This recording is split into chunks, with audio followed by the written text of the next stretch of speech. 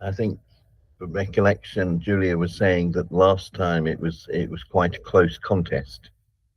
So I think one of the interesting things with this is that the backgammon the people will be playing is more like the backgammon that people play in their local clubs or with their friends, and it's not going to have this grandmaster XG analysis saying how brilliant everyone is or what stupid mistakes they've made. So, as I say, I think it's probably going to be more instructive than this stuff of saying, sort of, that the experts know everything and that this is why they do that. And there's another thing that the cube decisions, XG makes cube decisions based on the idea that there's one computer expert playing another computer expert and they'll follow the rest of the game perfectly. Whereas in the real world, actually, the decisions you make on doubling, there can be a lot more influence on the person you're playing. So you can quite often get a feel that some people seem to want to take everything and some people seem to want to pass everything, and that the decision you make on doubling will be much better if you decide based on your opponent rather than what the computer says one computer should do against another one. Right. I should just point out the players are now up on the board. They've got a couple of moves underway.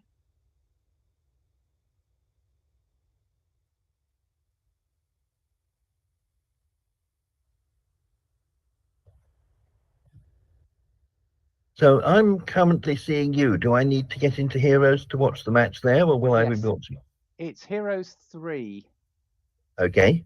and the match is Mez Rose versus Wild Thing.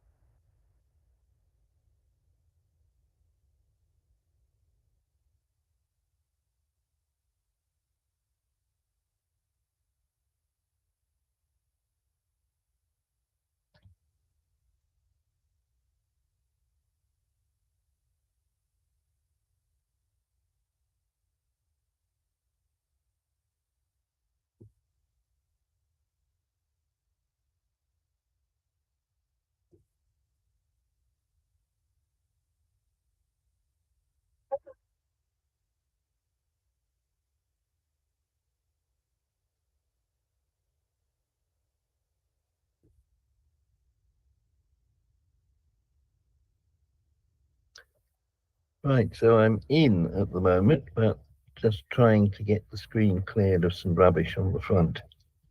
Right, okay, I've found the match. Excellent.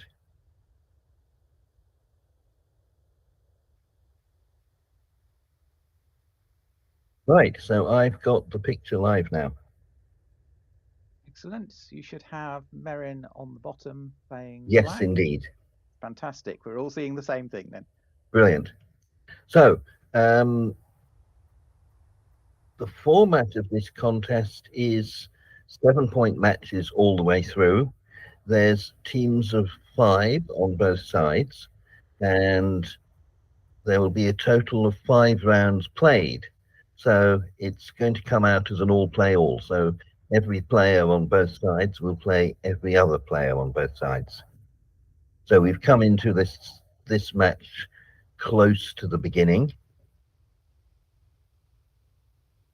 So it's still 0-0 to 7, and the players have got into a mutual holding game. So you'll see both players have got advanced anchors in their opponent's home board.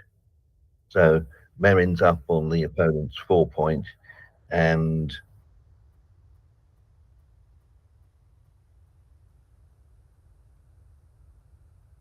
Jenny has got her opponent's 20 point, the golden point.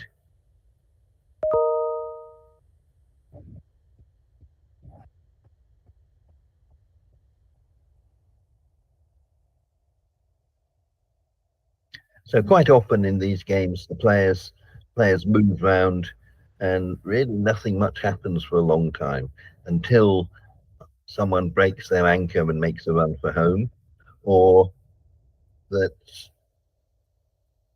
someone else rolls a double and just wins the game through that. So here I think white should make the 5 point as the start of her move.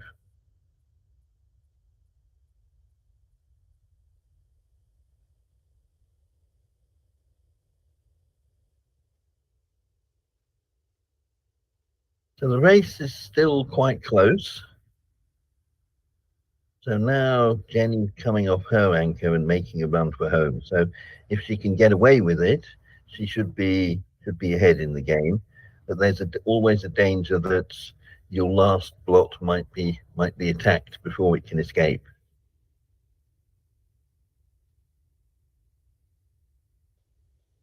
Yeah, so this looks like the right play, trying to get the last checker out safely. So if she can survive this, then she's going to have an advantage, but she's been hit while she's making her escape. So now Merrin's got the advantage, having her opponent on the bar. She's got a race lead, and it looks like it's a very strong double. So the problem for Jenny is that if she comes in, she'd be back in the game, but against a 4-point board, it's pretty close to 50-50 whether you come in every time. So I think the cube action was perfect by both sides there.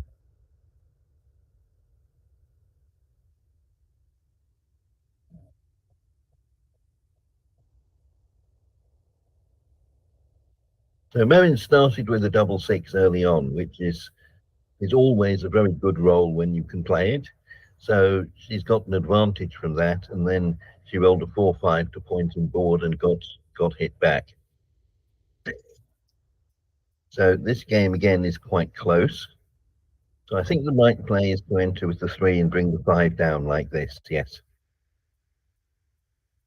So she could have hit on the 5 point, but then you'd have been giving up a point, giving up the 8 point to hit. So you can very often find the right play in backgammon just by counting how many points you have on each side of the board. And a good play will add a point to the ones you've got, and a bad play will lose a point.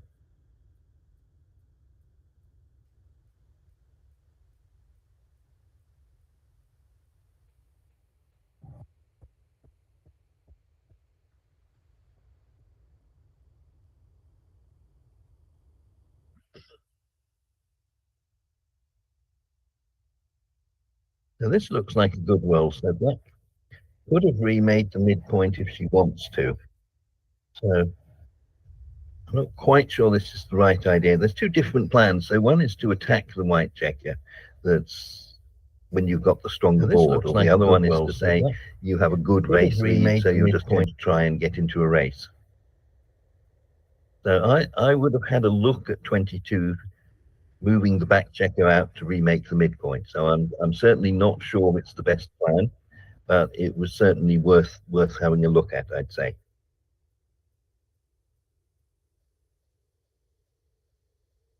The 6-3 will cover the 4 point if she wants to, but it does leave a lot of blocks at the top of the board. So this is leaving 1s, 3s, and 6s. This is leaving primarily just 3s. So this looks quite a good play on the duplication side. So the bold play is to cover. So this leaves a lot of shots. So I thought that was probably the best play. So 3-1, I think we're obliged to hit, and then there's no other one aside from carrying on.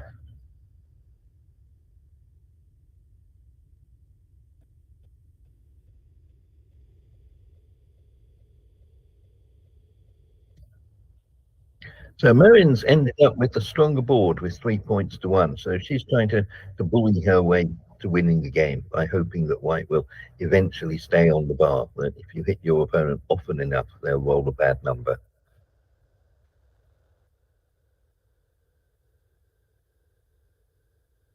So one of I think I would say the most important idea in backgammon is what Paul McGreal called the safe bold criteria, which is when you play boldly and when you play safely. And the most important thing in the safe bold criteria is who has the strongest board. So if you have a strong board and you start a hitting contest, the odds are on your side that your opponent will be the first one to stay on the bar. So Marin's got a 4-point board. So it might be that any hit is going to win for her. So here I think she should break her anchor on the 2-point and attack these white blocks before they get safe.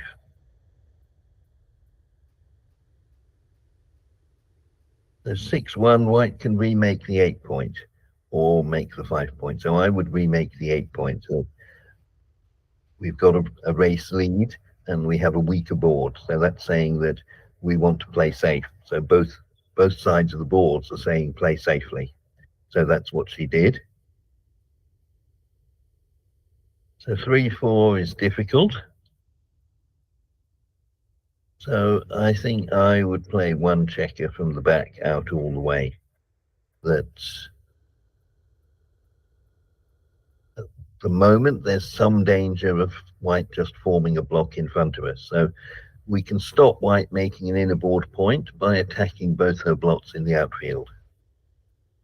So we'd like to cover the 5-point with the 3, but then we have to leave some more shots.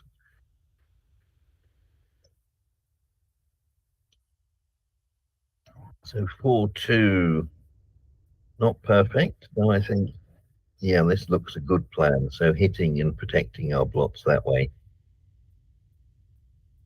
Black's got this 5-point board now, so any hit is going to be great for her. So what that means is white has to play with extreme caution. So I would try and save both lots here. So yeah, this play where we don't leave any direct shots.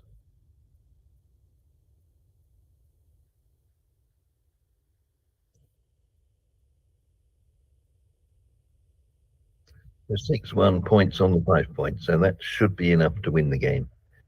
So I think technically white might be too good to double here, but I'm not going to criticize this at all. Very often when you double and you think it's too good, that your opponent will still take and you'll get rewarded twice over. So both players are on the board now. The score's 1-1 to 7.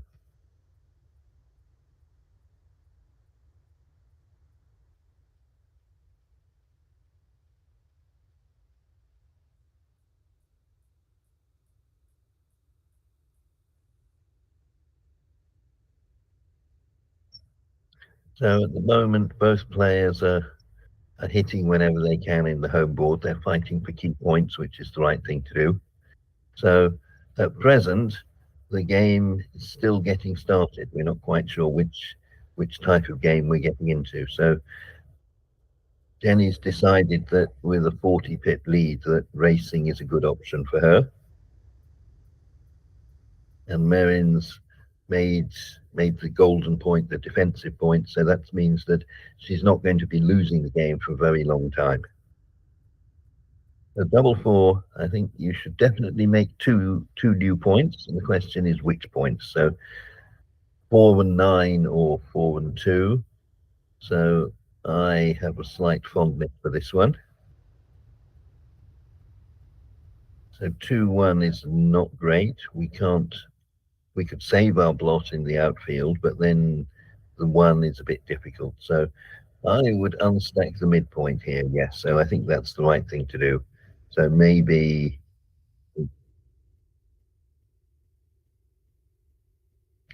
so I think this is a good take. I think black's got a reasonable defense. So as I said before, it's unlikely she will lose the game quickly. So she's got to try and find some way to contain the last checker at the back.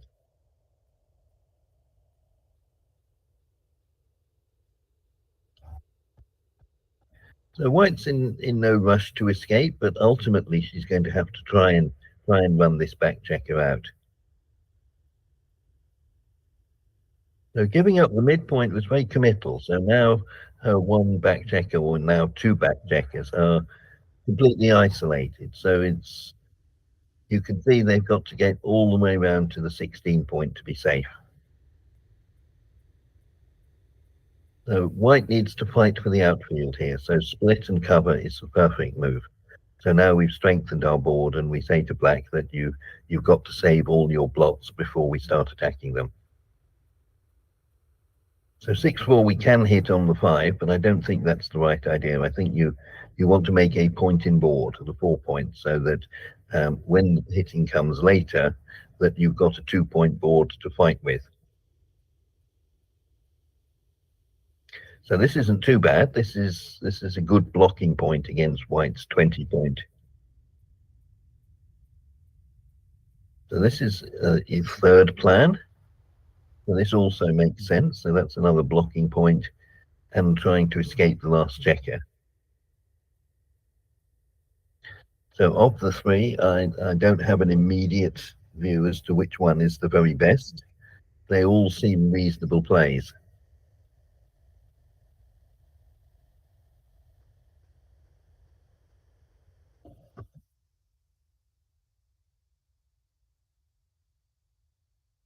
So that was my initial thought as the top play, but I'm not going to be categoric as to which play is right. So 4-3 can make the anchor or the 5 point.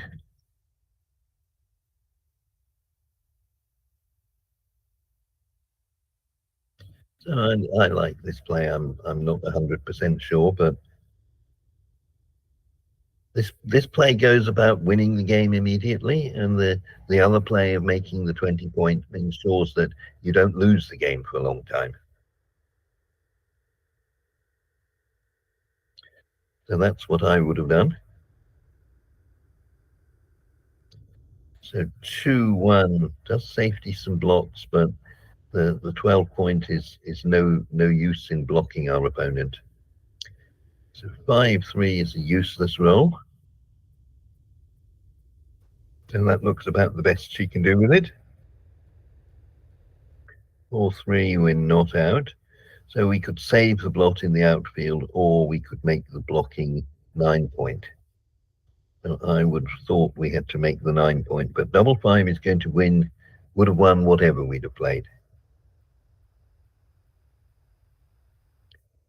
So you certainly come out from the back with the first two, a 20 to 15 two is she's trying. And then you can just make this racing play, which should win, or you could try pointing on the 1 point and hope to get a gammon if your opponent gets stuck on the bar.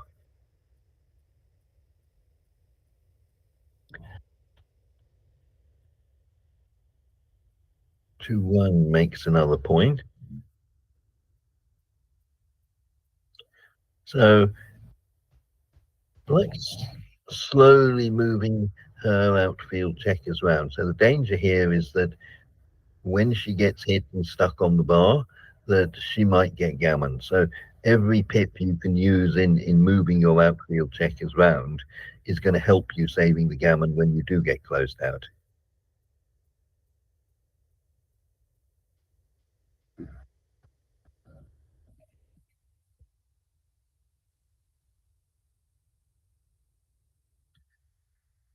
So this is difficult. There's only one safe 3, which is 6-3, or you could play it this way, 8-5-3.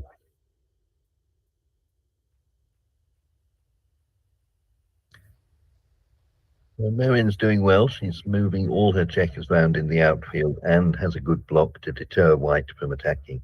So 5-2 is a pointing number, so we have to point on the 1 point and take the risk that Black doesn't roll 5-3.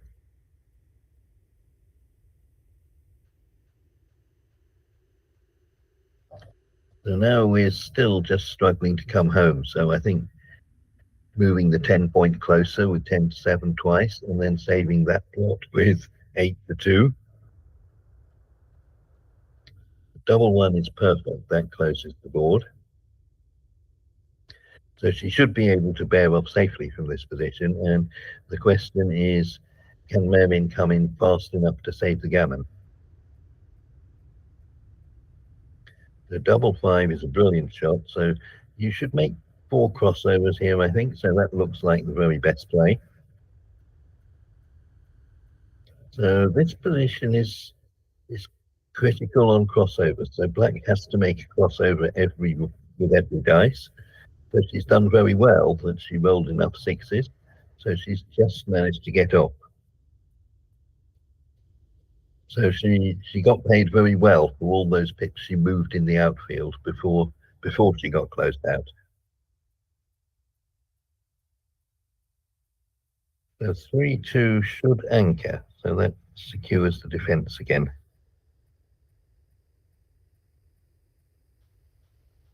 Jenny's making a run for home now. I think you should enter with the lower number. Yeah, so you've got a bigger zone of contact over the board.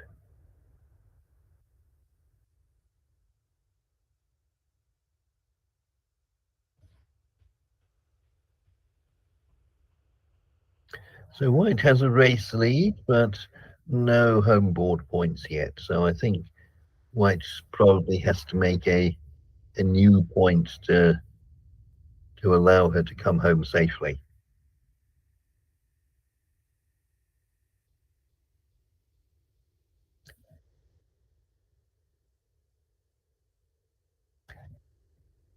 And that's a good play. There's 2 blots in black's home board, so you're not worried about indirect shots.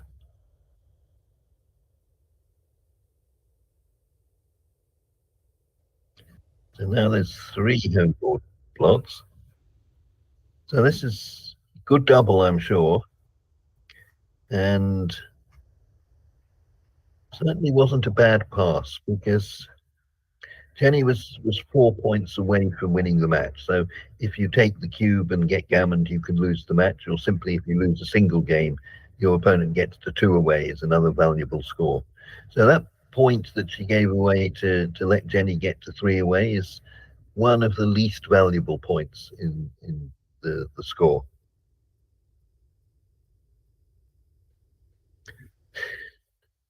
So 5-1, we come in and hit. Go for both 5 points. Looks a good plan, but the dice definitely on Jenny's side at the moment. And I think we just move that one round and hit on the 5. But she's got a different plan. She's saying she has a good race lead, so she's just going to try and race home.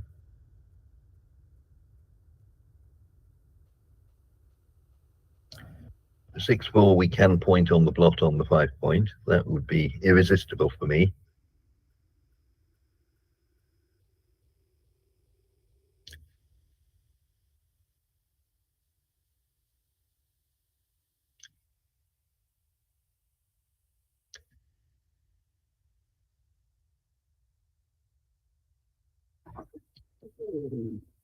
So white's 3 points away from winning. So there's a rule in backgammon. The American stick rice said that when you're 3 away from winning, you should never double. 3 away, many away was his rule. So here, 3 away, 6 away is that rule is applied.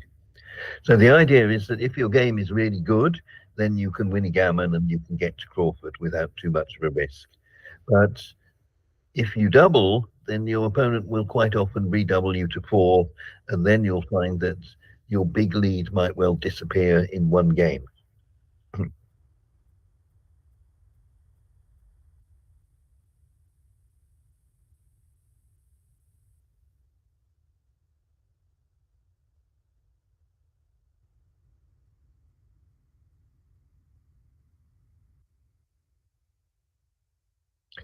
So again, I'm not sure if she's done enough to be able to persuade black to pass. It's certainly not a very inviting position for black, but I think my personal view is that black's so far behind on the score that she's got to chance it here. That being 2 away, 6 away is not too much in the way of match winning chances. So she's likely taking her time thinking about this. So this, I think, is going to be one of the most crucial decisions in the match.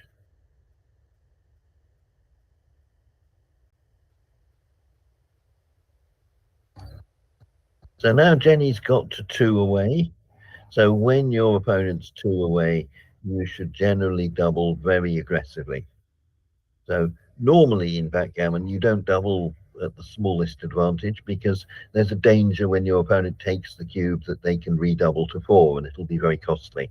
But when your opponent's 2 away, they'll never be redoubling. So you can argue that any advantage is enough to double.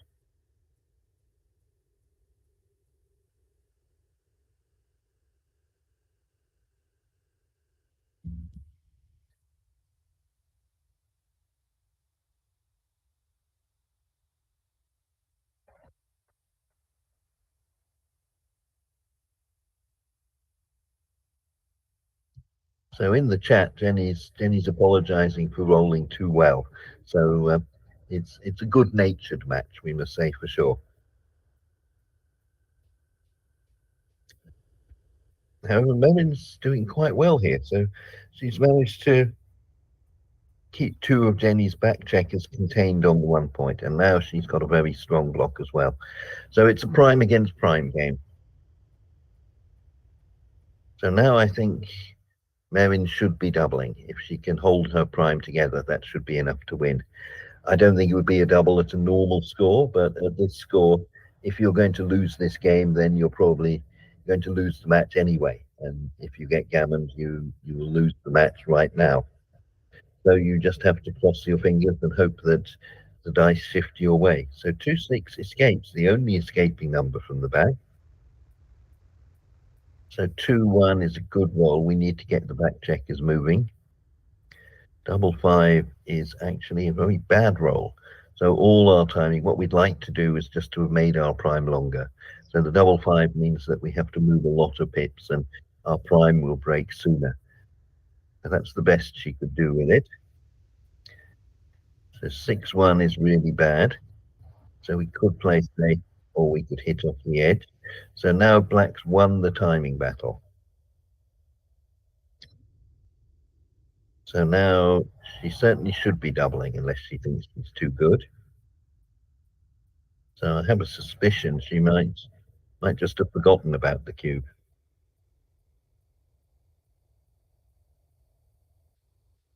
Yeah, so now this is a good double, possibly a bit too late, but as white, I would have given this one up. Seems to me it's difficult to get that 2-6 we need to escape. So black's aim is just to make the 3 point here. So she's correctly bringing her pieces round to bear on the 3 point. So she'd like to make it without any risk. But she hasn't got the numbers yet. So she might well be faced with a decision as to what to do if she can't make it, but she's got the number to make it. So having filled in the gap, she can now think about potentially winning a gammon. So closing out one checker probably won't win the gammon, but she didn't get the dice to slot the point and try and go back to the second one.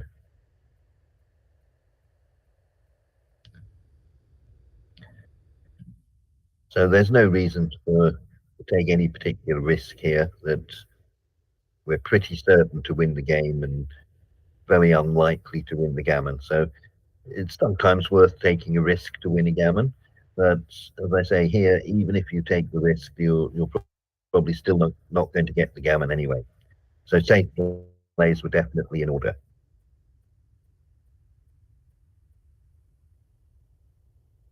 So this should bring the score to 5-3. So 2 away, 4 away. And that is notoriously one of the most exciting scores. So the player who's 4 away here should be looking for any excuse to turn the cube.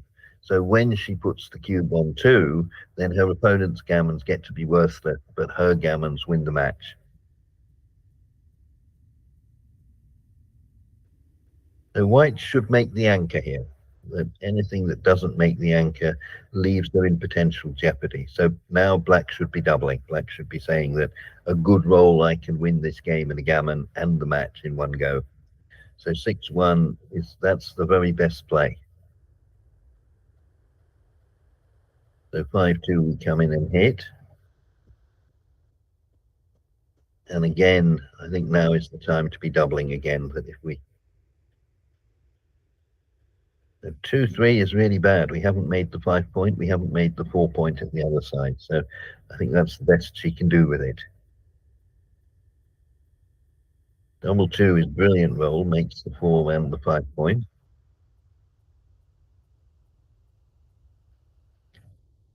So 5-1 is a bad roll.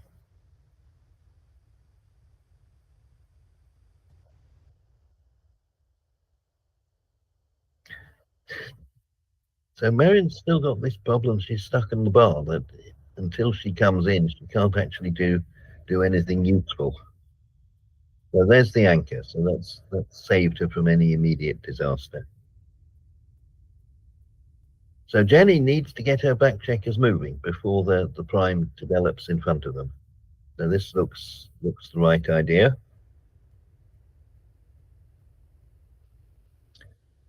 So 6-4, I think we must hit, and then saving a blot and making a new point is good. So that was the downside. That was the danger of the play. So now White's got the upper hand again.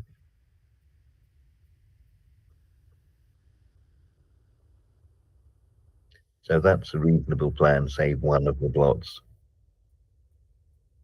So Merrin needs to attack, and that suits her style. So comes in and hits, and Jenny's still struggling to save her blot. So she does have an option to attack here, which will create more gammons for both sides. So I think this is the right idea, some sort of safe play. So 6-4 hits and covers. Good shot. And now it's going to be a double and a pass, I think.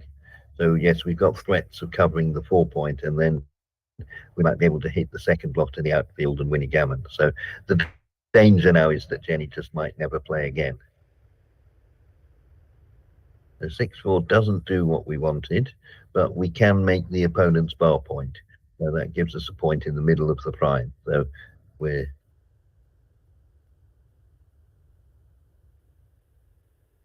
giving Jenny that free roll by not doubling her out seems to have got quite costly.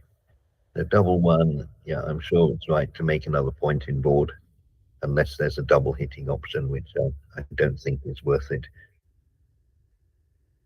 Yeah, so she's looking at the double hitting, but it's going to create a lot of gammons for both sides. And I think the problem is that as far as Jenny's concerned, when she's trying to win a gammon, it means she can never use the cube, whereas Merrin gets an opportunity to double at the slightest chance. So 4-2, this is part of the problem. So we still have the blot on the 1 point we can't save.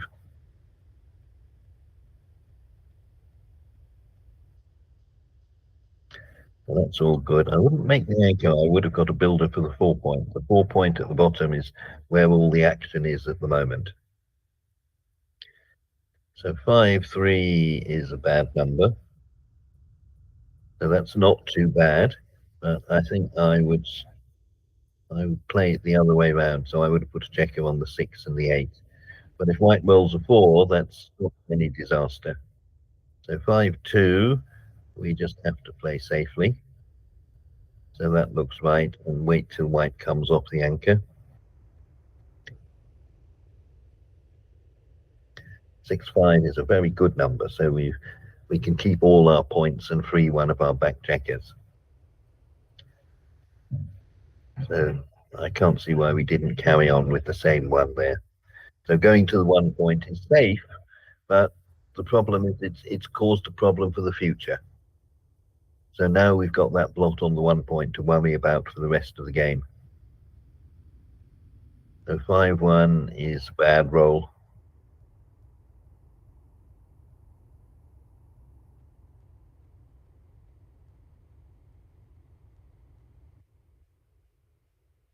So that exchange has helped Jenny a lot, because now Black's board is broken. So it's a case that if Jenny gets hit, it's not going to be fatal. She's going to have an opportunity to come in for quite a while.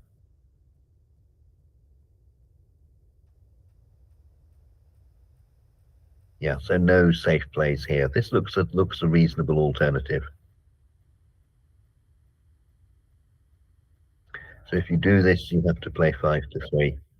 So slightly fewer shots, I think, but killing the checker 5-3 is going to be dead for the rest of the game. So I would take my chances with clearing the midpoint. So we have 2 points at the top of the board that are 6 apart. Is really the ideal distance. They cover the maximum territory.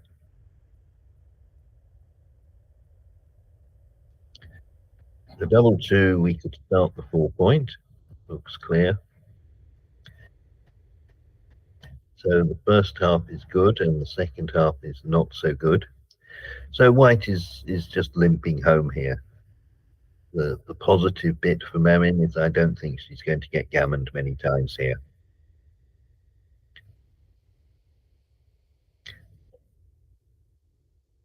Yeah, so it looks like a good double. Very difficult to find a double when you're two away, but I think she's done enough to lose the contact and say that a lot of the time she's just going to win this in a race. So there might be enough hitting chances to take here, but with the 6-point open, it looks rather dubious to me. So I think I would probably give this one up. So in order to win this game, you have to get a shot, you have to hit it, and then you still have to win after that. So now we're at the Crawford game. So 1 away, 4 away. So at this score, people get too excited on the trailer side, thinking that a gammon is really valuable. And actually, the gammon price is pretty close to normal. So the main reason is that when you're trailing, if you're going to win this match in 2 games, you have to get a gammon in 1 of the 2 games. So if you get the gammon in this first game, then your gammon in the second game is worthless. If you get a single this time, your gammon is super valuable next time. So effectively what happens is when you win a gammon now, you kill your gammon price in the next game, whereas if you win a single now, you increase your gammon price in the next game.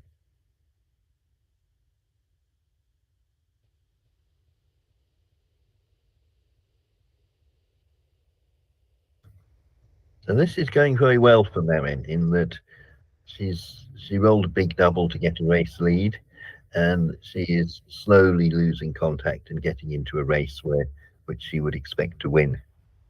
So she's got one problem left, is the 14 point at the top of the board. So 4-3, we don't do anything clever, just some sort of safe play. So that looks fine. Really, is Merrin should be aiming in this position just to do nothing for as long as possible, would buy herself enough time to roll the double to clear the back point. So this is going to change the picture radically. So now the race has got to be very close. So Merrin has to clear here. So there's a small holding game in the outfield, and since Merrin's point was further back, she's the one that gains most when she clears it. So now we're just in a race.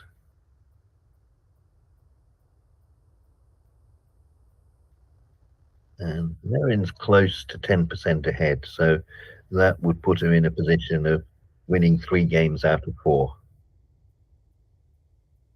So that's a slight inaccuracy. When you're bearing in, you want to try and get spares on the 4, 5, and 6. So Jenny rolled a big double there that allowed her to catch up in the race. So now it's a very close game indeed.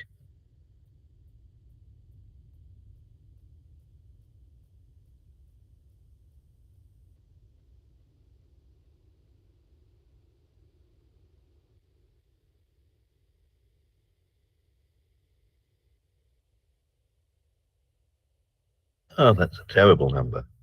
So ideally she'd take 2 off. On a bad day, she'd only take 1 off, but taking none off is almost impossible to do. And now it's only 2-1 loses, and she's avoided that. So now we're post Crawford. The doubling cube comes into play again. So black should remember to double at the very first opportunity, which she does. So now she's the score of gammon go, as it's called, where winning a gammon will win the match. So her gammon price is at almost at the maximum here.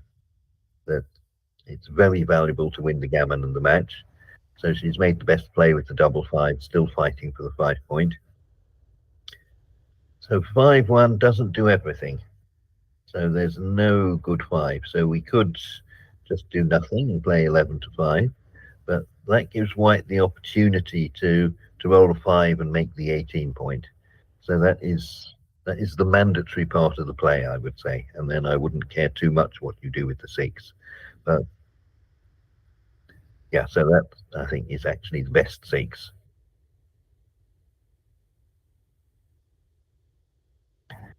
So I can't cover the 2-point. It's a very awkward roll. So I think maybe the play here is 13 to 1 twice, hitting twice. So that's going to minimize the shots, and hopefully black won't hit us and we can make the 5-point next time. Anything else, I think, is leaving too many blocks and too many shots.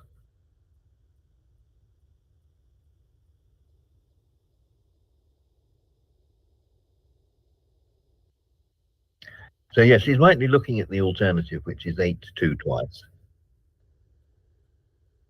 So 2 direct shots, I would think, would be too many. So 4-6 is a good number. We've come in, and then I think we just move that guy out.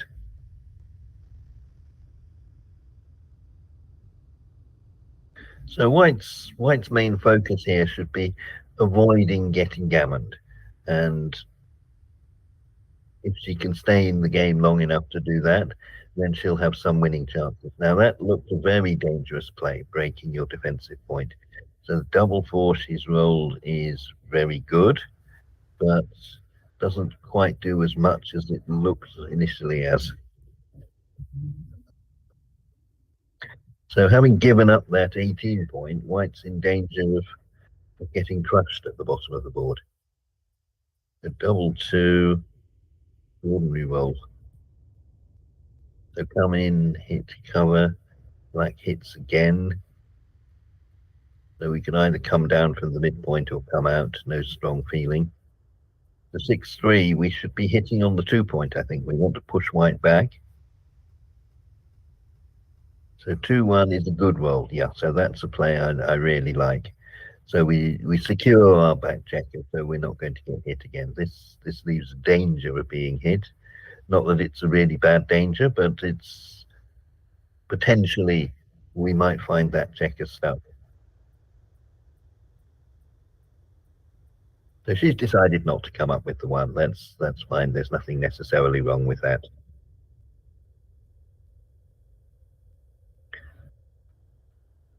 So Jenny's doing the right thing in slowly strengthening her board and saying that she's going to need a strong board to win this game eventually. So seems sensible while there's nothing else to do to prepare that board right now. So double 2. Yeah, that's as good as any. I'd say that we certainly don't want to be hit. That looks a bad idea. No, I don't think there's any gammons. Yeah, so this is a really bad idea. So I don't think there's any gammons here. So double 4 is brilliant. So we're going to win a gammon. This is the roll to do it.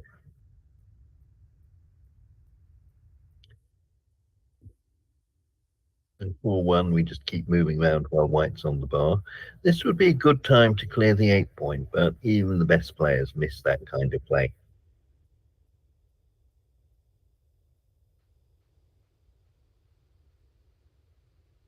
So black's in, and now she's got to see if she can get a gammon out of this.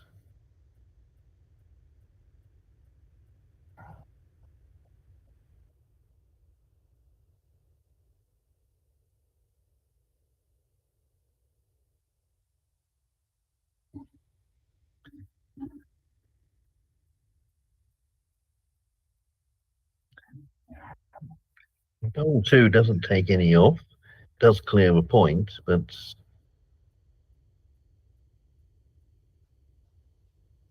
potential shot number. So it's missed, but it's a really good roll for saving the gammon. So I think you move both the back checkers out here. I think that bit's fine. But then we're wasting pips in board and allowing black to attack. So again, we definitely have to run here. So there's no shot next time. So you're playing with fire if you stay back. So losing a single game is a good result here. I think we hit here because we're going to have an even number of checkers either way. So we could have done with the extra pip maybe in in winning the gammon. So Jenny's managed to roll a double to get out of trouble. So now the score will be 6-6. So it's DMP, double match point, where all you have to do is win the game. So it's a very close match we're starting off with, the very first one today. The double six twice in a row means that you've got enough pips to win the race, but the difficulty is, how do you get into the race?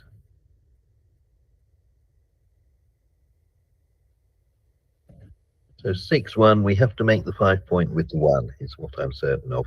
What we do with the other bit, I don't know.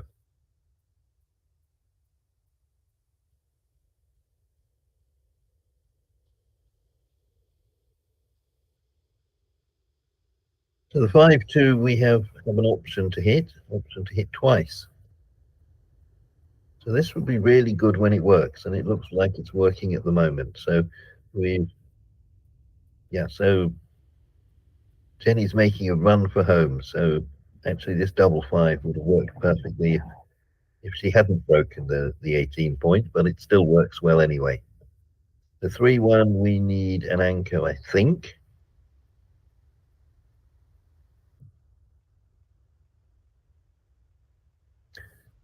So black should work to fill in the 4 point here. She's hoping to get a shot, and whether she wins when she hits her shot is all contingent on whether she's got the 4 point or not.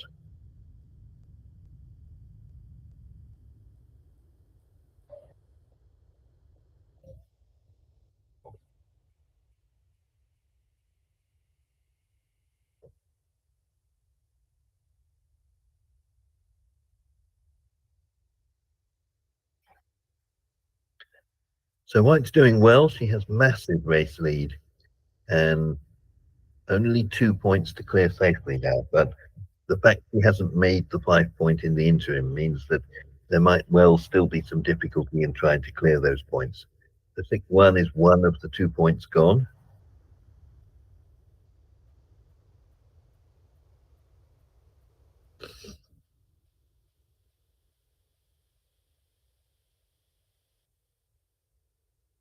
So it's all to do with whether Jenny can clear the 6 point safely here.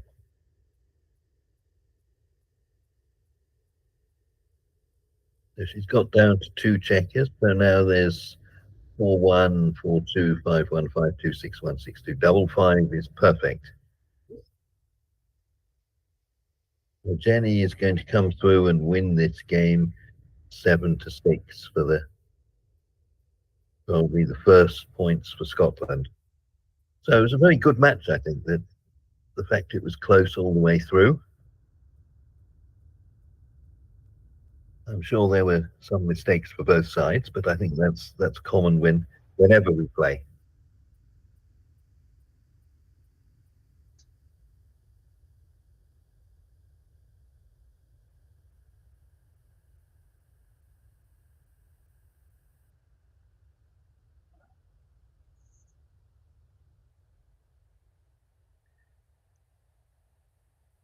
Right, so that brings us to the end of this round. Actually, this was the last one to finish.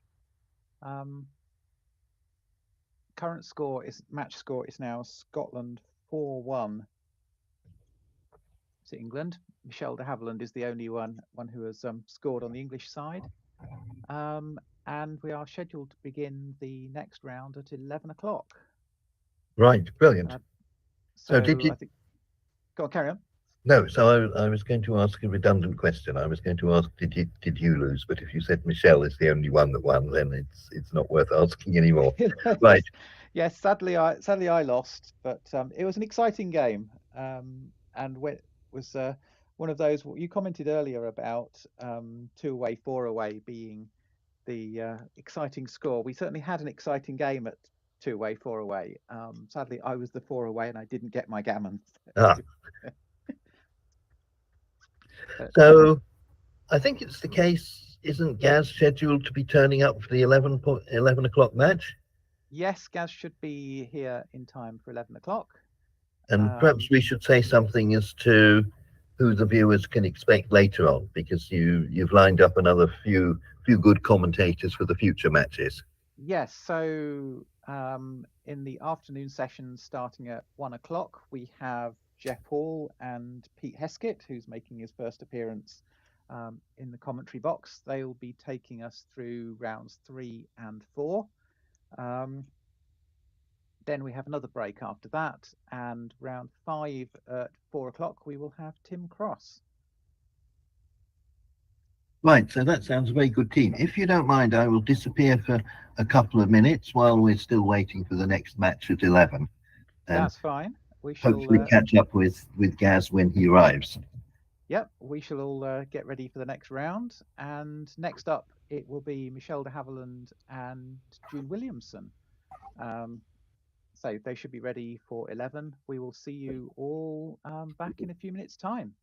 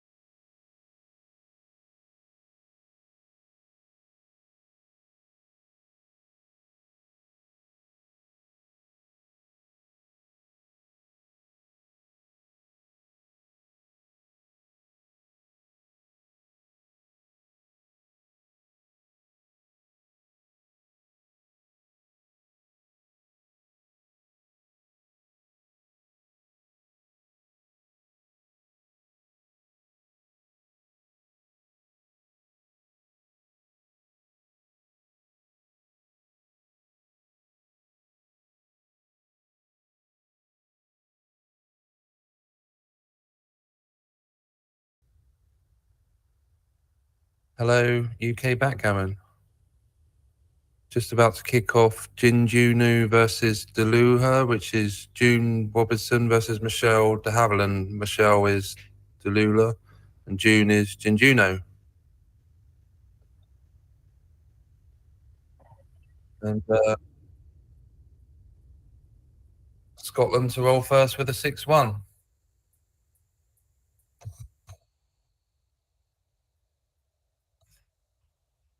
I wonder if we'll see anything adventurous like 13-7-6-5.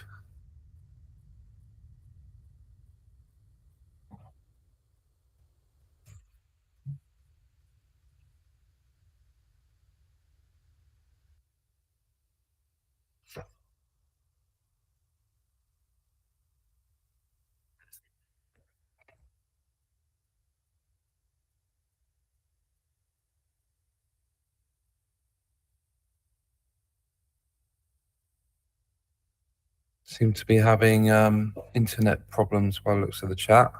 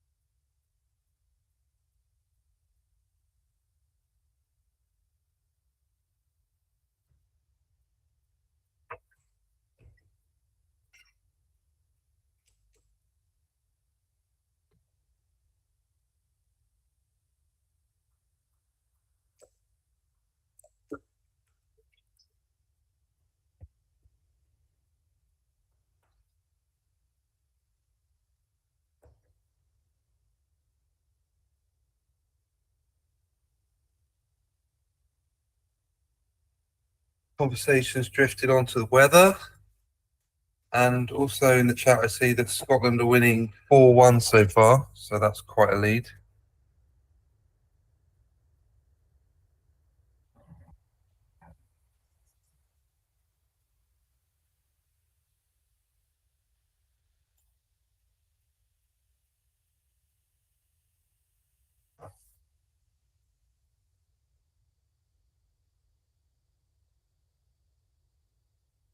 Are you back with us yet, Julian? Have you managed to find the board? I'm with you all the time, but I am still having problems finding the match, which for some reason I just can't see it anyway. Do you know what? Are you on Heroes 3? No, right. So that's a very good point. So yes, I was on Heroes 3 for the last one, but it decided to put me onto Heroes 1 for this one. So many thanks for that. I will get on the Heroes 3. Okay, 4-4 here. And Michelle's brilliant roll. On the bar. Let me turn my voice settings off. So probably a cube now with one on the bar and all that fret. So you've got all the 3 key elements, the race, the position and the fret.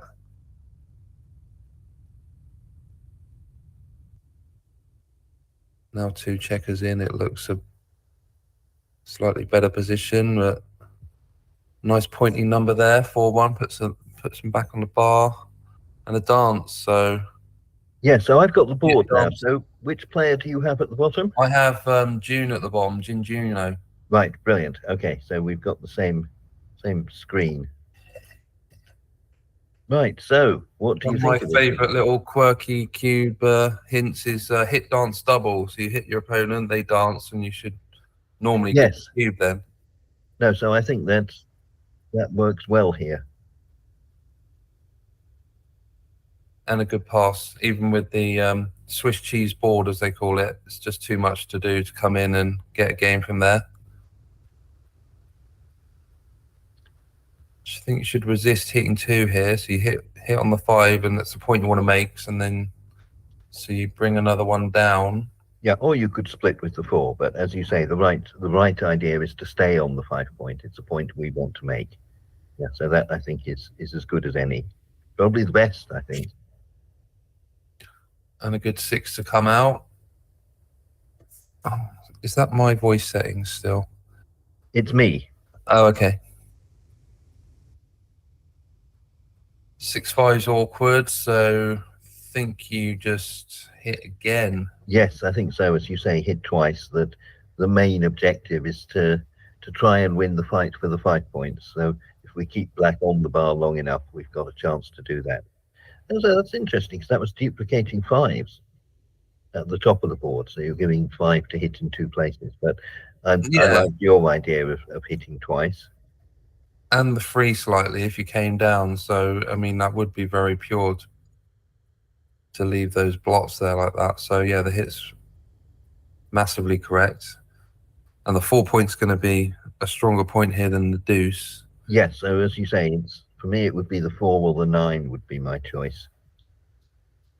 So the 3 we can make the 5 point. That's a very good start. It did unstack the heaviest point, but no, that was the wrong idea. So yeah, you definitely make the 5 and then coming down slightly better. So 5-3 we could hit or point, and can't see much wrong with hitting. And then possibility to come out, but probably a bit too big at this stage. So yes, I mean you commented on this making the 2 point early on. So the problem is it's a bit committal. So one of Bill Roberti's ideas was non-commitment. Is the idea that you try and keep as many different game plans open at one time.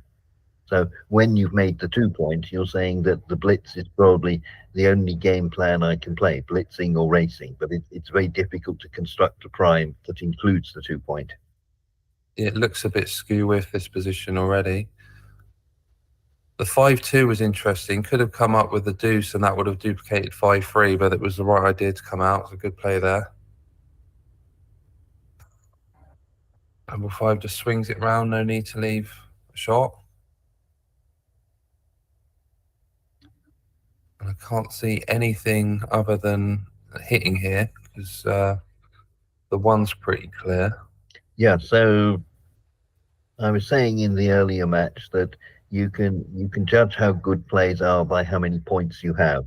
So I was initially tempted with 13-8, but that actually gives up a point. Exactly. We don't really want to give up the mid. Double 5 makes the 3 point. It's probably right. Oh, these are always awkward and messy. You can play 6-2. Any value in slotting the 4 or the 3? Well, probably not. This problem, I think maybe it's worth it here that slotting the 4, I was thinking, is going to duplicate a covering 3. The race isn't terrible, but it is very awkward to play 6-2. Yeah, so your play may well be right here. No, that was wrong. It was right to slot there. It just doesn't play out very well, does it? Your next rolls. The double 2s is good. We can creep up, or we can make another good blocking point, or maybe find some compromise between the 2. So I'm thinking maybe we make the 9 point here, just on the idea that we were seeing black had problems making her own prime here. I'm going to go with this play myself because I don't think it's a priming position. So this was achieving 2 good things. Right. Coming up, threatening to come out, and because you're ahead in the race as well. So that's your main game winning plan. Yes. Yeah, to get out and not too much threat. So really good play from Michelle.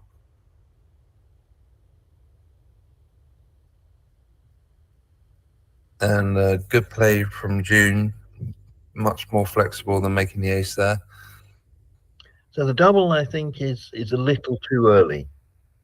But I was talking in the first match about saying that this is backgammon as people usually play. So your cube action shouldn't be what the computer says one computer should do against another computer. If you feel that your opponent might not like the position and you can get them to pass, then your double works really well. Yeah, it was a really good power cube. June just wasn't liking her position there, but the race wasn't bad, and then some of the numbers just didn't get out. So actually, technically, you probably meant to wait to come out and then give a race. So I wouldn't have doubled, and the result of that is I wouldn't have got the benefit of my opponent passing.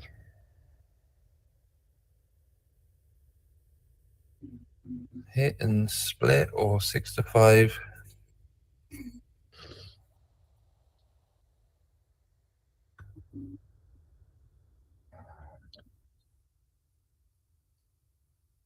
Make the double anchor.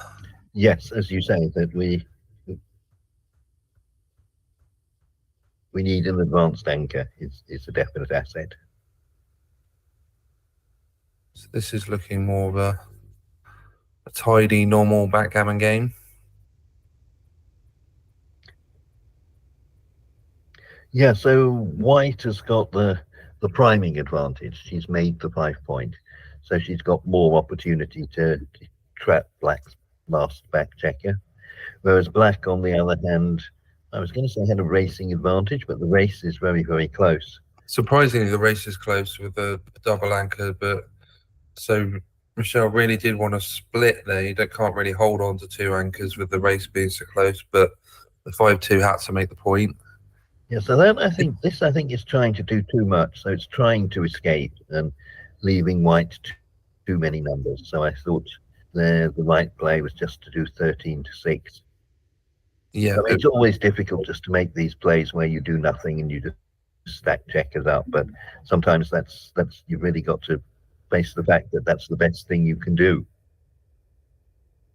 I'm surprised Michelle didn't go for a cube there after an aggressive one in the game before. But there was a lot of threat there, and it would have been a tricky decision at the score. Now it's looking a bit too good in a score that you don't really want to be playing on for too good. Yeah, so that looked nice. So maybe we could switch 5 to 3. Maybe that's too much. So yes, as you say, when you're 5 away, I think the right strategy is it's a score that Mochi and Mitchie say is a silly score or stupid score. It doesn't help very much. But I think the strategy is fairly simple. Is you get to a position where you have a gammon threat, and you use that gammon threat to win you the one crucial point you want to get to 4 away.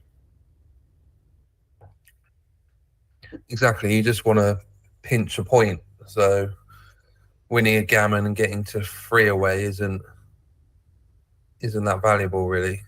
Yes, exactly. As you say, you're taking a risk for a very small reward.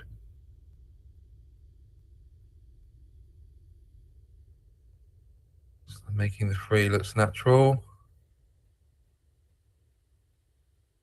June's praying for a 6, but yes, so I got confused. I got the players the wrong way round. So Dahula is Michelle de Havilland, yes? Yeah, and I'm watching June as the bottom player, Black. Yes. So Michelle, I gave her a few lessons a few years back during lockdown, but that doesn't seem to winning all those trophies.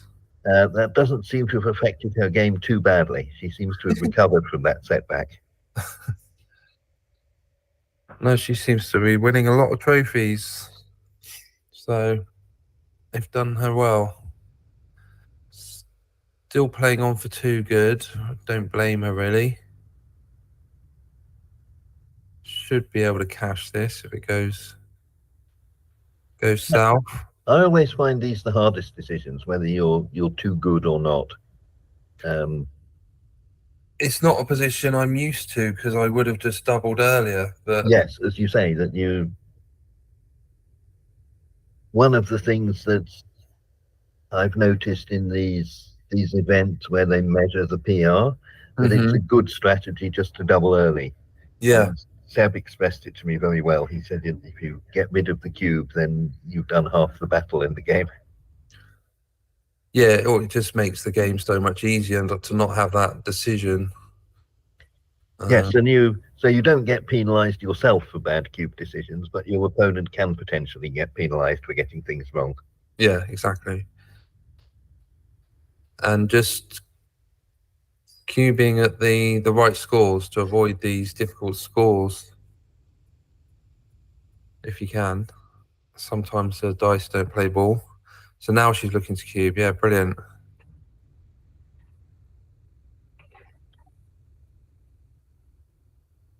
So I would be tempted. Even at the score, I would be tempted to give it up, but I wouldn't be categoric about it.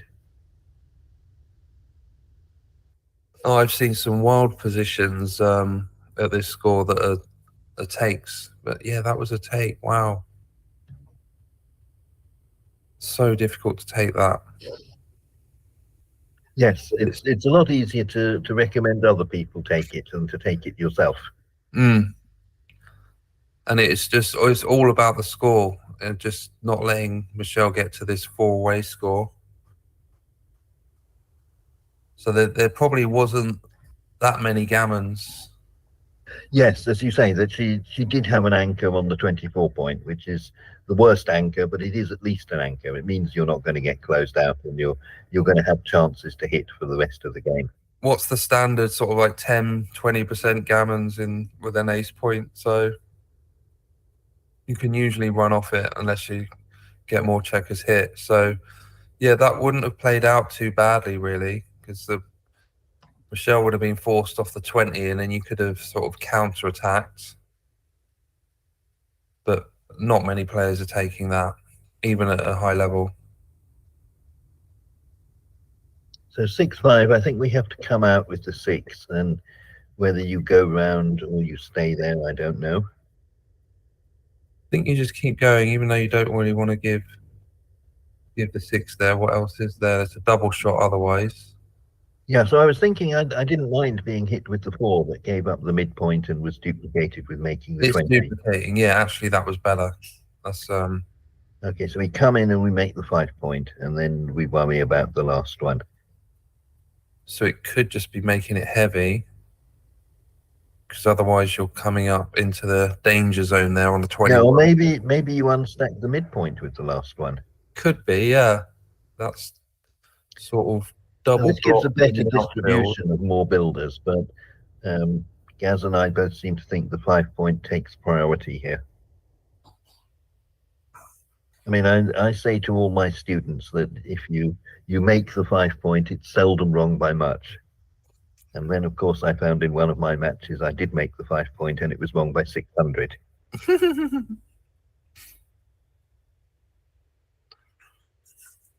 Yeah, good play.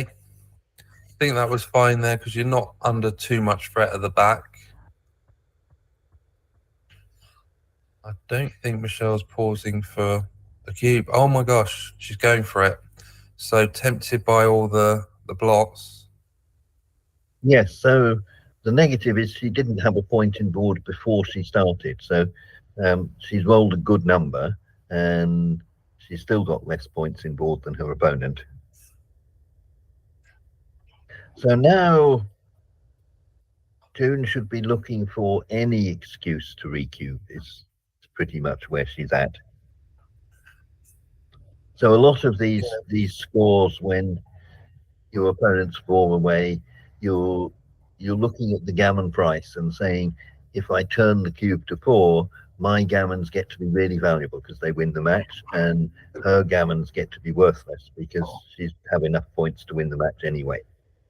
Yeah, like now she could double this now, because even though it's a really you're not even sure you're winning the position, but if you get a good roll, then you can certainly miss your market. Yeah, with that block there, I think that was enough threat to just give it back there at this score. So 6 is coming down. Okay, that's nice. Do we make the 4 or the 22? I would go for the 4 on account of the fact that we want to create lots of gammons. Okay. And that was correct. creating a lot of gammons both sides. So this is a switch and split Yes, room. yes. So 10 to 9 we don't like. So she's not switching. I'm not convinced that's terrible, but I would certainly like to have put my opponent on the bar. Gone for the priming tactic. So this is nice. Or is it? The last one's a bit awkward. Yeah, it doesn't seem to do anything really, does it? I mean, it looks very nice, but if you're not going to switch 7 to 4, you're just using up a lot of your timing. So you might have to play 7 to 4 here, otherwise it's 6 to 3 or 10-7 with the last one. Yeah, so I would risk it with 10 to 7. Perhaps it's wrong, but it's an extra builder to make the 4. Think I would make the 4. Yeah, so it looks like that was right. So 3-5 we can get out, or we can hit. No, 4 was wrong. It was 6 to 3. So we come out, I think. Yeah, good play. So usually in these priming games, it's all about timing. So if you can free one of your back checkers, it gives you another 24 pips of timing effectively. So this looks like a brilliant play, slotting the gap in the absence of anything else. I guess the choice is, do you hit or not? I mean, if you hit, I think you've got to slot, but you don't necessarily need to hit. You can just settle for this and hope to roll a 6. See, I hadn't considered not hitting here, but it doesn't look as too bad actually. But I think her first instinct to slot here is correct. Yeah, I like that, and it's paid off.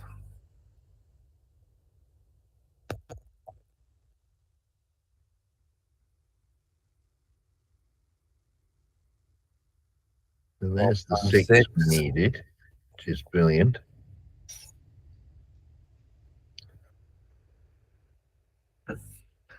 So it's going to be difficult to find a recube now. A big favourite to crunch the board here.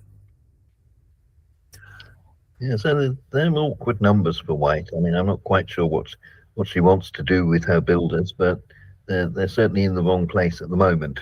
Yeah, 7 to 6 looks very natural. You want to yes, prepare to clear the 7. So 6-2 is good, so she's killed the 6s, so she doesn't have to play any of those.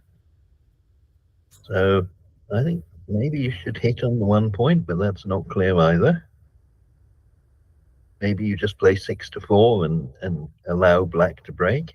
I was thinking about clearing the 7, but you could make the ace. But then if you cleared the 8, then that forces off with 6s. Yeah, so that's worked out well. It wasn't we were worried about being hit, we were worried about black staying on the bar. That was a clever play. Yeah, good play there. Playing 6 to 1 is going to leave an awkward 6-5. Yeah, maybe it's worth it just to have one more roll where black's breaking her board. Yeah, exactly, and it wins more gammons. So they are very difficult, these priming games and late games as well. That you kind of think you've done enough to win the match, but something like this comes along and you discover that. Yeah, that was a good play, the 4-1, to block that 6. Yes, I think that's the only play. Yes, so very unlucky. It agrees with us. And I think that was one of those positions where you just have to cube, well, especially because of the score, but it's sort of a last roll at these blocks. Yes, yeah. So even after you've hit, I still think you should double. That it's very difficult to win a gammon here, I would think.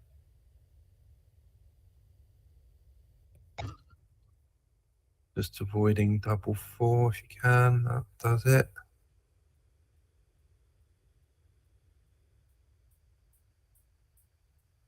So this is what we talked about before, that when you own the cube, you've got these multiple cube decisions and lots of opportunities to go wrong. So this looks like a very big pass to me.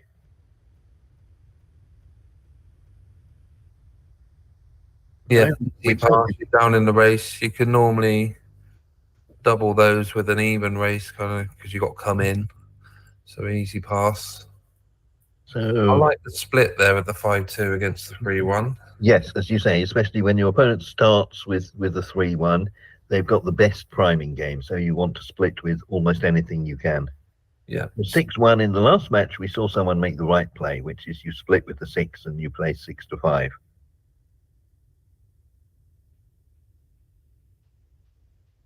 Making the 7 couldn't be terrible.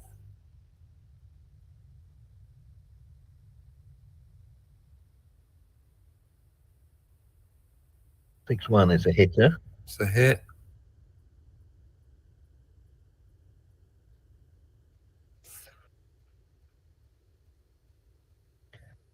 Great roll. Yes, so we make the bar, we bring the last one out, and then we decide which one to save. So that's not terrible, but So we're going to have nice- a big race lead. So we'd like to get into a race is our primary game plan.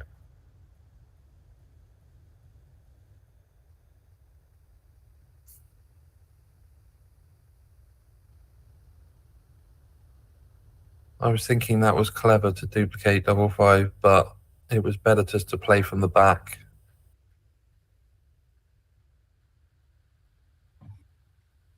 6-4 is great. Makes the point, and I think we're going to see a cube here. The race lead is huge. 3-2 doesn't tidy up, unfortunately. So 6-4.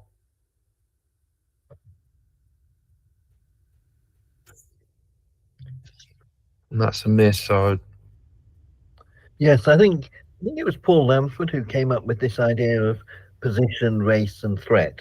So yes, it was Paul. Yes.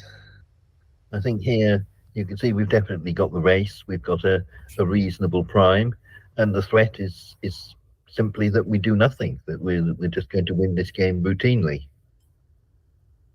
It's such a good rule. It really does. It does work in so many positions.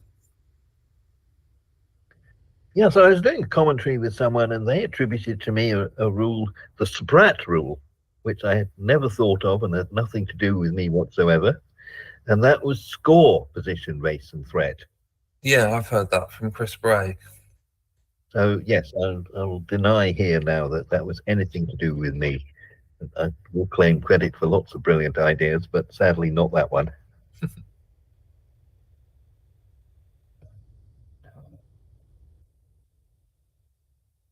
So it's going to be more and more difficult to make the 5 now. We're just putting checkers behind it. So that was the threat. The threat was that you were going to make the 5. And Yeah, so we've still got a couple of things to do, as you say. We still have to clear the midpoint and make the 5. But I think we should still be doubling here, don't you think? yeah, and taking as well, because you've got the anchor. And it does. 6-5, we can clear the midpoint or Yeah. point on the 1. And I think clearing the midpoint is the top priority here. Exactly, yeah. Sort of, if you'd cubed, then maybe that would have been a better play to go for the gammon. Yeah, so I think the idea is you get all your checkers down, and then you've got a much better chance of being able to make the points and force your opponent off the 1 point later.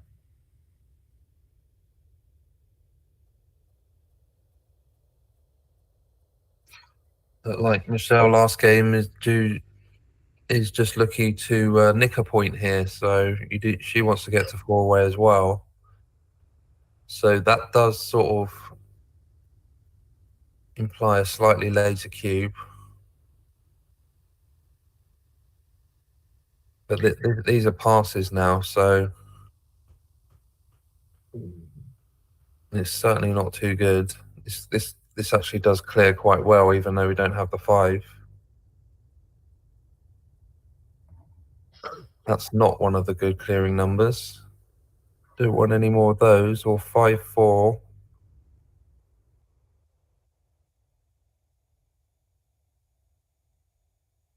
So that clears a point. So that I think is going to be the writing on the wall to say that white doesn't have enough hitting chances anymore.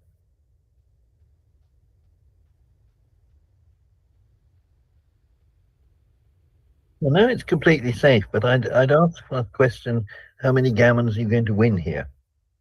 Is the gammon particularly valuable? No, so this is definitely a good cube. Yeah.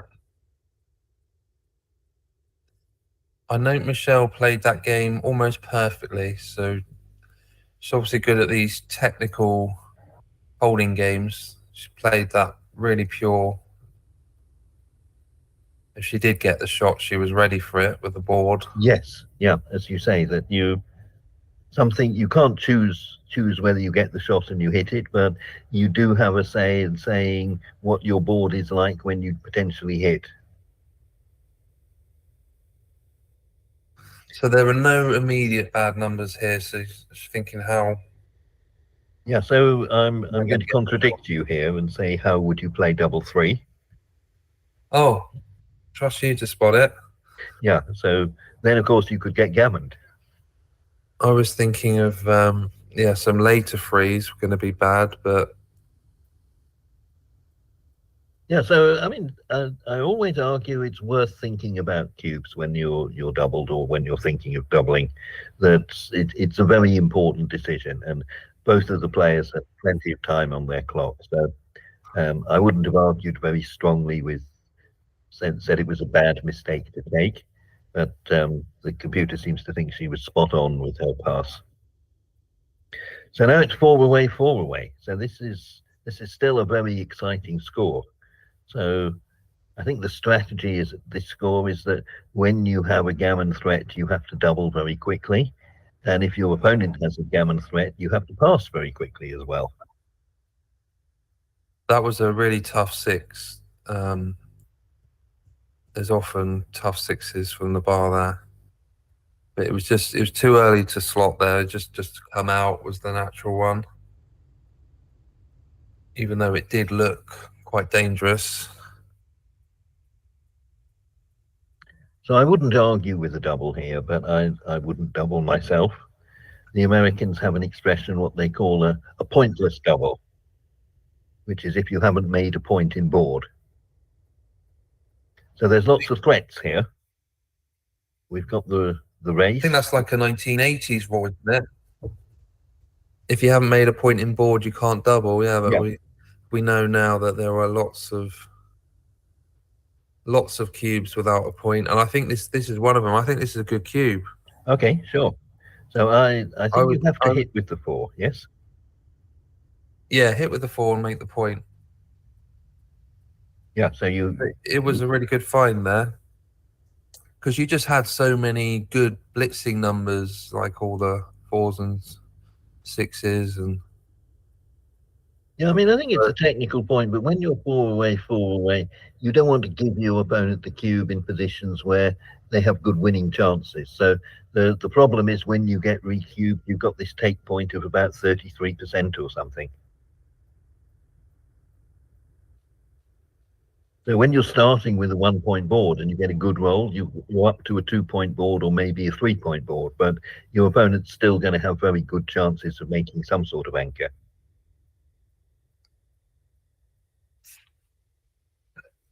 So 2 different game plans here. You could just make 2 points in board, or you could have just made the 7 and the 9 heavy. Yeah, so Michelle seems to have a very good handle on this and understand what she's doing, that she's got a 1-3 back game. And the key to back games is to making sure that you have a good home board when you potentially get your hit. So at the moment, there's no danger of anything going wrong for either player. So now's really the time to take some risk to try and improve your position. And there's nothing wrong with hitting, and I don't think there's anything wrong with just playing at the top of the board and making the 4 and starting the 3. Yeah, exactly. It's a question of style, but I think it's a good hit here before the 5's made. Just stop June making the 5. Yep. No, like you, there's no great cost in hitting, so it seems to be a small upside to no downside. So you'd want to come up with a 3, but you also want to make the 10. So I think the priority was attack there. So you come down with 2, and shouldn't be too difficult to come out with the last one. And a good switch of plan there. The 6-4 is a great roll there to make the 18. Yeah, so I would have taken a long time thinking about that. I think it's very committal when you're coming out of your back game. So the timing, I think, was unclear before that roll. So I mean, we're still like 50 behind or something. So 5-3. There wasn't much of an alternative, was there? So this No, so like you say, if we came out with a 6, we had a bad 4. So you just duplicate the 3, come out. And Yeah, come that's a really good play. Although you leave 2 blots, they're both subject to being hit by 3s, so that's not a great chance of being hit. So you might think you're winning more gammons by hitting there, but you're actually winning less because you're not winning as many games. Yes, yeah. And there's no cover for it. So it's just and because Michelle's got the anchor, it's just there's no point in blitzing there to the ace. Lucky to get hit back, really. Actually, this is a clever play. You shouldn't actually hit on the ace here. Yeah, I wasn't sure. sure. The 5 and hit on the 5. Yeah. Yeah, I think this is the best 5 she played, but I wasn't sure. Certainly very tempting to hit with the 1. It's a really good technical play, that, just to leave the blot on the ace. Yes, and come back to it later if you need to. Yeah, because it just makes it difficult for June to bring the game home with that blot on the ace. So this I would hit on the 5 point. So I would move the back checker out 24-18 and hit. So we're not in any great danger if it goes wrong, but we are threatening to win the game very quickly if we win the fight for the 5 point. Yeah, I like that. Now this is also a good play. As I say, don't think I would have. Yeah, so we're giving up the 8 point when we hit the second one. So that's what put me off that. I'm not sure about the 6 out. It could be down, but yeah. So that leaving that 5s, doesn't it? So that's good. So I guess we have to leave a 3 or a 1 to hit whatever we do. Oh, this is another play. Yeah. So it's entirely different plan, but I think it's the wrong plan because you can see we're still 30 down in the race. I'm not sure here. That look seems to give a good balance to the board there, remaking the mid. And there's a lot of returns here with the hit. It's really interesting. Away with it, so I don't. So your play was correct. Yeah, you come out and hit. So I don't think we double yet. I think the game's going our way, but we're a bit short on attack ammunition. We say it takes a while for the cavalry to arrive in this position. Yeah, the hit could be right here, but I'd probably just come down with a 4 because I like to play. So we want to cover with the 6, and then again it's like that problem on the opening move. That do you want to move off the 5 point, or do you want to try and make the 5 point? And it was a really good play from Michelle. I've just thought the other checkers were too stranded, but it's just safer to hit there. Not quite on form today, so what are we doing here? Is it out and down, bring another builder to attack? That is a really big out. I was thinking 24-18. Yes, like you. I liked 24-18 and 13-9. This is also fine, I think. The problem is that you left 1s and 2s to hit, and the opponent's got 3s and 5s to enter. It was more flexible just to keep going there and just got off some bad rolls. So yeah. The other thing is if black stays on the bar, it's a very valuable builder for the 5.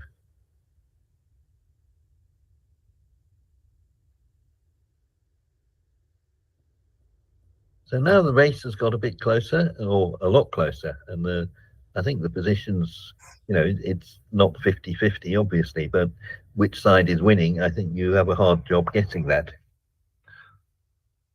I am really struggling with this play. Well, I was going to make the midpoint and play 6-3. So, not that it's a great play, but we never get hit. Oh yeah, sorry, I was reading it the wrong way around. Yeah, 13-5, I guess. Yes. So there's a blotting board that won't get covered, so we can take some risks, and if we win the fight for the 5 point, there's a very big return.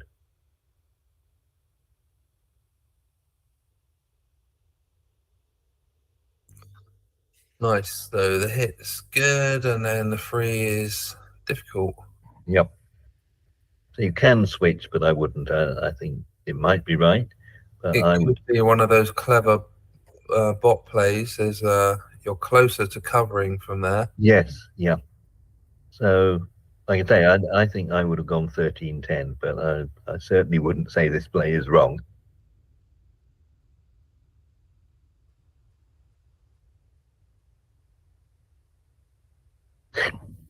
So we keep getting awkward numbers that Really we want to roll even numbers, and we keep getting odd ones. awkward, messy game here. I would have struggled with this. So you can come 2 down. I don't think we want to lift it. We want to make it. Yes, as you say, because there's still a blot on the 1 point at the bottom. That looked a good play. So 7 and 9 is going to give quite a lot of combinations. So 5 blots is a bit dangerous when this happens.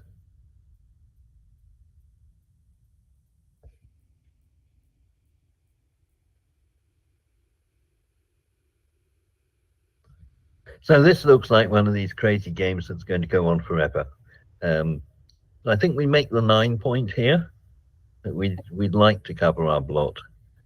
I suppose you could hit on the 5, but getting a block against half a dozen back checkers would tempt me. Yeah, the 9 does block the 22 point nicely. This is too big and too early to come off. No need. So, I think you have to hit on the 5 here. Increases the gammons, and there's not much danger because you've got the 20 point. And you want to make that 5.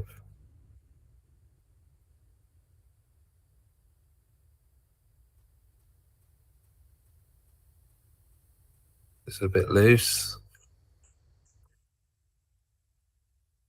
Yeah, so sometimes it's a good idea to look at the big picture with the game and say what's White's winning plan, what's Black's winning plan.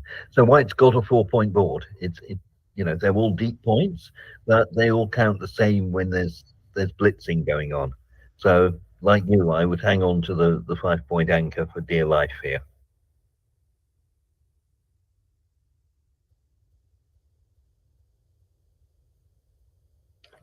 And so you can't hang on to those 3 anchors at the back. So which one's coming off? Okay. No, so yeah, exactly. So I liked her play. Good play, yeah. 3-2 and save some blots. Yeah, the trouble with the Michelle's bot play is losing the 6 there is going to be quite difficult, some of these decisions later on. Yeah, so that looks good to me. That's saving maximum blots. The computer doesn't like it. I suppose we could have given up our 6 point.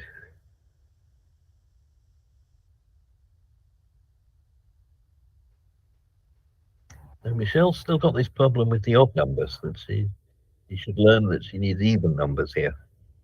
Yeah, she did have a look at making the 10 point, 15 points, sorry, for her earlier. So that would have been a better play there. I just saw it.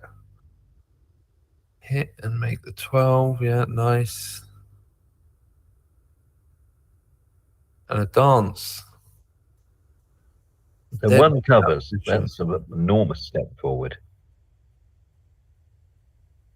And the 5 hits because you want to win a gammon at this. Yeah, score. like you say, I think we can go for the whole enchilada. There's nothing wrong with this because we're keeping the cube in reserve. So we've got a good race lead, and we're going to have good opportunities to double. And as I say, white needs 33. Sorry, I've got it the wrong way up. So black's doubled already. Yep. Yeah, I think you need to hit again there, just because the winds are good anyway, and you want to win a gammon. Yes, the white board at the top is not too threatening if you keep your number of blocks down. You can tell Michelle's quite a technically pure player. She does not want to lift that block there, but there's no other play. Yep. So the difficulty was actually finding a 5 that you could move. Well, now the position's stabilized, hasn't it? At least we know what's going on. Yeah, there shouldn't be too much gammon risk now, Michelle. So you bring the checkers round to... Yes, aim for the 5 and 6 points you want next. So 2-1 is awkward. I think we'd probably have to play the 1-2 to 1.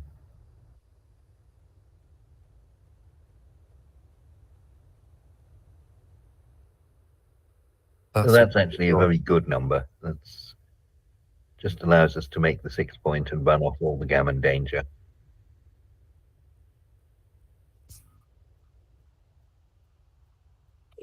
No need to leave that one there. There's not really any gain. Apart from 6-3. And I do like the idea that she thinks about her plays. Yeah, definitely. I think you've got to. And it really did gain on 6-3, didn't it? Yeah, no, I mean, enormous swing. I suppose you get a shot either way, don't you? It's just what shot you have to leave. So she was kind of forced to play 4-1 rather than. As you say, the other way, at least you'd say, well, I'm leaving a shot, but I've made some progress. Yeah. The 6-2 is a bit too big. I still think you have to keep the anchor for the moment. Yeah, you can't make the board anyway, so it just makes the rolls play worse there, like this one. Yeah, so the 3s are terrible. I guess 6-1 is the only 5, so you have to give up the 4 point again.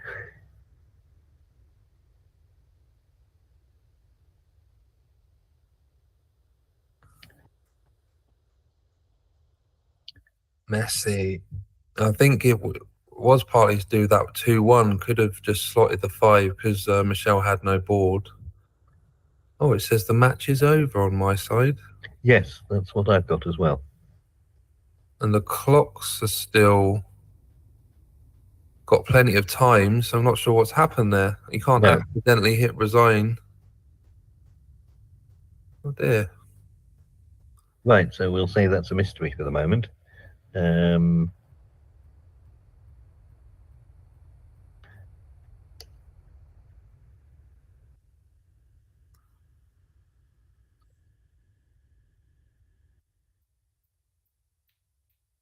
Nothing in the chat as the server crashed.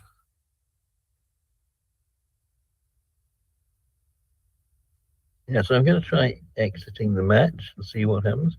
Yeah, so it seems like all the players have disappeared. So as you say, it sounds like the server went down. Yeah, so there's one live match, it says at the moment. How bizarre. Oh, they've just... Oh, they're back. Looks like it needed a reboot. Right, so it's restarted. It's gone into restart mode. Hopefully the viewers are still watching. So we're way down in the race, so I guess we stay back to see if there's enough awkward 3s for black. So maybe 5-1 here, we keep a 6, so we're not forced to run next time. Yeah, running out of time to stay. So I didn't see the original position, but you're actually catching up in the race now, but not anymore.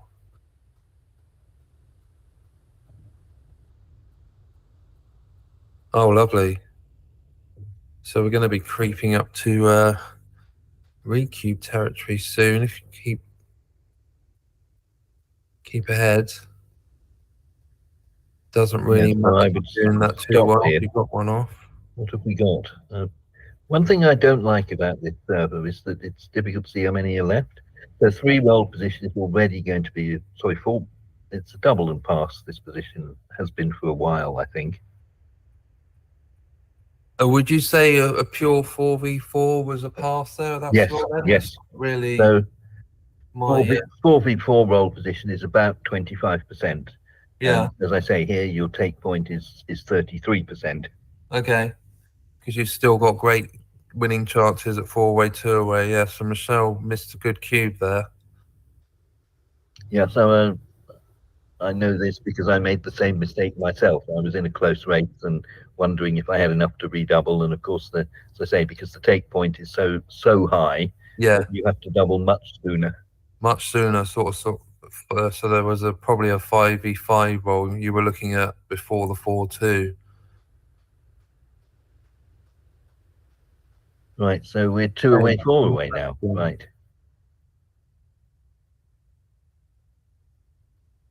Yeah. So it was even a pass at 5 roll v 5 roll. Amazing. We learn something new every day. I think you step up with the 1. You know, so I was thinking we're anchoring with the 1. Right. I'm just scared of being gammoned, but I don't know the answer. And we're both wrong. That was a good play.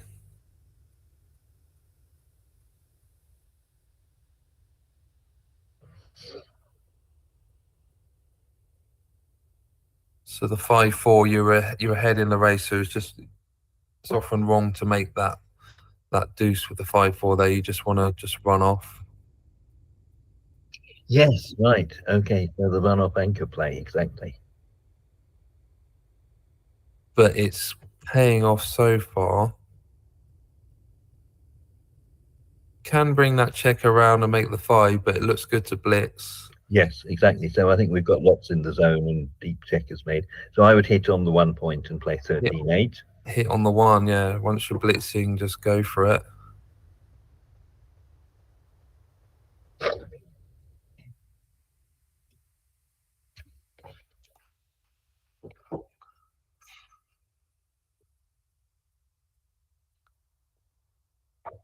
Yeah, you just don't want June rolling a 1 here, so that's part of the reason is the wins, not just the gammons. Yeah, so now we've got to find some way to put Humpty back together again. So I guess we have to make the 7 point, don't we? And that's probably the best way to do it. Yeah, so either that or with the 6, because then you're tidying up that one, and then yes, probably 18-15.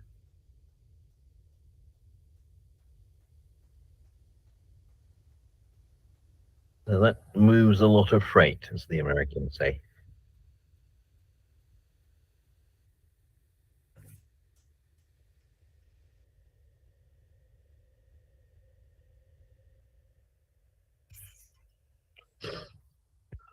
Hit or split. I think the hit's good. Otherwise, Yes. you're going to get attacked. So you want to counter attack.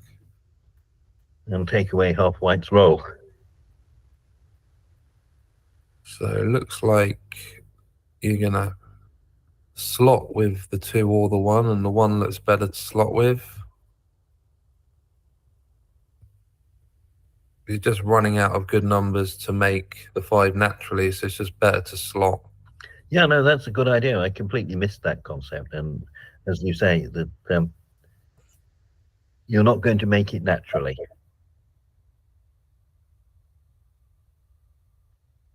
And I would have been wrong. I think I like that, the duplicating the 4 as well, coming with the 2 and slot, but seems I was wrong. 4-3 is a great roll.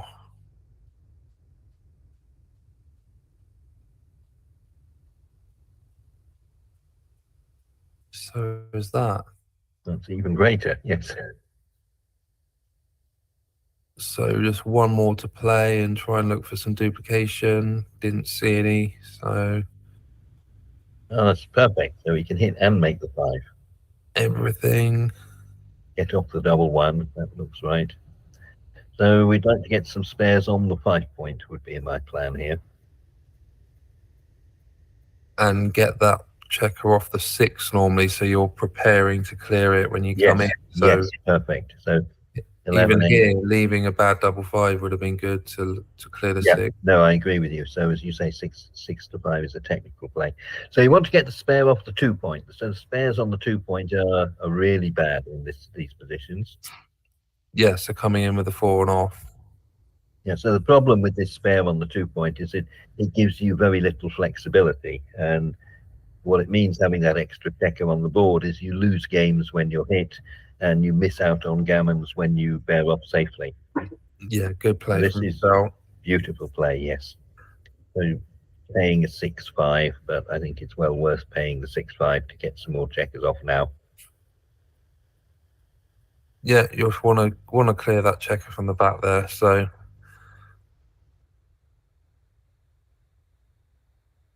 and there's the 1 shot leaving number, which of course is hit, and that's why we love this game so much. So the position before, she found the 2 off and liked the look of the wave position, and then she kind of copied it the next roll, but it was wrong. Very difficult, these bear off plays, but once you kind of know the rules. Yes. And they're all in the book. They are difficult, and there's a missing number. That's terribly unlucky. So there's at least 27 hits there. Yeah, you think every number hits until you find the one that doesn't.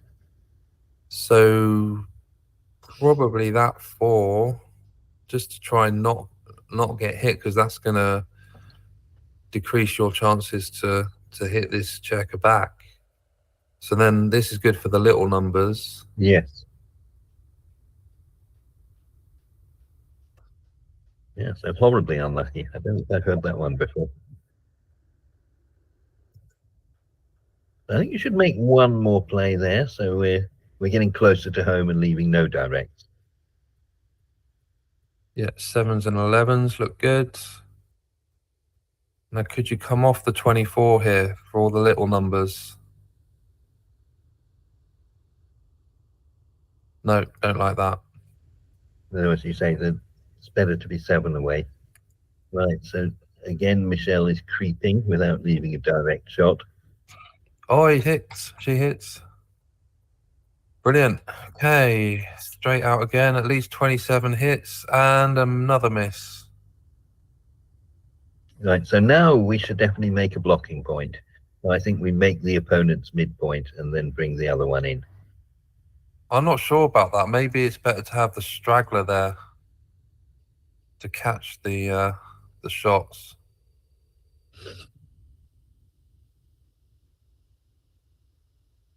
So White's finally got the guy home. I'm still coming off the 2 point here. Almost coming off the 2 point. The 2 looks natural. Yeah, so the play she made, it seems to be an automatic play for most players. So in the UBC final, the end of last year, I saw Sander make a play like that against Mochi. So, you know, even the best players blunder, but this idea of saying, I'll just strip the back point, that can't be wrong. Mm-hmm. Yeah, you kind of need to be weighing up the gammon wins now as well. So taking checkers off is always going to win more gammons. And you want to get enough checkers off so you can. No, I would stay back on the 1 point here. I don't think we want to give up our hitting chances immediately. It doesn't waste much, so stay for the 2, and there it is. Do we make the ace here? So how many have we got left? Take away all the post danger, so that's. Yes, I think we've got 8 left. So if we do as you say, we're still going to have 4 rolls, whatever we do.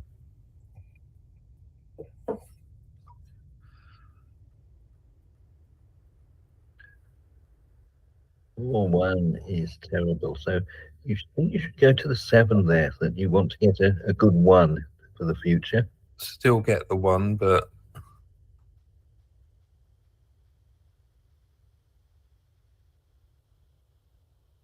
okay. Saved it. Phew.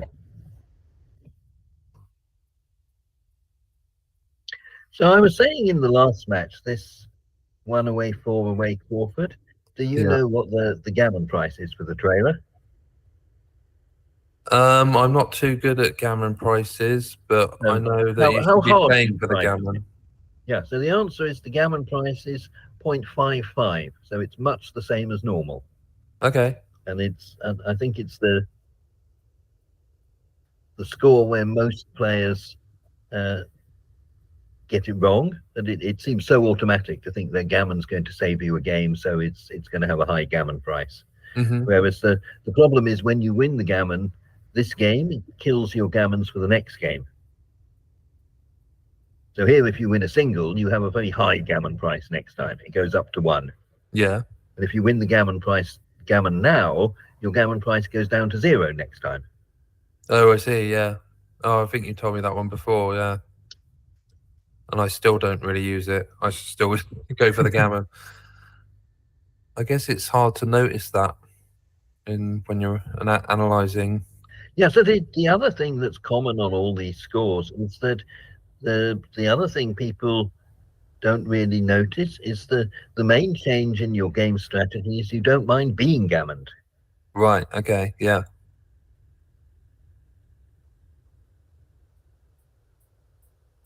So anyway, back to the action. So Michelle is Big dance. doing Can just very spin well. them round, but it's nice to make the 3. So I like this play. I just want to get into a race. We are winning the race, I hope. Yes.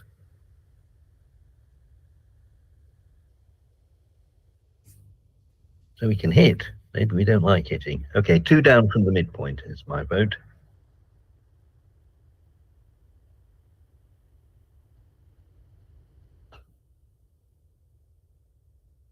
So are we up enough in the race to not hit? I think you just still have to hit. It's just easier to bring it home.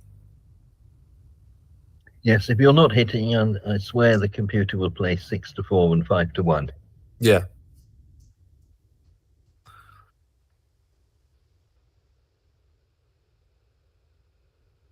Okay, so Michelle has outplayed us again. That was a really good play.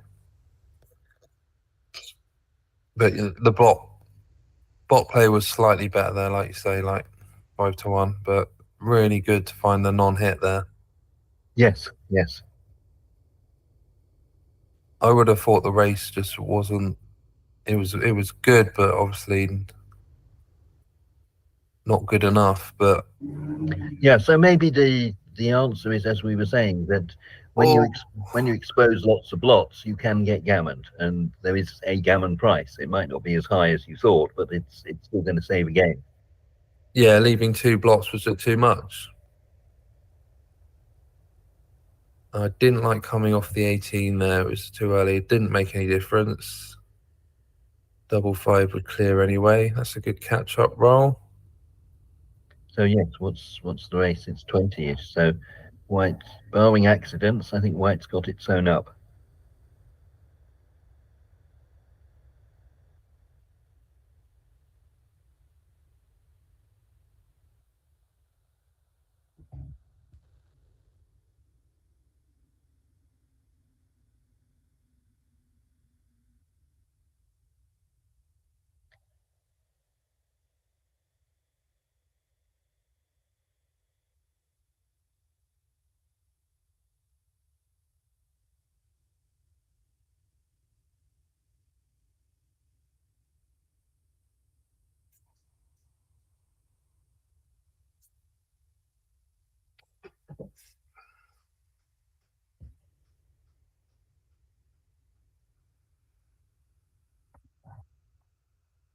And there we have it. Another point for the UK. Yes.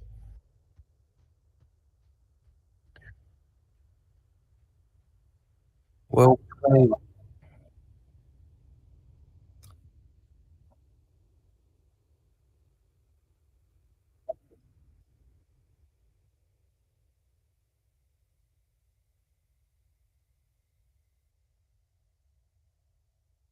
Right, so you've tied the score. Excellent. And when's the kickoff this afternoon for the viewers? After lunch, yes?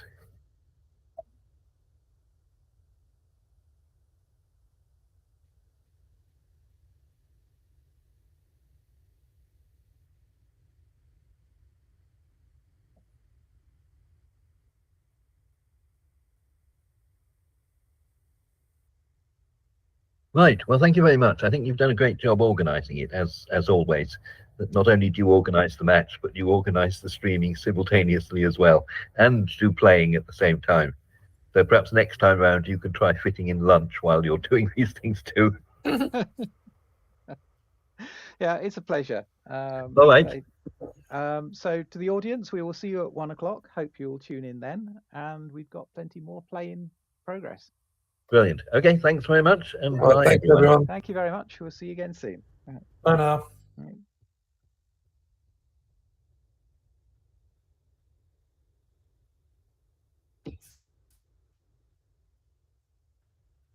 Are you still there, Julian? Oh, he's got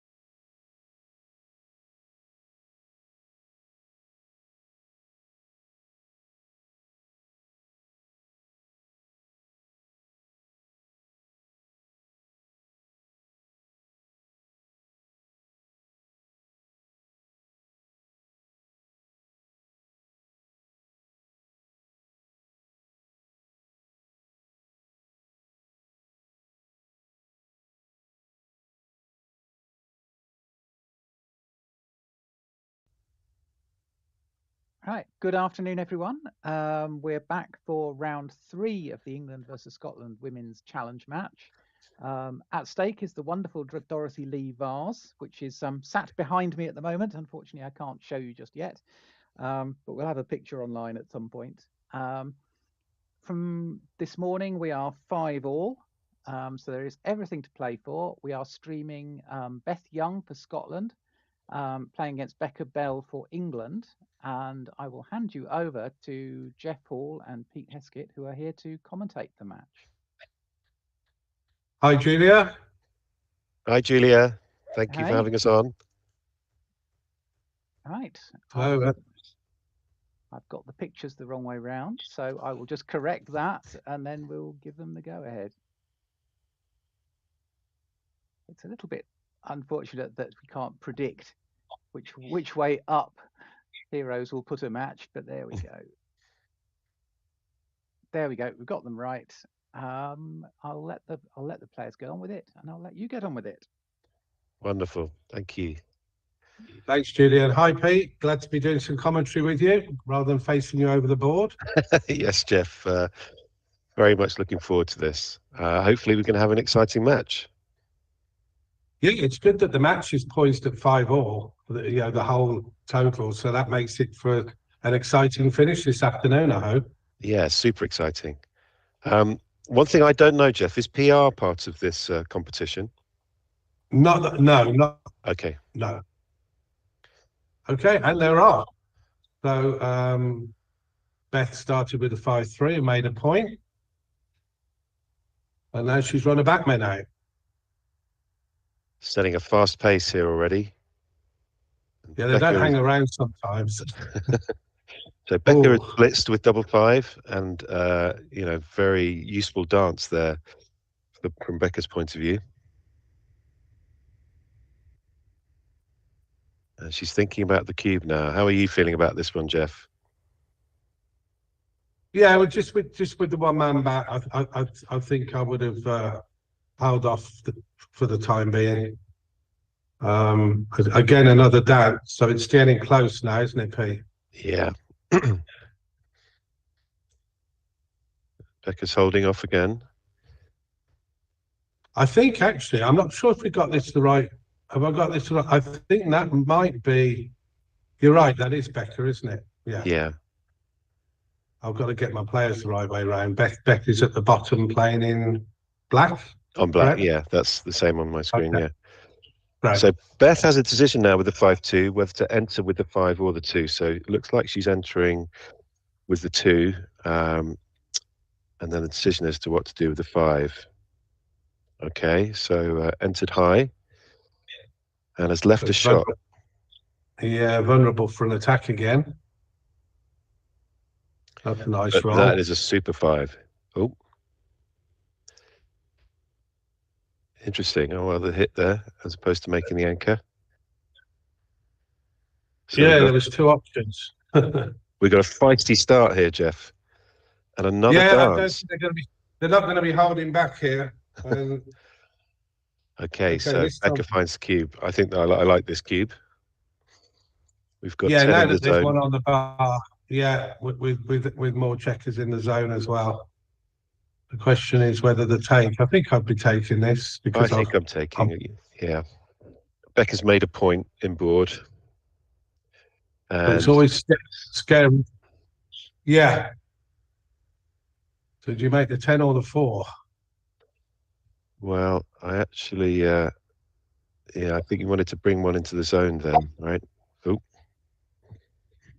So apologies to the viewers. Riley the dog is also part of the commentary team today. But it'd probably make more sense than us sometimes, Pete.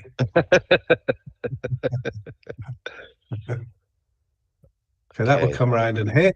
Lovely, lovely play. And now Beth can make an anchor and bring one down. So we've now settled into a holding game. Well, we say that, but do you hit now or do you make the 5? That's the other. Some of these are quite difficult, aren't they? Yeah, I think I hit. I like the hit. And very well played. Another dance. Oh, and this is a good sequence for Becca. Yeah, definitely. And Becca, I don't know if I remember right, Becca won the speed. No, she reached the. Yes, she did. She won the National Speedgammon Championship at the UK Open. So Wow, she's excellent. quite used to playing. She's used to playing quickly if she has to, by the looks of it. Yeah, yeah. So that 2-3 left a little bit of a risk of a return hit from the bar. But Beth has missed. She's entered though, and chooses to come out. And now 5-3. Well, the 3 can hit, and then it's a question of what do we do with the 5. There's lots of loose checkers around now that you need Yeah. to come in. So with the 5, I want to play 21-16. Excellent. Yeah, good play. It's looking good now for Becca. Yeah, She can bring these checkers in. And this is one of, in this situation for Beth with the higher anchor, it's going to be tougher to get a shot. Yeah.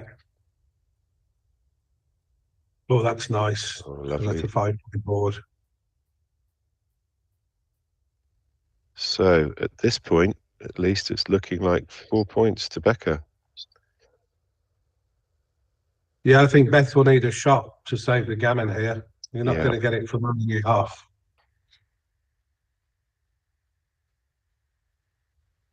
So like you said, Pete, both ladies were really, there was no holding back, was there? It was all guns blazes. And setting a very fast pace. Yeah.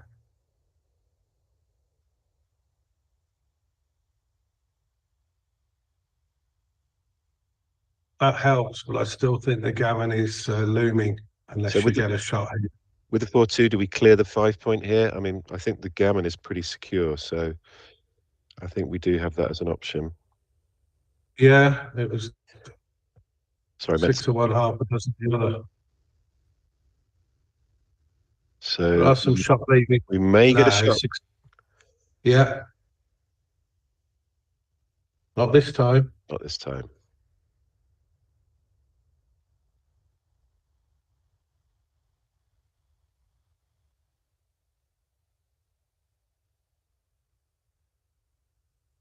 So interesting. Beth chose to sort of bring checkers in to try and get off the gammon.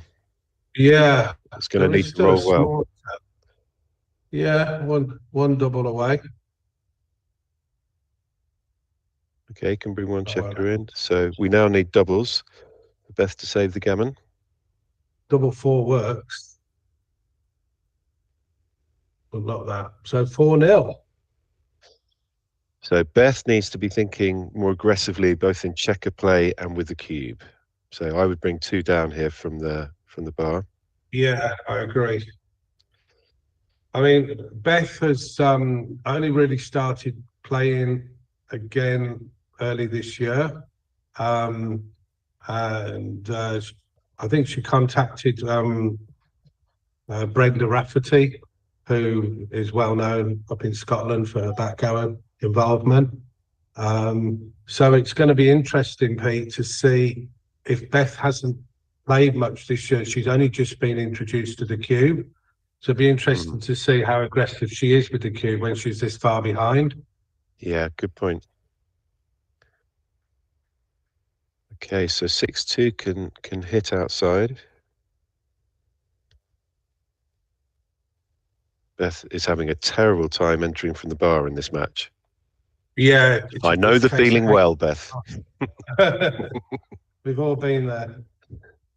So it looks like Becca's considering the cube here. It's always tricky at 3 away, isn't it? Because you kill your own gammons if you turn the cube. Yeah, and you often get to these situations where it will go from no double to then sort of double pass. So the window is just so much tighter. It's always tricky at 3 away. Yeah, getting an accurate quite cube. often. I've sailed past into 2 good territory as well. Yeah. which is what can happen as well. So that's a good response. Double 5. But so what does she do with the last one? Okay, she double hits. yeah. Okay, so we've got lots of blots in play. But there is a hit with the 2, and Beth makes the 1 point. And now Becca can anchor. yeah, it's important to have that high anchor with all these blocks floating around. Yeah. Would have hoped to have entered and hit, but now the choice is about what do we do with the 1. I personally, I'm looking at 8-7 here, which which Becca chooses.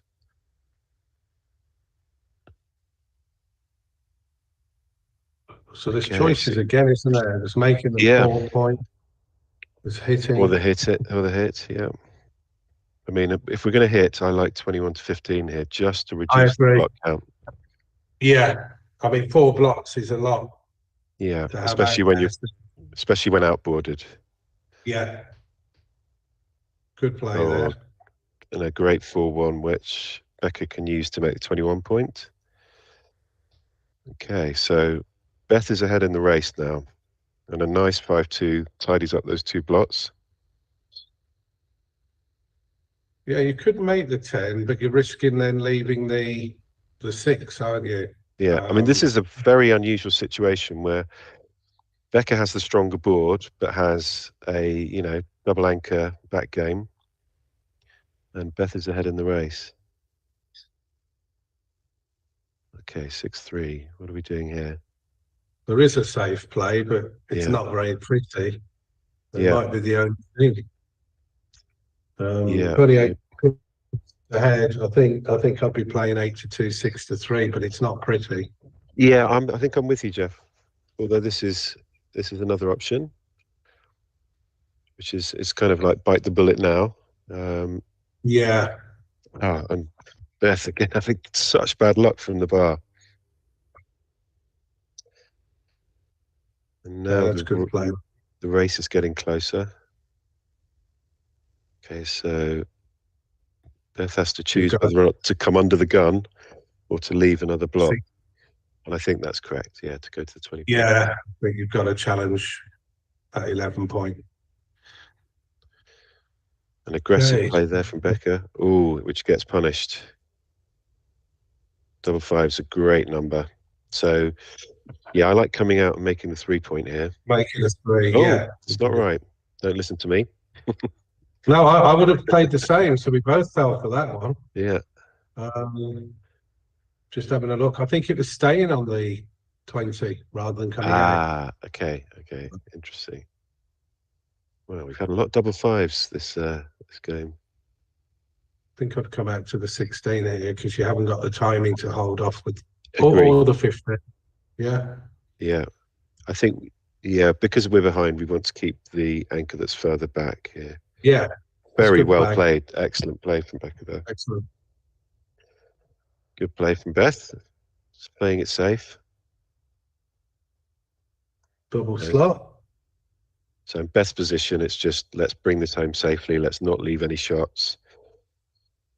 We can just win this match. Win the game by racing. She's considering a cube, which I think was probably a good shout. It certainly wouldn't be bad. If it was a pure race, it would be double pass. But obviously, there's that contact there with that 15 point. But it's certainly a consideration with the race lead to throw the cube over. Yeah. And now with 3 blocks in board, maybe you can play a little bit looser. Yeah. 3-1 wasn't the nicest number to do it with, but No. something like 5-4, I would have cleared the bar point, the midpoint with 5-4 with the triple block. Wow. So GNU on Heroes was saying that the right 2-1 was to slot the 5 point. Slot the 5, yeah. With the 3 blocks in board, you can play a little bit more, with a little bit more flair, I guess. Yeah. And that's not a good roll. Yeah. So Beth needed to split the midpoint there, I think, just to give a bit more flexibility in bringing this home. And also it's given Becca the opportunity to strengthen her board, which now makes this 5-1 tough. And I think, great play there. Safer option. And now you can't afford to leave a shot. That will just come to the end. It's a great roll, though.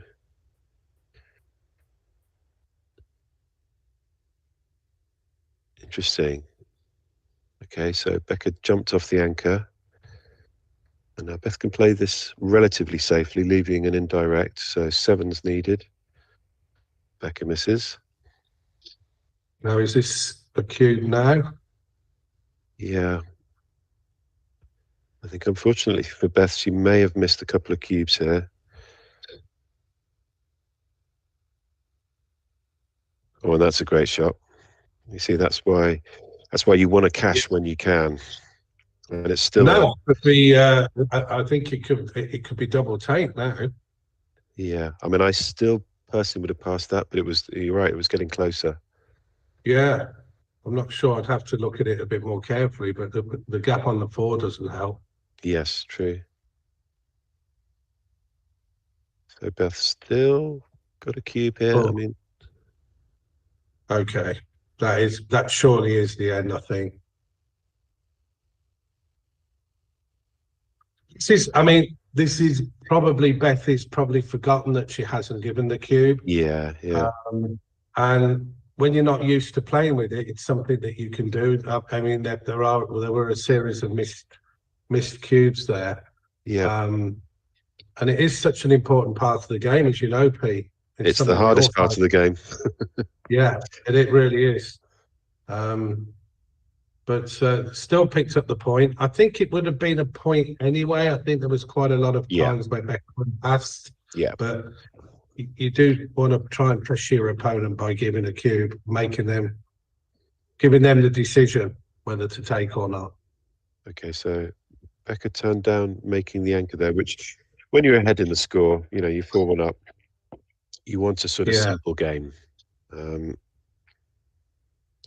this double 5 is interesting. I think I'd probably come out, but then where's your 4th one? I mean, potentially slotting, you know, just playing for the structure. This is also an option. I think she chose correctly. Yeah. Very good. Well played, Good Becca. Yeah, anything else was a blunder there. Excellent play. That was an excellent play, yeah. Very good. So here, 3-2 for Beth. She can't sort of make the 2 points. And sort of 13 to 8. It's a horrible horrible roll. horrible. I think 13 to 8 just made the best of the worst, a bad roll, really. Yeah. Okay, so Becca's having a think about the cube. I mean, there's lots of blots to aim at, a bit of duplication of 2s going on. Becca's ahead in the race. I mean, the score is again the big consideration here. Yeah, certainly at 0-0, I'd find it very comfortable to turn the cube and wonder if my opponent would even take. But at this score, like you say, Pete, I mean, do you take being 3 away, 6 away? I think you do, but I don't know. Yeah, it's not a comfortable take, is it? It's such a blocky position. And, you know, we have an unstacked 5 point. We're behind in the race. I mean, I like the cube even at the score. I think even at the score, it seems like a... We'll see if XG likes it, but it's certainly, with all those blots around, okay, you kill your gammons a little bit, but at the end of the day, the gammon wins you the match as well. Yeah. And that's the great one. A double 1 is a great roll here because we can make the 5 point. And then I don't know. Would you just point on the 4? This is a tricky one, actually. You can do that too, yeah, true. I mean, personally, the 5 point so powerful, isn't it? So powerful, yeah. That was I didn't even consider the 4 point straight off, and I like sending the other block back. I mean, it gives anchoring opportunities, but wow, this is a very aggressive play. If it comes off, it's great. So it wasn't quite a double. Interesting. Yeah, this just shows what an effect that score makes, and that's a tremendous roll as well. That just tidies up. But yeah, how big a yeah, it was not. It wasn't a massive error to double at that stage, but it just shows what difference the score makes. Yeah, it was a much bigger error to pass. So Beth did well to take that cube. Yeah, very well. Great take. Scary one, but you know, the score absolutely correct. Yeah.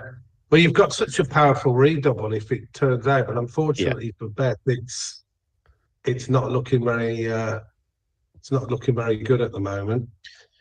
So this double 2 is not simple because obviously there's the, obvious play of playing 20 to 16 twice, but then that leaves, a bit of inflexibility, makes double 4. Yeah. Although we can, and there is the hit too. Well, with the double block here, I mean, it's probably not a bad play to hit because you can pick up even more blocks. Yeah. It does put your gammons up as well. Absolutely. Interesting. Okay, so let's have a look what the computer was saying. Wow, the double hit was correct there. Like the switch. Like the switch. Yeah. That really puts the gammons up, I guess. Yeah. So Beth is going to need a 1 to try and secure an anchor. That's it now. That's a killer blow. Yeah. Could be a short match for us here, Pete. Indeed. Beth was praying for Becca to roll double 4 there. But she didn't.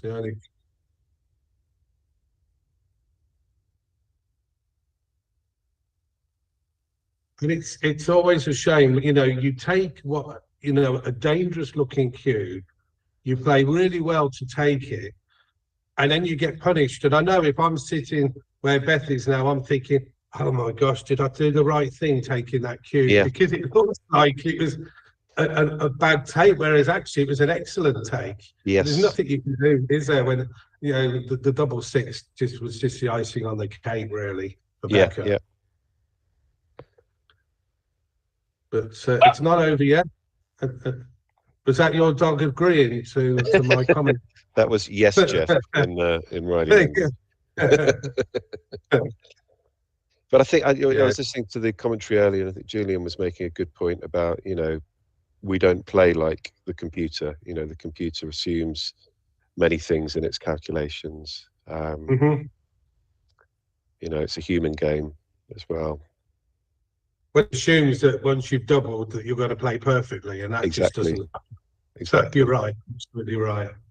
Okay, there's some shot leaving numbers here. If Beth can stay on the bar, so doubles. But 3-1 is great. Yeah. Okay, so we're going to need a lot of doubles for Beth to save this now, and it looks like England is going to be taking a lead in the match. So that will be 6-5 to the UK. I don't know how the other results are going, and I don't know if Julia will want us to look around any of the other rooms or will patch us into another room. We could have a look, Pete, between us. Yes. Well, I'm certainly up for another match. Yeah, this one is over. So well done to Becca. Commiserations to Beth. Yeah, bad luck, Beth. Let's leave this one. And the only thing is the YouTube screen will probably still be showing that match unless Julia can hear us and can. I can hear you. Just go ahead and pick whichever one you want to have a look at. Probably not mine, seeing as I'll be listening in. But, no, that's okay then. Should we look at the what about Casa de Hula? Because that's sort of 3-1 right now. So it's okay. The other matches look close to finishing. Okay. Good idea. Yeah, Casa and de Hula. Well, of course, I know Michelle de Havilland very well because she's a fellow Brummie from the Birmingham club. And one of the nicest people in Backgammon as well. Is Karen Slowick, I believe. Yeah, that's right. And okay, right. So and again, someone who has recently started as a result, I believe, from the COVID. She joined the UK BGF and launched the new Edinburgh club in May 2022, Pete. So Karen's obviously very involved in Backgammon, so should be quite experienced. So let's see how she plays. She's obviously having a lead at the moment. 3-1, so 4 away, 6 away. And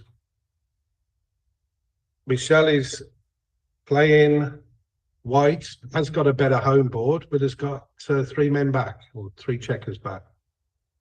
Yeah, and behind a sort of 4 prime as well. So Yes. pretty evenly poised this, or although that double 4 is a good roll for Michelle. That's a nice double 2. A great response. So the cube hasn't been turned yet in this game, but like you say, it's a fairly even. It's hard to call, isn't it? Yeah, I mean, this score is an interesting one because obviously Michelle being behind would like to be a bit more aggressive with the cube, but you know, the problem is that her opponent Karen is 4 away, so you know, Yes. getting gammoned on the cube is very damaging here for Michelle because she loses the match. So we had an interesting sequence there, 6-1, the double hit, beautiful for Karen, but now Michelle has made the 5-1 back game, so is very much still in this. Although the 5-1 is the toughest back game to play. I mean, in many ways, it's really an ace point game. You know, with another point in board is generally how it plays out. Oh, that's an aggressive cube. I know that Karen's 4 away, and you do look to send an aggressive cube over. Yeah. So, I mean, I'm biting her hand off to take this one. I think Michelle will find a take here, but maybe she's considering what we've just discussed, which is, well, if I lose the gammon here, I lose the match. Yeah, so exactly. You put that fear into your opponent when you throw the cube over when you're 4 away. I'm hoping that Michelle will bite, you know, will grab this one and play it out, because there's still plenty of game left in this one. Yeah, exactly. But as you say, Jeff, it's an intimidating decision. And, you know, on the upside, dropping, your opponent gets the 3 away, which does reduce the sort of power of the cube for them. So, you know, it does have an upside. Okay, well done, Michelle. She's taken it. That will make the 3-pointer. Yes, although you don't want to make points behind an anchor, but it's a nice landing point, isn't it, Pete? Yeah, I agree. Yeah, this is an interesting one. Because with the 4-point board, you also don't really want to leave shots. So can we get the benefit of duplication here? 5-1, excellent. Very well played there. And actually, the double was a little bit early, but it wasn't too. It was only a 0.03, so it was. Yeah, I mean, a good double. I mean, when you play against most back games, you know, you either cube very early or you cube late, but the 5-1 is an exception to that rule I found. Yeah. Because it is a weaker back game. I mean, really what Michelle wants to do now is just to sort of, you know, get those spares moving around now. So she wants to roll 5s and 6s so she can get those checkers off the 20 point. Well, that's another factor, Pete, the fact that Karen has got a nice prime there. Yes, yeah. You know, things like, I mean, that's a good roll because Michelle can free a checker now. Yeah. Does she hit? Yeah. So, no, she played it very well. Okay, so double 3 now. Karen can't escape that checker. 5-4 is another good roll for Michelle. So she can get some greater coverage of the outfield here. Yeah. It's a little bit early to hit, and it breaks your bar, I think, anyway. Yeah. So probably 15. I would have hit with the 1, but probably not with the 4. Yes, agree. So does it make a difference coming to the... Oh, no, I don't know if I'd leave that back anchor.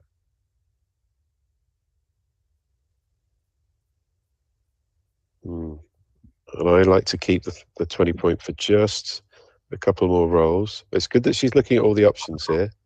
Yeah. Okay, so she chose... Michelle's quite good at... She's quite a thoughtful player. She will give it a lot of thought, Pete. Yeah. Okay, so we're back to having plenty of checkers back now. Yep. I mean, Michelle's still very much in this. Oh, definitely. Um, How can we play the other 5? I mean, it's tricky playing 14. Was it 14-4? Because we're overstacking the 4 point. But maybe we have to do that.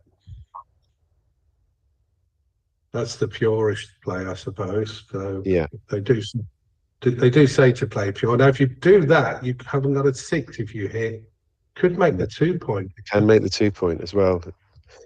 Yeah. I I mean, this is might just do. illustrating how tough the decisions are when playing either the back game or against it. So yeah, the Okay, 2 point was the bot's choice there. Oh, the 6 is Ooh. blocked, and that Okay. Michelle needs to consider this at the Yes. score. So a great hit, puts a second checker back.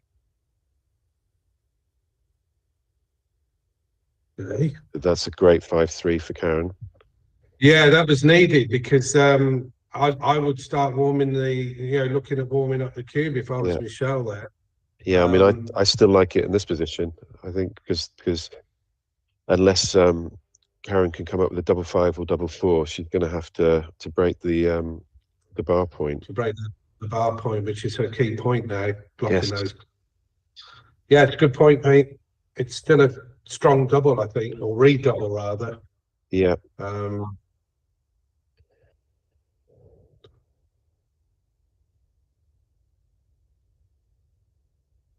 So There goes the bar point, I think. Unless you want to just run out. Okay, so Karen's seen that she doesn't want to break yeah, that point.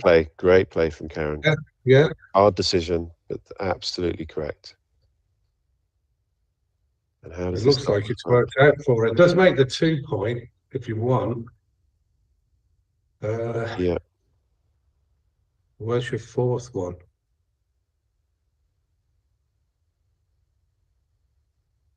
That 4-1 was excellent play because I think a lot of people would have just tidied up the bar point, and she's realised how powerful that bar point is for her. Yeah. Blocking it. So it was a very good foresight. Very well played, 5-5 there. Very tough role for Michelle, but she played it brilliantly. Yeah. They're playing well, you know. Yeah. These are always difficult games to play. Yeah. Exactly. So tough, especially with the cube turned and the score, at sort of 4 away, 6 away. Well, this isn't easy either. You really want to shift those back checkers, but you're inviting yourself to just get blitzed off. There isn't. It's not a good roll. I mean, if you just split, I don't know what you could have done really. Yeah. So 6-5. Could duke the 1s if you come out with the 5. Yeah, good spot.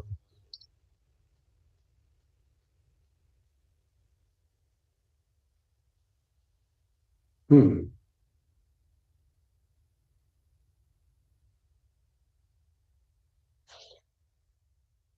mean, I think we've had here, Jeff, a good demonstration of the moments where the 7 point is a very powerful point. Yeah, definitely. It really helps Karen here. Yeah, you're right. Keeping that point has been vital. So another 5-5. Plays itself pretty much, doesn't it? Yeah. Okay, so now do we make the 5 point? I think you do. Yeah, good play.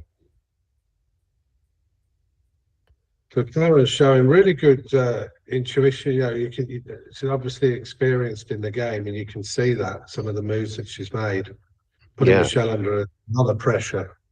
Absolutely. So 6-2 is what Michelle wanted there, not 6-1. But this is interesting. Okay, no shots left. Coming. So there's 6-4, 6-6, 5-5, 4. Well, Might get a running out shot of next, options. and we can Yeah. make 1 point. But a good roll there for Karen. So Michelle's big decision is when do I run? How long do I stay I for? think I'd probably run now at 259 checkers. It's close, isn't it? I think I would have run. But... Oh, you got a shot? I did hear something about 8 is too late. Oh. Oh, Oh, wow. See, Good I would hits. have been running. I wouldn't have had this shot, so I wouldn't have been able to turn this one around. So Karen has 7 checkers off, and I suppose if she stays on the bar, which she doesn't, the question is when do we get a recube in? Yeah, you would have needed to get 3 checkers up, I think. Yeah, I mean normally it's to get within 4, isn't it? Yeah. But it does depend on the distribution of the opponent's checkers in their board as well. Well, Michelle's just 1 double away from making it interesting here. Exactly, and with that, with Karen needing, not to roll a 1 now. I bet that double 2 is should help Karen to. Oh, there we go. It's all over. So 2 away, 6 away. Save the game. Oh, the game is all over. I thought you meant the match. Just the game. The 2 away, 6 away. Karen will be holding on to that cube until she's in a really strong position. Yeah. I mean, that's the thing. So Michelle wants to cube here because 4 points is so helpful, but it's a good take for Karen because it's a very efficient 2 points for her to win the match.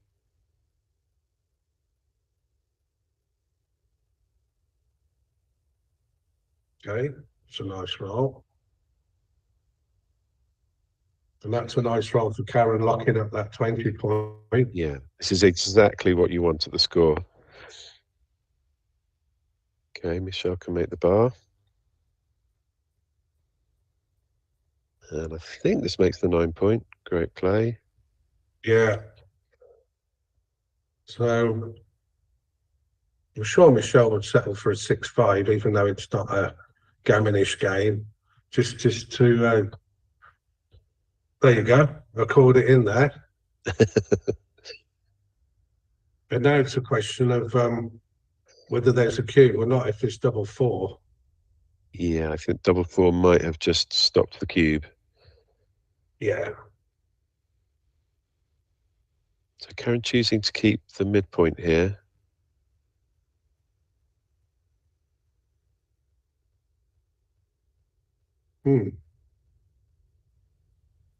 So it's nice, as you know, Pete, when you're trying to clear that midpoint as the leader. It's nice to have that bar point as an extra landing point. Makes a big difference. Yeah. Of course, if Karen runs out, it's a moot point anyway to a degree, but it's always a consideration when you've got that landing, that extra landing point, that you can double a little bit more aggressively if you try to clear the mid. Yeah, and I was just going to comment on, Karen's double 4 there. It was a tricky one. She thought about it and did an excellent play of moving from the 20 point to the 16 point. That was the correct first sort of 2 4s. I mean, it's a close race. Been punished now though, because Michelle can get out all with beautiful response with a double 6 though. This is why we love backgammon. Oh, and another double 6. Put 1 on the 1 point. Fireworks. Yeah. 7-1, I think, for the last one. Bit of diversification. So everything from a cube perspective depends on Karen's next roll. Yeah. Anything less than a 7 will be double pass, I think. Yeah, this looks like double pass to me. Yeah. So well done, Michelle. She's cubed nicely. Great cube. So it's one of those things, isn't it, where you're kind of happy to get the point. Michelle had some good rolls, but she really wanted 2 points there. She wanted a really gammonish. Like I said, she'd probably settle for the 6-5, but it turns into almost like a racing or a holding game as opposed to a gammonish game. Okay, so double 5 probably makes the 3 point here. think so. I don't think there's anything better. And then you've got to decide whether you play your last 5 out or down, I guess. Yeah. That does duplicate. If you leave it there, it does duplicate the 3. Oh, I meant if you made the 3 point.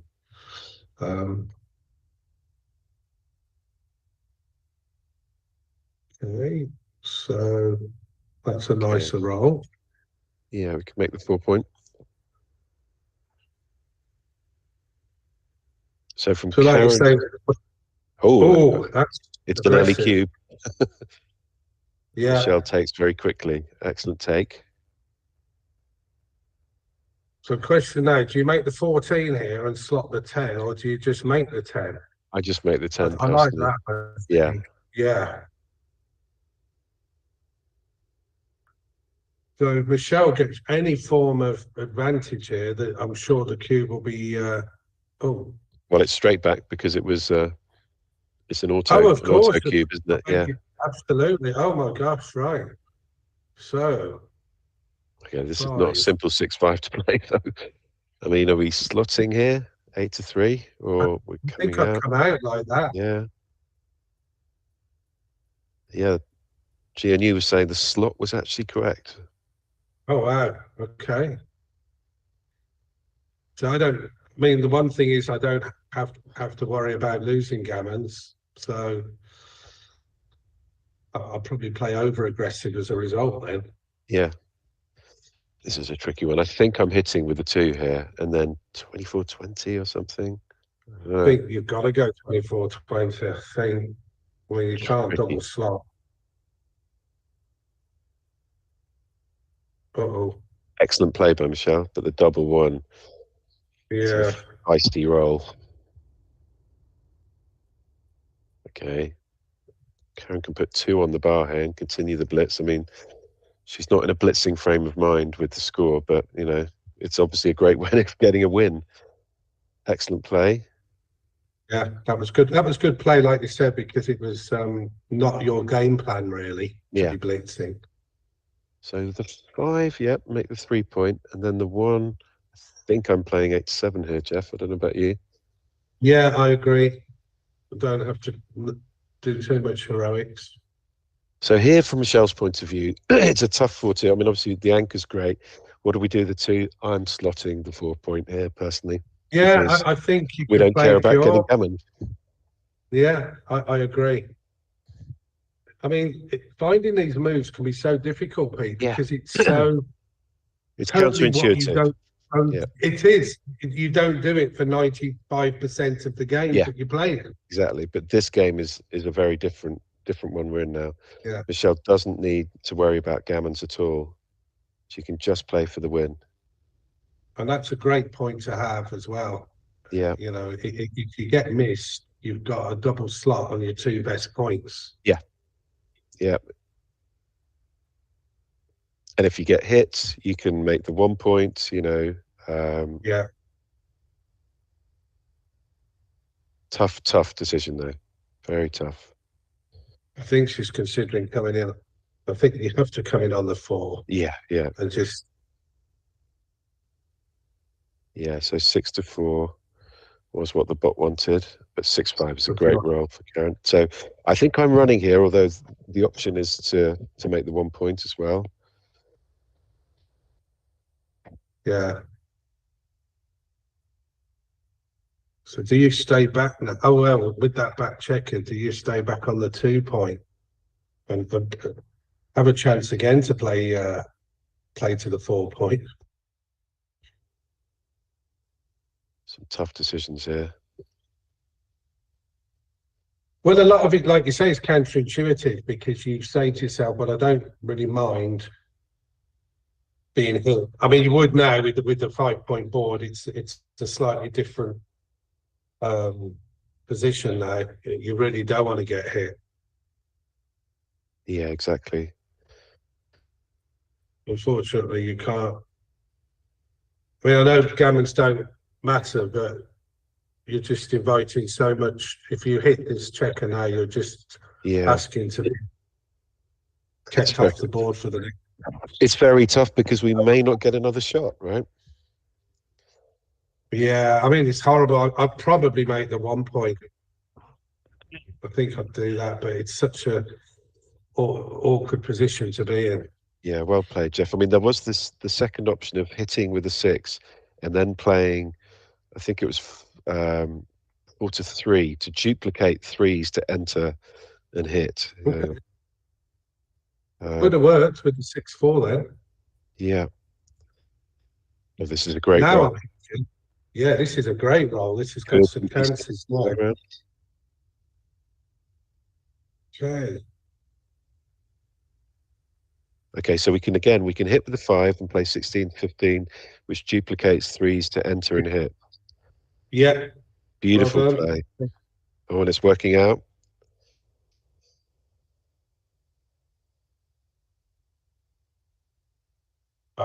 This is a little tougher. I mean, I'm playing safe here personally. I'm making the 3 maybe point. it's wrong, but yeah, I'm making the 3 point and 15, 13. Because I think we've still got some good chances of getting a shot. And with that 4 point board now, Yeah, you know, great. Well the done, shots. Michelle. Yeah, excellent play. Well, let's see what the computer says, Jeff. Yeah, I would find it. That's just so many blocks. I know. Yeah. There's 25% misses, but I think this is the right play. I'd be surprised if it's not. Yeah. Anything else was a blunder. So great play, Michelle. And she gets another shot now. So it's going to be an indirect. So she needs 7s. Yep. Just misses, but we can slot the 5 point now. Getting ready to make that with a 1. A 5-3, I think. Ooh, you make the 8 point. You can make the 8 point, but there is also the safe play and hold out for doubles. This is a big play. And it was correct. Excellent from Karen. Well done. So 5-2, I think we're playing definitely 1 down. Shots come to the other one, yeah. Oh, this is a 3-1. This is a horrible roll. Yeah.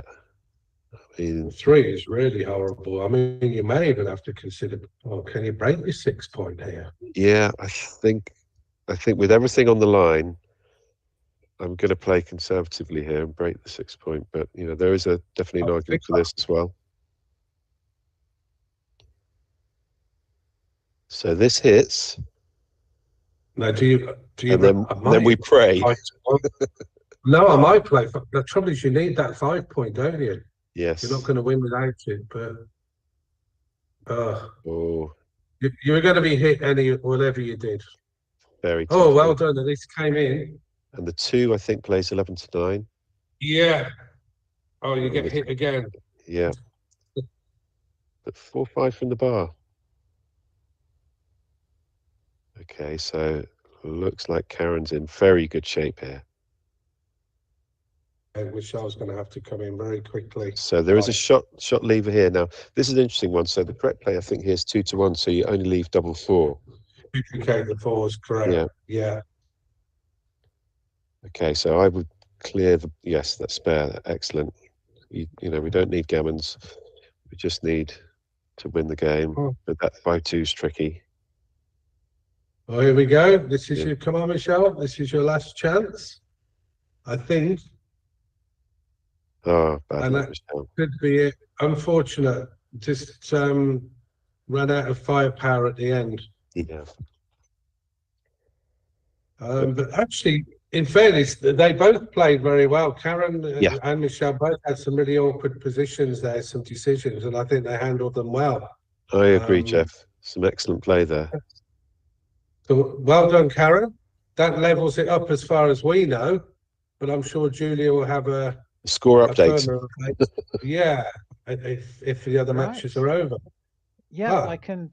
I'm back. I can give you the latest. We are now 8-7. So England lead 8-7. In that round, we saw Becca winning earlier. Sarah Jolliffe also won for England and myself. And on the other side, you've just seen Karen win, and Michelle Thompson has also won. So only one in it as we go into round 4, which should start at 2 o'clock. So we've got time for a quick cup of tea or whatever takes your fancy. And then we'll see you back here, and the next match that's up on the stream will be Sarah Jolliffe and Karen again. I was impressed with Karen's play, actually, so Yeah. I'm looking forward to seeing that again. The cube was quite aggressive in the last game, but her checker play, don't you agree, Pete? Totally. And I think, you know, that two away score is a very, very tricky one, you know. Yeah.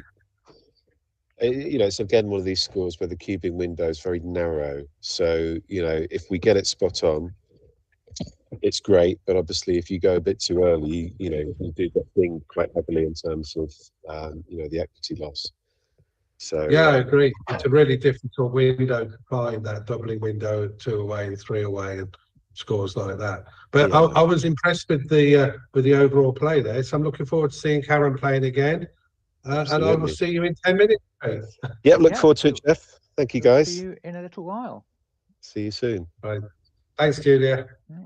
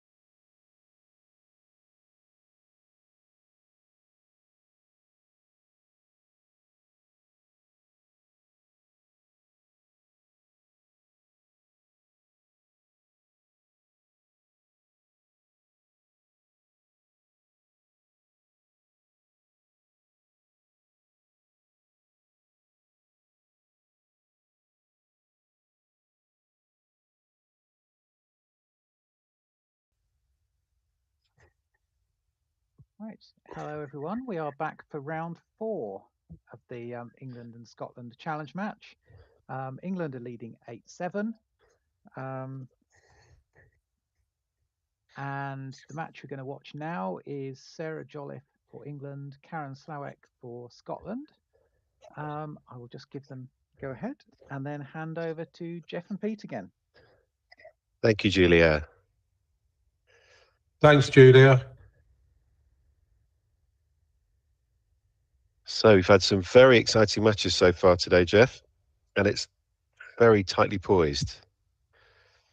Yeah, I agree, and I think it's nice to see a variety of matches. We had some holding games there. We had a sort of a back game and all sorts of things going on in that last game. So it's good to see some different games. I think they're ready to start, Pete. If you're in on the Yep, I'm in the match, so we're good to go. I think Julia's going to give them the thumbs up, and here we go. So 4-1 to play here, and whilst they're poising, Jeff, I can get in my very nerdy fact that I think 4-1 is the lowest equity of all the opening rolls that we can roll. Did you know that one? Okay. I didn't, but I know it's one of those that you can pass if you've got a free drop if you open with a 4-1. So I knew it wasn't one of the better ones. I didn't know that. I didn't know how bad it was. Now, Karen chose to go with the uber aggressive slotting play, and it's worked out well for her here. Yeah. So she's made the 5 point nice and early. But a good response for Michelle. Oh, sorry. So this is Sarah now. Great. So that was an interesting one with the double 5 there, Jeff. I think you were sort of sensing that the traditional sort of double point blitz play maybe don't like doing it if I have to leave a blot on my 8 point. Yeah.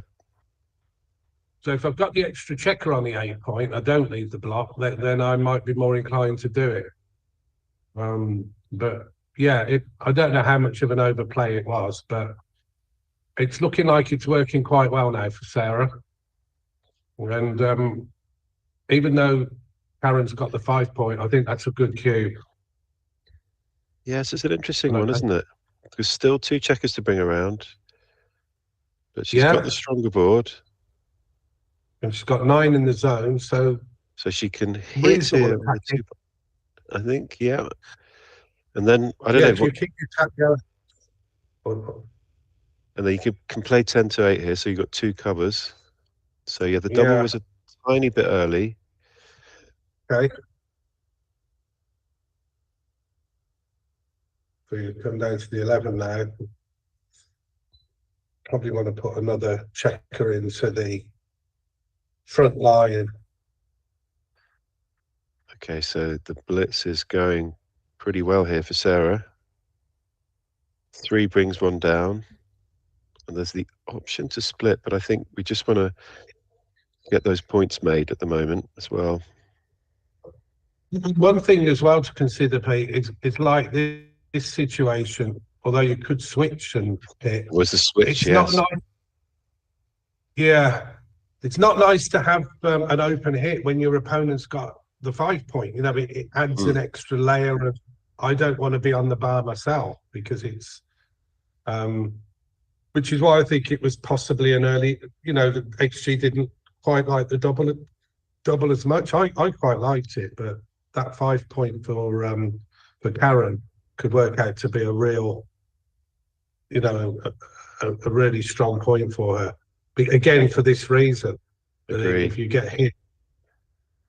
But that is a tremendous double 6. Yeah, which can make the 4 points and escape, both of those checkers.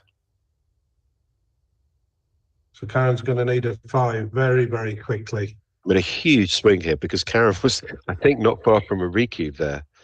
That double 6 is a massive game changer. I think here we've got to move up to the 22 point with the 2, so then the 4 is kind of forced to play 13 to 9, Jeff. Yeah, there's a lot of Sort of make that's hay a, whilst your opponent's on the yeah, bar. yeah, that was a good spot. It was a difficult one. It looks like he's managed to get the checker out anyway, but like you said, you've got to give some freedom. Yeah. So just slot the 4 now, I guess. Nothing better. Still not over here. These Not at all. aren't easy to get. And Karen's Yeah. board is threatening, you know. And it's you can't safety them both up here. So what No. do you do? Yeah, I think I like 10 to 3 here, but oh, it was wrong. 15, 11, 10, 7. So leaving 2 blots. There must have been some form of duplication Yes. then in that case. I think so.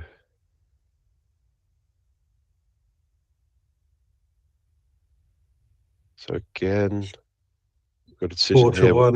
with the 3. Yeah, I think when facing that board, you know, the 5-point Yeah. grind.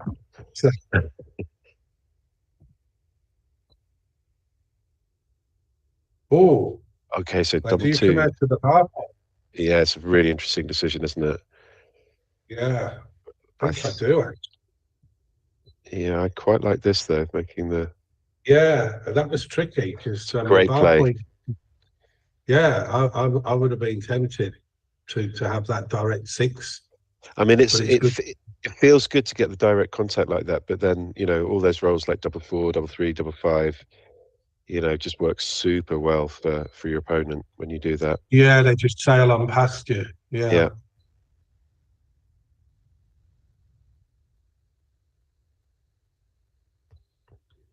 So interestingly, as Karen has slightly broken her board, 13-8 becomes an option here. Yeah, I agree. This is the thing with the 2 blocks in. Do you pay now? Yeah. Tough decision.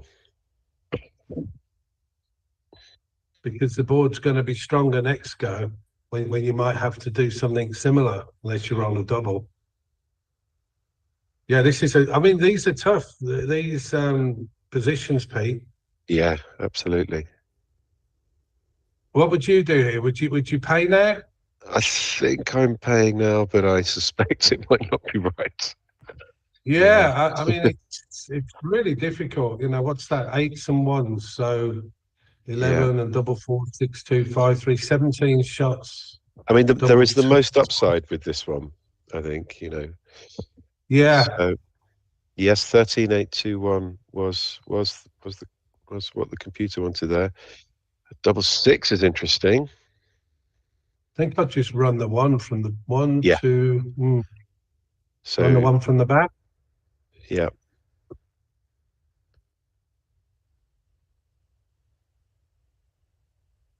Yeah, so what would that be? 20 to 2 and then 8 to 2, would it? Yeah. I think so. I think that would have kept the stronger contact. Double 5 is superb for Sarah, so she should, barring any 6-1s, have the game in the bag here and go 2-0 up. I don't think we're going to get gammoned here from Karen's perspective. No, Barring I think it's a safe 2 points. Yeah.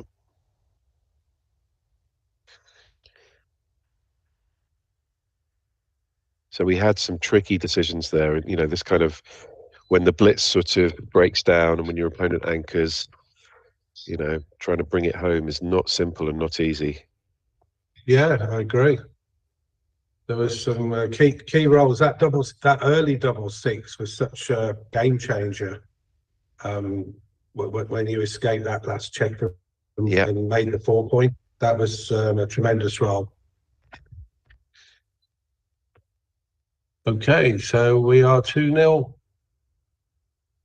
Sarah's 2-0 ahead. And Sarah won the intermediates at one of the local clubs, Worcester. Sean Jones runs I don't know if you've played in it, Pete, the December tournament. I haven't joined that. Is that the Turkey tournament? Yeah. Yeah, and Sarah won the intermediates there, the chicks side of the tournament, so she's certainly a capable player. And as we've seen, Karen is made some really good checker plays in her last match against Michelle. Yeah. So we're in for a good match here. Right, let's get back to the action. So 5-1 can make the anchor and hit here, which Karen chooses. Excellent play. But that's a great reply. Enter and hit. And Okay, again, so a hit. here, yeah, I think you enter and hit with the 1. Better than hitting outside that decision. Very good. So here we can just make the 18 point, get a bit of stability into our position. But another hit here, 23 to 14. Yeah. We can also hit and cover, which is the other option. Correct. Well spotted. Good. And this is typical of an early match, isn't it? You know, this block smashing part until eventually it calms down. Yeah. Or one gets completely locked out. If they're unfortunate. But yeah, this is we saw this before. The ladies, they're not afraid to have this hitting competition. Even if it does expose blocks, they're quite happy to take the ball by the horn, so to speak. So another hit. And now what to do with the 4? Yeah, I mean, I think we want to hit that checker on the 20 point because we don't want our opponent to make it. Yeah. So I think so. It's one of those where you just have to choose, you know, the best half of the roll and then kind of figure out what to do with the rest of it. I think 14-10 looks sound here. Great play. Yeah, the 4 wasn't nice, but yeah, she did well there. She made sure. So Sarah can hit here. She enters with the 4 and then hits with the 5. Some good play here from both players. The double that's an 2's excellent roll. beautiful. It points, it puts 2 on the bar, and you know, we should be seeing a cube here. I think. Well, I was gonna predict we were close to a pass there, but with 4 behind, maybe there is a take.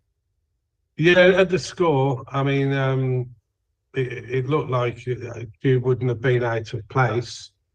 Put a bit of pressure on your opponent. Yeah. But Karen does realise she's got 4 checkers back as well. So I guess that's why she held off. I think I'd run from the back here and just start getting those 4 checkers round.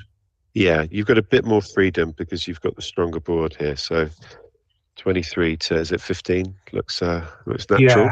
Yeah.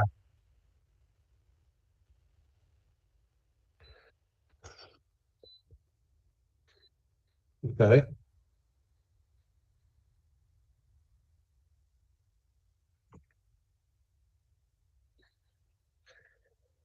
And that gets hit again.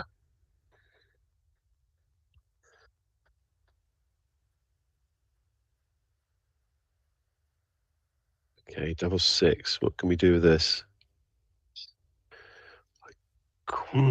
So we can hit 21 to 3. There is also 20 to 8, which looks nice, but I think I quite liked the hit here. I agree.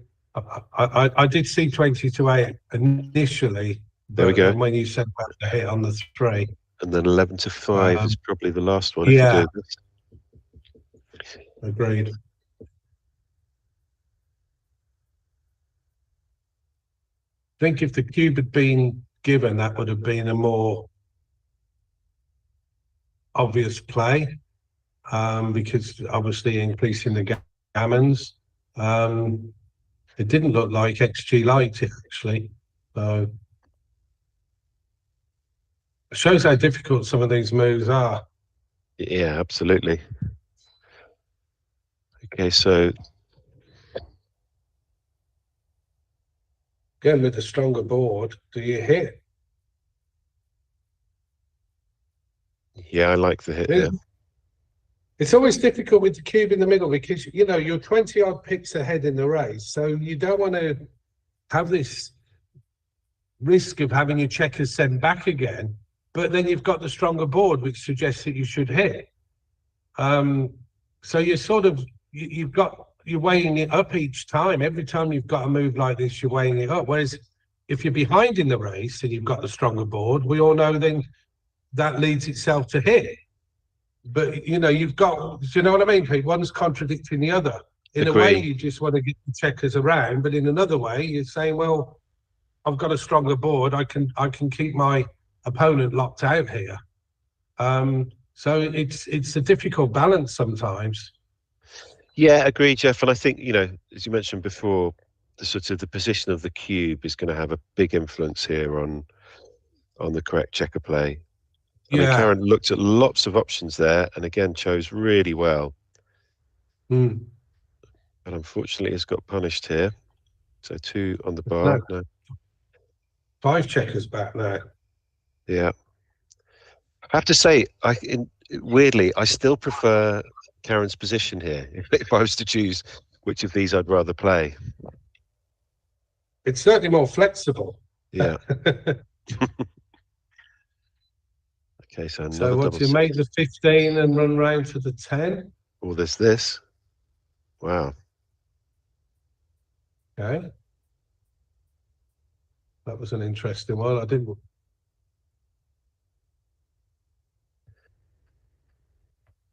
Just that one lone back checker now causing the problem for Sarah. Yeah, she has to leave a shot here, so great choice to put it where you want to make it most. Yeah. The race is close now, actually. It's very close, isn't it? Yeah.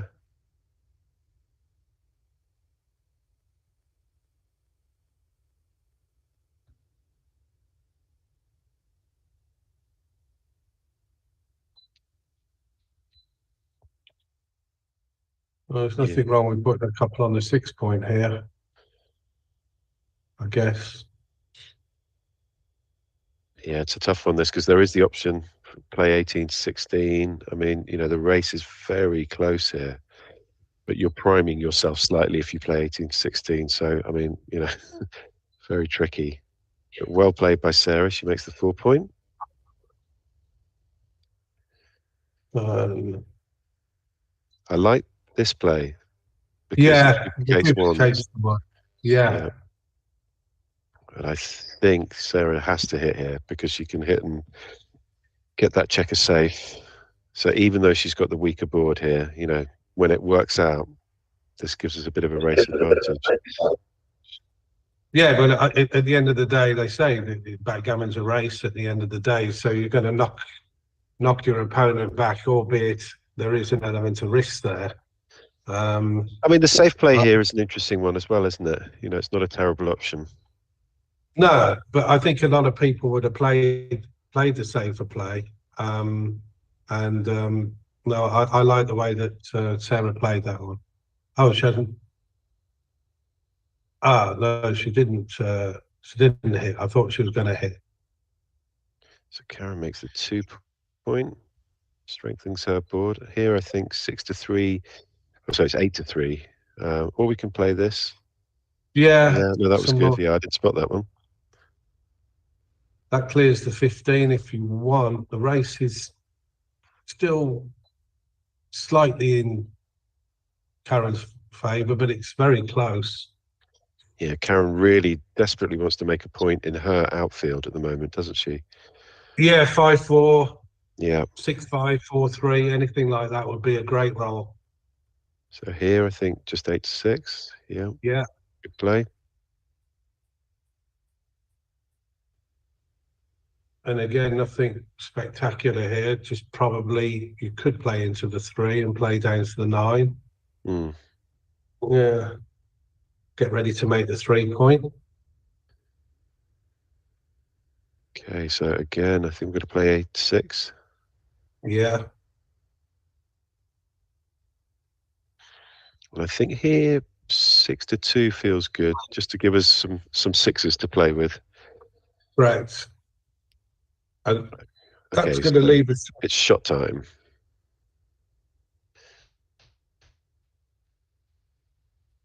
Okay, well, I think we have to hit now.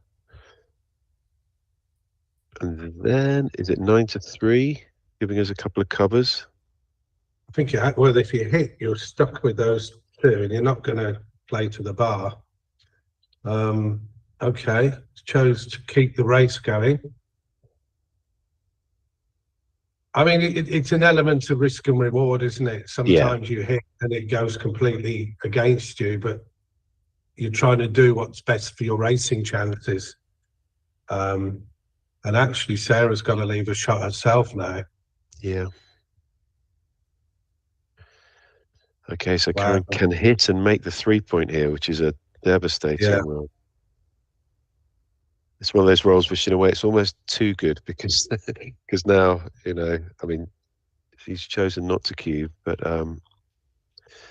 yeah, hasn't gone too good. Well, I was going to say, will she cube if Sarah comes in? We'll find out. Yeah. I mean, I think I still liked the cube the roll before, just because Sarah's board is very threatening, isn't it? Yeah, totally. I agree, but it's certainly not too good now. Oh, going for the hit. That was very aggressive, but it could have paid off. Does it close? No, but you could switch. You can switch here and play at 14-8. Yeah. Will she see the switch? Well, with you commentating, you would hope so, Jeff. Yeah. That's not why I chose my name, actually. I won't go into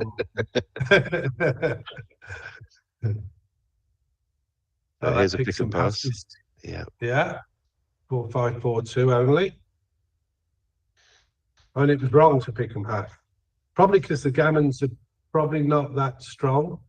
Well, there's just return hits, I think, as well, then. Yeah, leaving some, dare I say it, another switch. That's an excellent switch.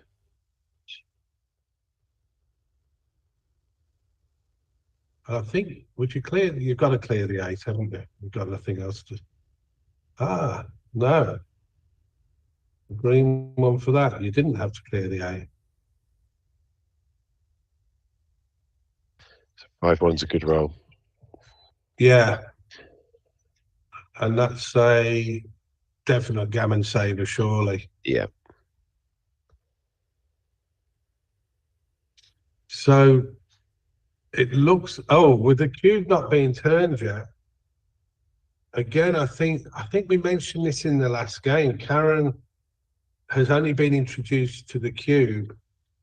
I mean, obviously she's playing on for a 2 cube still, but I'm just wondering if she sometimes forgets that the cube. Oh no, there we go. The cube is there. So okay. Okay, so Sarah going for the aggressive 2 down with the 5-2. I think I'd stick to the 21 there and not be quite under the gun.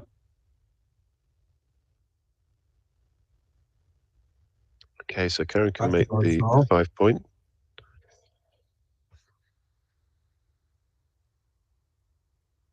And that makes the nice high anchor.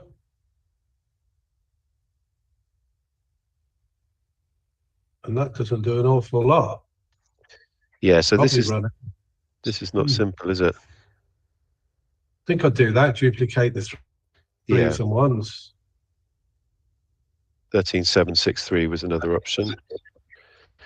Yeah, true. This is a good roll for Sarah, so she can make the 10-point and put Karen on the bar. She can also hit twice as another option. With the lead in the match, my vote would be for 21. Oh, she can't. No, sorry, I miscalculated that. She can't hit here, can she? Yeah, she would have only gone to the 11-point. I thought she was on the 20-point. But that, you know, going to the 11-point looks pretty clear here, because it gives us a race lead. Yeah, tidies up. I mean, it is an option. Is the lead enough? I think it is. I mean, that back checker may not escape yet. Yeah. Okay, it has. So we've got a race. Who's going to roll the higher numbers? I think the way it's looking. Yep. And it's also, it's a test of bearing in skills here. Sort of where do you place your checkers, the sort of distribution that you're looking for to give you the most efficient bearing off. Good point. Yeah. Yeah, normally you would have made the 4 point there, but perhaps it wasn't quite as race efficient as putting a checker on the 5 point. Exactly. So Yeah. there's considerations to make. Yeah, we're sort of looking for a triangular distribution from the 6 point down here. That's what you're aiming. Yeah, they sort of say the 7-5-3 is the most efficient way to bring them in on the 6, 5, and 4 points respectively. Which is what you're trying to aim for, apparently.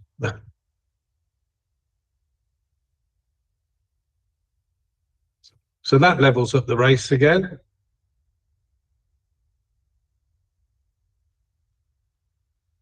And at this score, really, especially with non-contact, you're not really making any changes to your cue decision, really, are you? Effectively. No, exactly.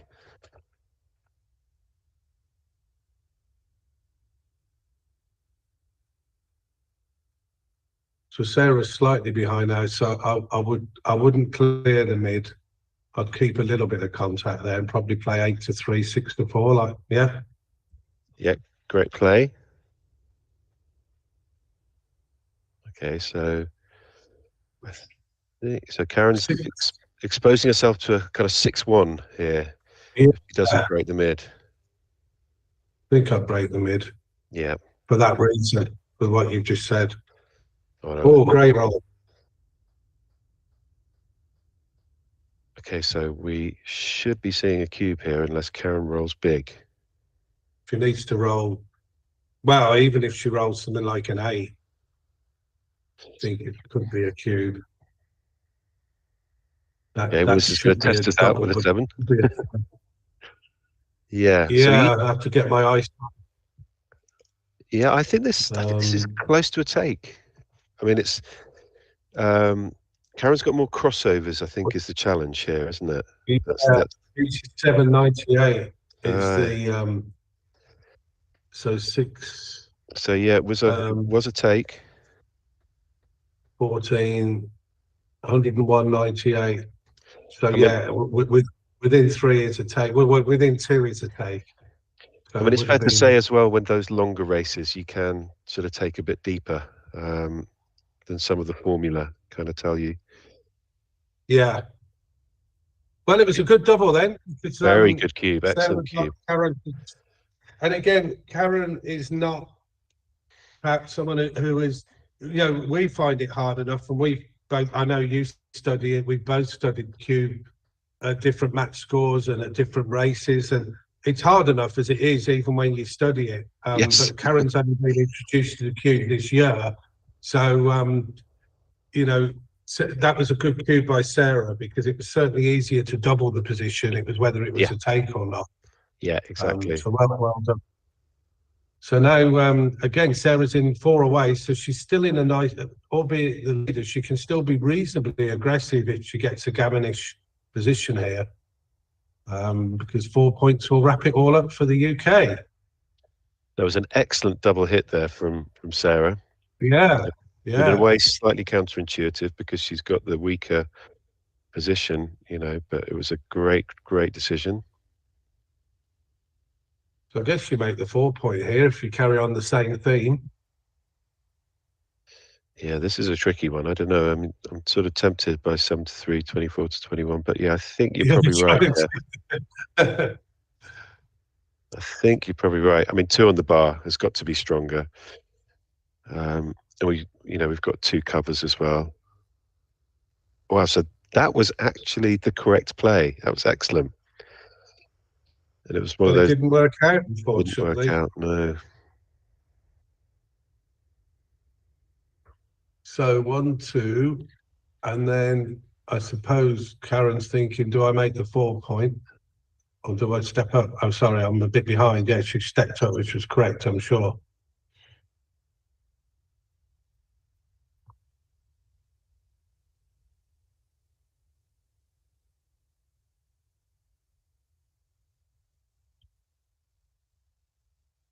So 6-1 for Sarah.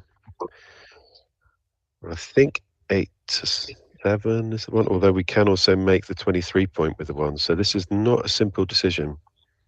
Karen's now got 10 in the zone, so there is a blitz threat. And with that I high think anchor, I'd be. Yeah, I think I'd come out with the 6 and safety the 1. yeah, that was my Yeah. first instinct. This 21-15, 8-7. Yeah, But but let's it's have a look. wrong. Yeah, it was the 23 point. So the blitz threat there. Yeah, just the fact that the blitz at the score. Yeah, good spot, Pete. And the other thing is that, you know, Karen is very much looking for a gammonish position here. So Yeah, of course. an interesting thing here, Jeff, with the score after this roll, do we have a cube? And I don't know, personally, I'm feeling. I think we do. I think we do, yeah. Possibly. Okay, so 13-2 here. Hit. Yeah. Just for want of the lack of better options, really. Yeah. There's also this. Yeah. Okay. Okay, So so you could hit or make the 9. I think making the 9 is my choice. I don't want to be fighting against a better board. yeah, agree. Great play. That runs to safety. Well, Yep. albeit Relative safety. relative safety. Yeah, there's quite a few indirects available. But 20 picks ahead. If this goes well, which it has, that makes the 5, I guess. Or again, do you lock up the 23 point? Yeah. Anyway, a good double this time by Karen. And the correct drop by the look of it. Yeah. Yeah. Slightly too good, the cube there. Okay. Well, she was in very good position. Yeah. I'm guilty of that though, because I always remember the times when I don't double because it's too good, and then I do an anti-joker and think, why didn't I just pick the pointer? You know, I think we're all guilty of that sometimes. Yeah, I mean, personally, I find 2 good decisions some of the hardest in backgammon. Agreed. Yeah. You know, I mean, I've had to correct something in my game of sort of reflexively cubing, you know, sort of stopping myself, pause and think, you know, when you get a turnaround or whatever, sometimes it can flip from, you know, no double to 2 good, and you can sling it in a position where it's a big blunder.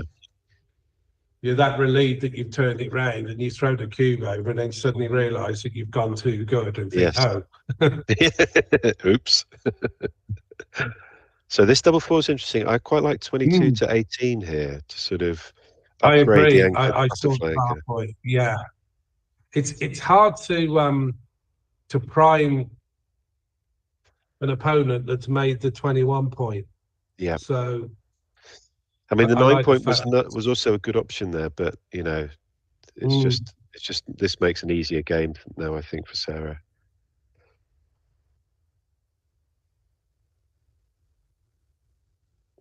And Karen's got the sort of the tricky position of having a race lead here, but having 2 checkers on, you know, what was it, on the 21 point? Well, now 3 back behind. So the race lead has disappeared with the hit. Yes. Yeah. That's altered the race lead. It's pretty close now. I think Sarah might just be a favourite here now. It's very close still.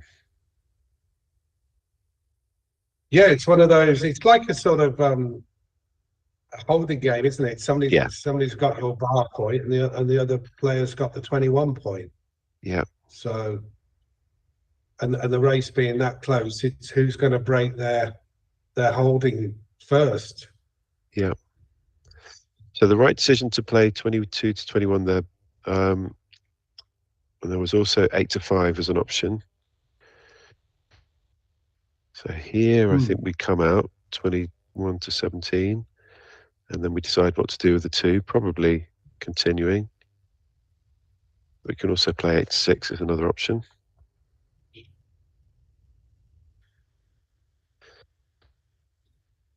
What does Sarah do this 4-1? Again, we can play 13 to 8 and expose a shot, but playing against that stronger board, maybe that's something we want to avoid here. So there's, you know, the thing that we don't like to do, which is to put a checker on the 1 point. Certainly the safe option. Yeah. Yeah, this felt like the stronger play. Unfortunately for Sarah, she's got hit. The 3 is awkward. The 3 is very awkward, isn't it? So does that mean that the hit is not correct? No. Okay, this is a good roll for Karen. She can escape 1 checker and play 15 to 14 to reduce the block count. Yeah. And now Sarah might want to hang back on that 24. It's a little bit behind. Yeah, the goalkeeper is always you know, it's one of those interesting things that it is, in some ways it's an asset versus a weakness. Ooh, okay, we have a So, double. Interesting. I mean, Quite like the double. yeah. But I don't know. I mean, there's still some work to do for Karen's position. I mean, that's one of the possible market losers, actually. Double 4. Yes.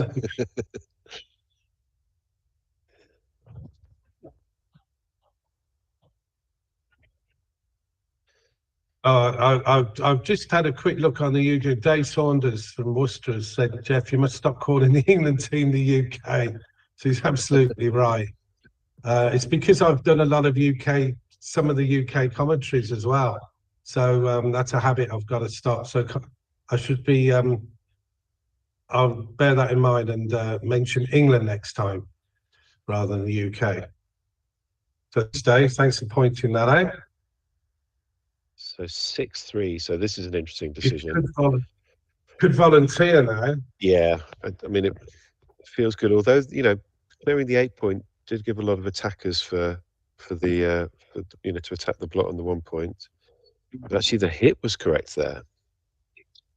Yeah, to try and get the gammons out. Yeah, I didn't. Especially with the cube turned.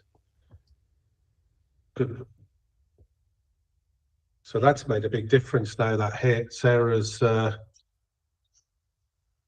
to be just trying to contain that last checker now and put her checkers in the best spots in case Karen comes in on that 4 point.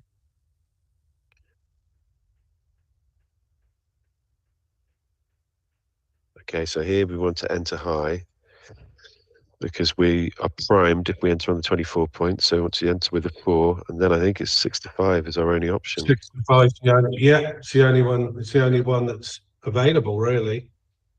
They're not going to slot.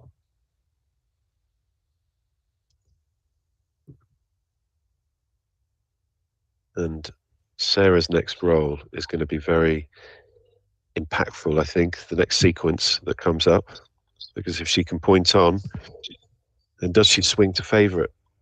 You know. Yeah, it's a good. I mean, she's got a slightly weaker board, but like you say, I think you're going to have to hit if you roll something like 3-1 or something. Well, actually, you'll hit and cover if you roll 3-1, but if you roll 5-1, yeah, you could see the game up if you know go. This could be interesting because I wouldn't want to hit from the 7. But what else do you do, Pete?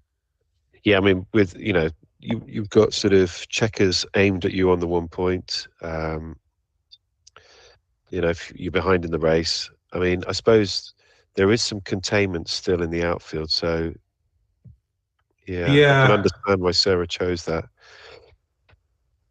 You know, it did feel risky. It just looked so scary breaking your bar point to hit, but I don't think you had many other options, really. That was and she's now been counter-attacked is the kind of result. But still an option to roll a 1 here. Bad luck, Sarah. That will close the 1 point. Yep. So really, Sarah needs to come in and start getting those checkers around so that the gammon doesn't become evident. Yep. There are also some shot levers here. That's a good roll. So I think we're just taking that checker on the 6 off here. Yep. Yeah, I agree.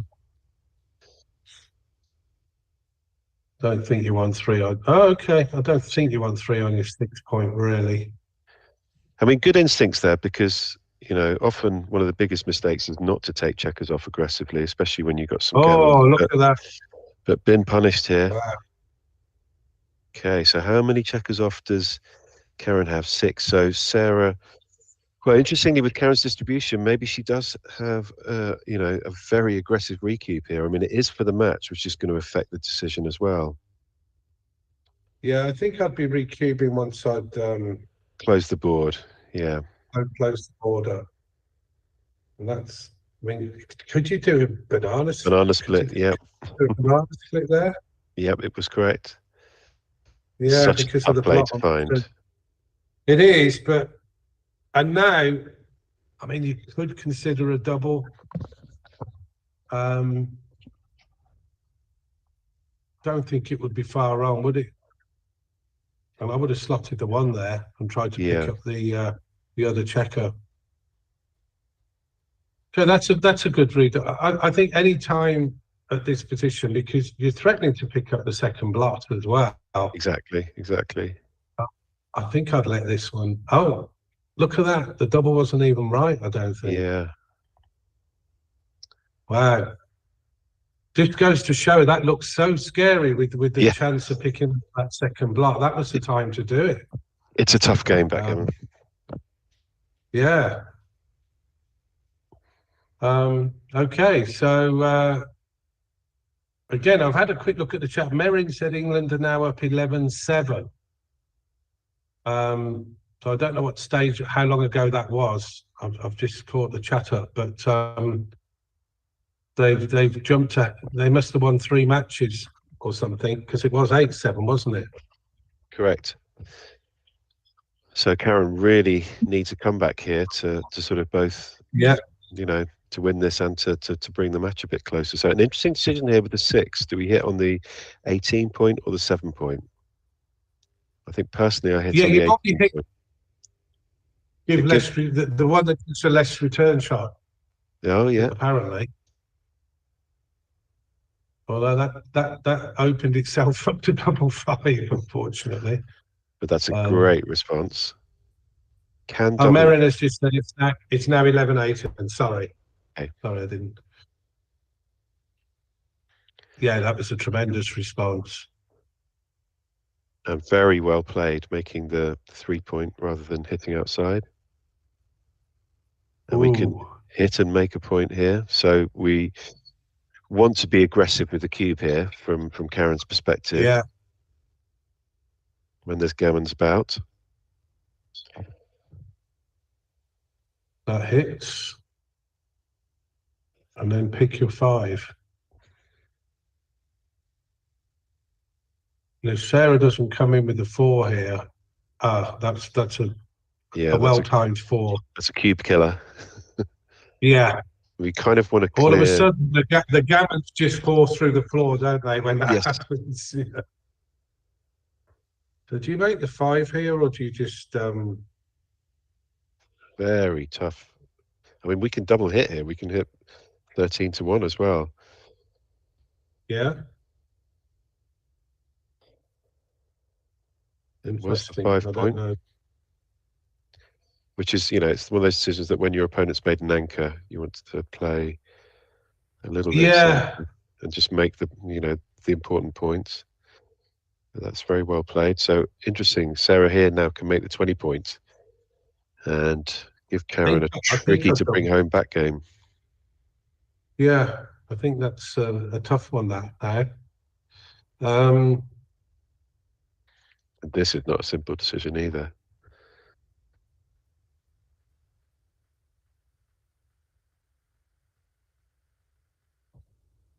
The only thing, Sarah's home board needs to be strengthened up a little bit. Yeah, true. It doesn't look too scary at the moment. I mean, when you've made the 1 point, it does sort of take a bit of the power out of your back game. Yeah, totally agree.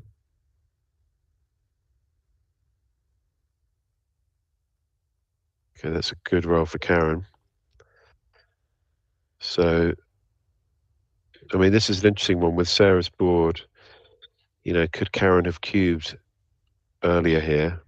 And I think with the They dark, normally say with that a high anchor back game, if you've got 3 points to clear, you can double, but sometimes it can be 4 yeah, because of the fact that it's such a high anchor back yeah. game.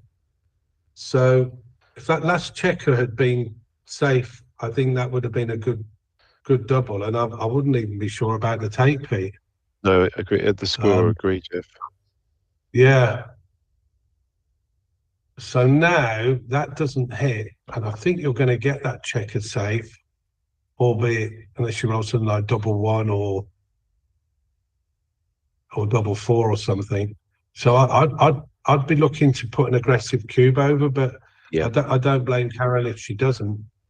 they're just very hard, these positions, you know. Yeah. And they're very volatile, which means, you know, it just makes those cubing decisions feel tougher as well, you know. Yeah. Because you can, it's very easy to sort of be both overly optimistic and overly pessimistic as well. Yes. I mean, I think the agreed. big indicator here on the cube is that is Sarah's weaker board, you know, having made the 1 point. If she'd made the 5 point rather than the 1 point, then I would be being much more conservative. But I agree. I totally agree. And I think now it's got into too good too territory, good, although yeah, you can still lead shots, can't you? true. I mean, this is not in the bag at all for Karen. Yeah, Let's see, this is a key so roll. here we There go. you go. Come shot. And it's a misser.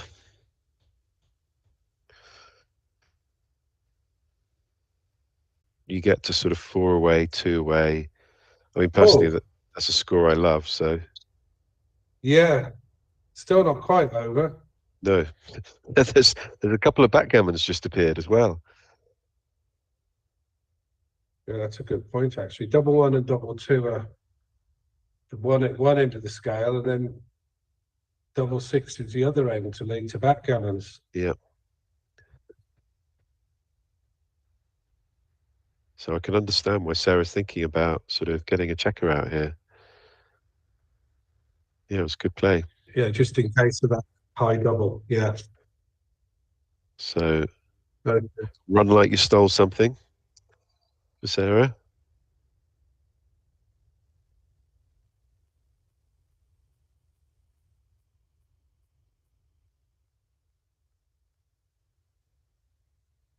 We are 3 away, 2 away. Yeah, I mean, it's an interesting score, that, because again, it's very similar to 4 away, 2 away. You know, we want to be aggressive with the cube, but just not quite as aggressive as we would be at 4 away, 2 away. But this is a great roll. Yeah, sort of mini aggression. Yeah, That's I mean, going to stop any coming over at the moment.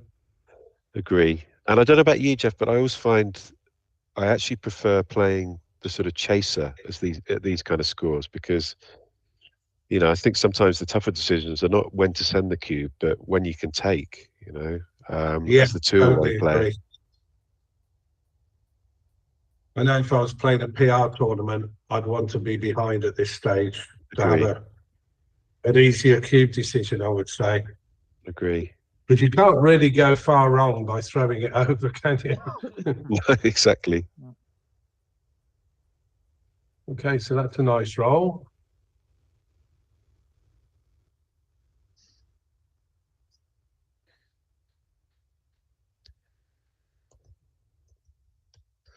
Just keeping the pressure on. Good play. And that makes the 4 point. And I think could be zooming into the cube, even with the anchor, if Karen can pick up another checker. Would you cube here, Pete? Let's have a look. Yeah, Oh, well done. Nice interesting. cube. Great cube. I mean, we've got the anchor, which sort of, but I mean, those blots to aim for. You know, at this score, you've really got to go for this. So I like the cube a lot. I do. I mean, you could be Because I also, facing I don't know if I want to take here is the thing from Sarah's position. exactly. It's This is exactly what we said. It's Yeah. easier to cube than it is to make the take decision. And it was close, So but well Sarah played. very well played. She chose to pass there. Excellent play from both players. Now, 2 away. When are they going to decide to cube here? It's a question, because neither of them have thrown it over yet.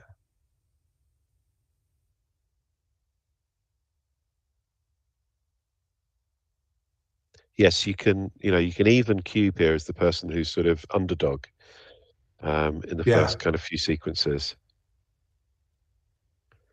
And personally, I mean, I like to do it because, again, the cube decisions can become very complicated at this score if you don't do it early. Exactly, and then you've got to start thinking, do I go over it's a high take point, obviously, at this score. But how much can you push that before you get your opponent to make the wrong decision and pass it instead of taking? Yeah. You probably messed yourself up by trying to do it anyway. So I'm with you. I like to cube, but get it out of the way.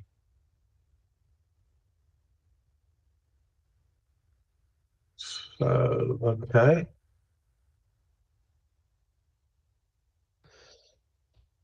Okay, that's a good roll. I think we're playing them all down from the midpoint and then one to the 1 point here. Yeah. Karen playing really well in this game. Perfect play so far. Oh, yeah. Okay, well. Okay, so now we've got a decision.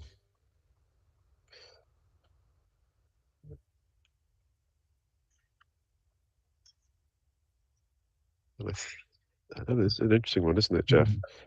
I think It it's is, because right you've got a here. slightly weaker board, but what else do you do? I mean, Yeah, I mean, you can clear the 8 point is another play. I don't like 18, 11. Yeah, well played, Karen. Excellent play. okay, well, that was excellent play, because that wasn't easy. Yeah. And Again, they contradict each other. You're in front in the race. You've got a slightly inferior board. There isn't much in it, but you don't really want to get the checker sent back. Probably just clear. Okay. I would have probably cleared the 11, but I don't know. Agree. It's horrible being 6 away from that anchor, and that could be a problem. Trying to clear that. Yeah, it means that when you roll something like 5-5, which is what you're really hoping for here in Karen's position, you're not getting so many checkers safe. You've still got, you still need more doubles after that. Correct.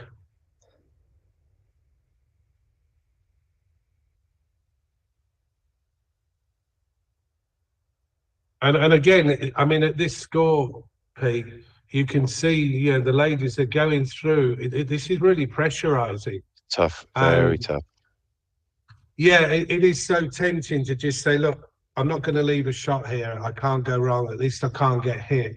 Yep. But then, of course, it comes at a cost of weakening your board. And then a couple of moves later, like now, you're suddenly thinking, oh, I've got to leave a shot anyway. Yeah, I've got to leave a shot anyway. So, but it is tough, especially at this score, because the pressure is strong. Oh, that is a killer roll. Yeah, that's a made to measure roll. Yeah. A perfecter. But there are lots of good returns here. 5-6, 5-4. Yeah. Oh.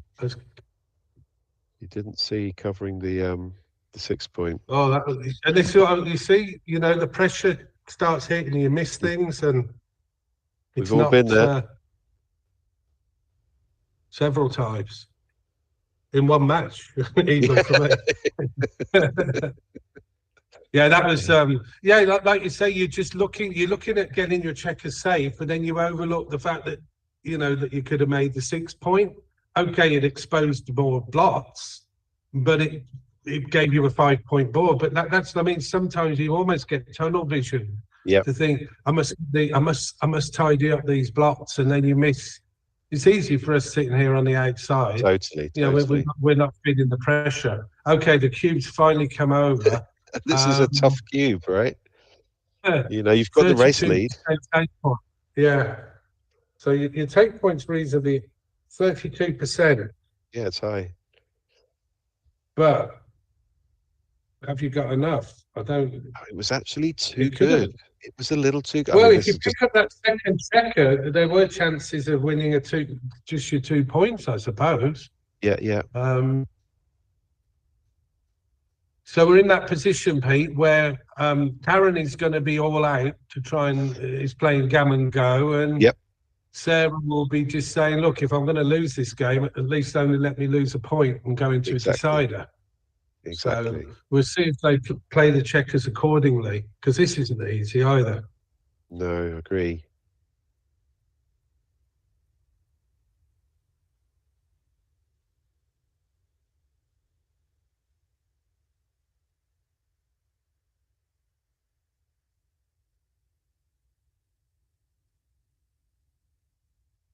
So I've kept the chat up now so I can permanently look at it. So, like I said, I appreciate Marion keeping us updated on the score. Yeah, thank you, Marion. And Dave for scolding me for incorrectly calling the England team the UK team. So giving away a little bit of bias there, Jeff. Yeah. And I'm trying not to show any impartiality, but it's hard. Well, I'm wearing a dark blue sweatshirt and a dark blue cap, so I'm evening it out. Okay. Mary's just said hi to good day, fellas. She's put. So. Hi, Mary. Hi, Mary. Thanks for the updates. Yeah. And keep up the great play in your matches as well, Marion. Yeah, you've still got some work to do yet. Some more matches still to come, and it could be really tight. Depending, I mean, if Karen can win this game, then it's going to be all to play for. Jeff, Karen's gammons have just gone up a little bit, I think. Yeah, it's a right game for her. Absolutely. So here, a decision like Sarah could have split with the other two, which is very risky. But you want to make that advanced anchor as soon as possible. And now the double three is very damaging. Gammons are increasing all the time here. The only thing that Sarah's got at the moment that's on her side is that she has got the 24-point anchor. Yeah. If the worst comes to the worst. It's interesting because it was correct to break it in the last sequence, but now I imagine she's very glad she kept it. Now that this double three is coming in. So I think in these situations, Pete, I would probably say I'm definitely hitting on the 4 points. So I would get 100%. Those two out away. Yeah. And now I'd say, what am I going to do with the other two? Yeah, and I quite liked 14 down because it just, sometimes the 14 point in these positions becomes difficult to clear. And that double two is super good for Sarah. That was a great response. Yeah. And here we can make the 7 point. We can also hit. I mean, this is the gammon go play, so maybe it's correct. Sometimes hard to gauge because sometimes you can overdo it. You can overly be aggressive when it's not quite the right play. It's a great play by there for Karen, playing 14-15, getting another sort of builder to make the 1 point. Right. I think I'd make the 3, good, and then just slot the. Yeah. Okay, so do we hit here? And I think I'm playing chickening out, playing 14-10, personally. I agree. I mean, the fact that Sarah is strengthening her board up a little bit now is. I think now. A bit scary. I mean, you're making a judgment about winning the match versus staying in the match and winning the game. And I think always winning the game kind of comes first in these instances. Sure. There was a thought about, is it too aggressive to hit on that one because of the It was correct. Yeah, double block? yeah, there. Wow. Certainly. Okay, It so was now just we've with the double block. It was, oh, okay. Yeah. got a great response from Sarah. Oh, good Vital entry. 3. Yeah, this is Well, now okay. Karen's So leading a there's spot. I think I would have left the indirect, but it's good to clear that. I would have got hit. Yeah. I mean, 13-6 actually was correct there, Jeff, amazingly. Okay, right. Again, maybe down to the double block. I To the mean, blocks, it yeah. was a good spot if that was the case, yeah. So it's all about clearing this 10-point, Pete. Yeah. Whether it's whether Sarah can roll a 7, but she needs it, assuming she gets that shot. Yep, she gets the opportunity now. So huge swing on this next roll. Yeah, 6 shots. 4, There is- 3, 5, 2, 6, 1. There's nothing that hits and covers here. And that does cover, but then leaves you. Just cover. Oh, no, it doesn't cover. Yeah, no, it does cover, but it leaves you another tricky 5 to play. So I think, yeah. Oh, no, she got them all around. So just go to the 5 here, I think. Yeah. Oh, Okay. That plays.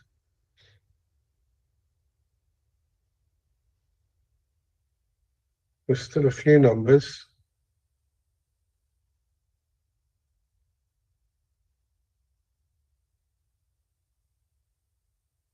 Right, I'd get out quick. yeah.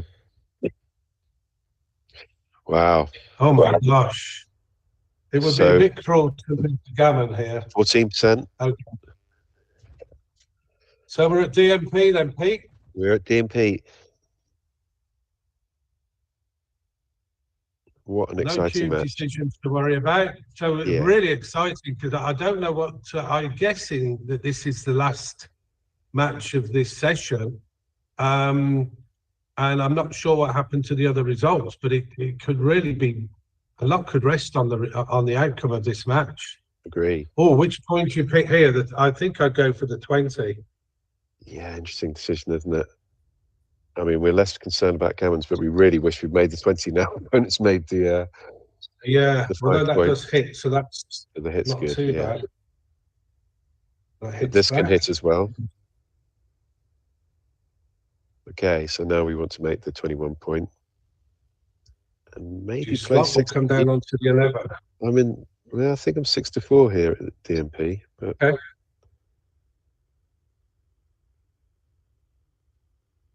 Ooh, to make the 3 point. Well, you can block. yeah, I like the blocking play here. 3 down from the 13, and then Yeah, what, and then- 11 to 8. Yeah, Or 24 to Or 21 as well, you know, because 24 to 21 give some daylight to your back Yeah. checker because the face is close. yeah, Yeah, all of these are quite difficult. very well Um, played there. So 24-21 was correct, but only by a tiny margin. But the big thing. Yeah, I was Sarah going to got say right there these was are 10 really point. a good play. It's a good. Oops.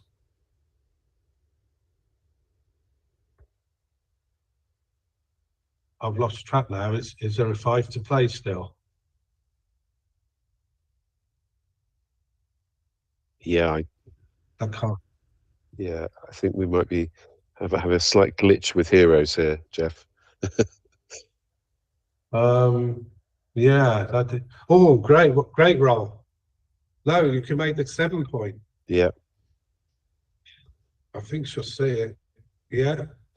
So all of this has gone well for Sarah, but she now has to to keep that outside prime. She's got to release that checker on the 24 point.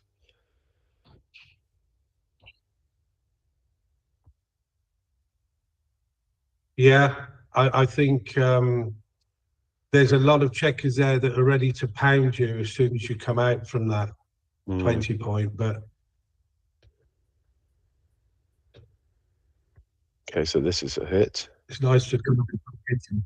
but this hits back.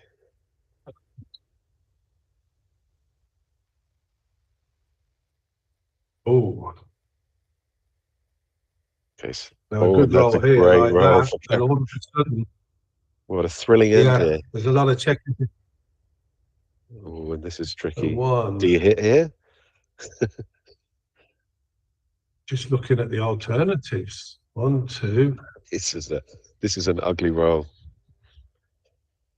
I mean, It I'm looked almost good at first. yeah, I'm almost minded, Jeff, to play 24-21 and then hit and then slot the 2-point just to keep my outside prime, you know. But it may well be Yeah. wrong. I mean, you got to consider these more extreme plays at DMP. I agree. I think having that broken 5 prime is very powerful. Yeah, I don't want to lose that endpoint, really. The problem with it's still just Problem makes with a this big is- difference. I think I'm on the same page as you. I think I would have played to the 2-point and kept my broken 5 prime. I think that was a good spot, but it was a difficult one to find if it's right. yeah, it looks so- like it was right. Yeah, but you're right. It's a tough play to find. But it's a very DMP-ish sort of play, I think. So do you hit here? Do you do a tempo hit here? I mean, some of these are really difficult. I think I'd be Totally. inclined to tempo here. Well, but you're giving up your 4 prime as well. So I mean, you know, I can see 21. No, not from the 8. I'd hit from the 7. Okay. I would have Okay. hit on the 7. I'm not saying it's right. Oh, actually, you can't tempo hit No, from that the would 7, be- can you? Yeah. Sorry. Okay, so do we blitz here? We can put 2 on the bar. I mean, it feels Yeah, strong. I mean, you don't need the 2 points, but sometimes it's the best way to win the game, isn't it? Exactly. I think I would. I think I'd put 2 on the bar. Yeah. I mean, this is safer, but you know, Yeah, I like that. I mean, this looks great, doesn't it? And that's the alternative because it keeps a bit more structure with your bar point. But I think I'd be picking probably the other way. But I'd definitely be looking to make the advantage. I mean, if I didn't have that checker on the 22 point, I'd probably play this way and just bring them in. But that could end up being a problem. Yeah. I'm with you. Well, I mean, I'm assuming you would hit 2.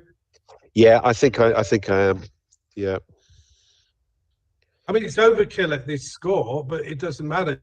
Exactly. You're just trying to win the game. I mean, it's It's all the those best way to win. a 4-point board, you know, 2 on the bar, lots of blots, you know, it's just such a strong position.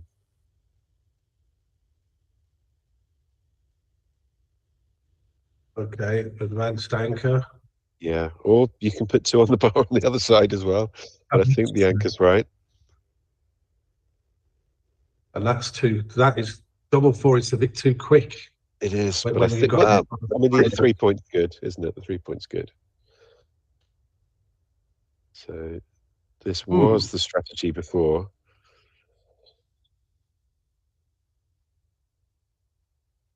Okay, now Karen can escape a checker, yeah.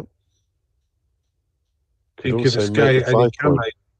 Yeah, making the 5 as well. But again, you're Yeah, I not think really after the buttons. running was the right decision. Well played, Karen. Mhm. Here we enter, and I think just play 11 to 6. Yeah. Okay, so we can move up and get that checker relatively safe, playing 13-11.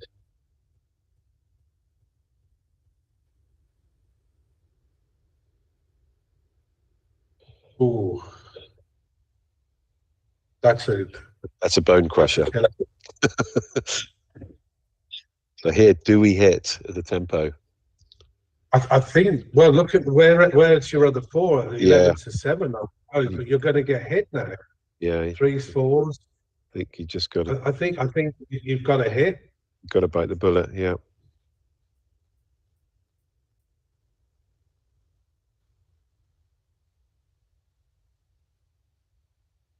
And it's really turned for Scotland. Wow. I think that the Karen, they're so difficult because they're so, like you say, so counterintuitive to Yeah. be aiming for a blitz at a DMP game, and it looks now as though it's really turned for Sarah. She's got such a strong position here, Pete. Agree, Jeff. She could put 2 on the bar here and sort of go for the jugular, which, given the state of Karen's board, I don't know, for me feels like the play. Yeah, you can 5-2, 2-1, certainly 5-2.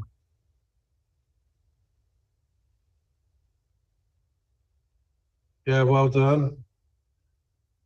Okay, so we can make the 1 point. Can also put the second check on the bar and leave 2 slotted, but choosing to come out, and that's a good roll for Karen, because she can get that blot on the 11-point safe. Yeah.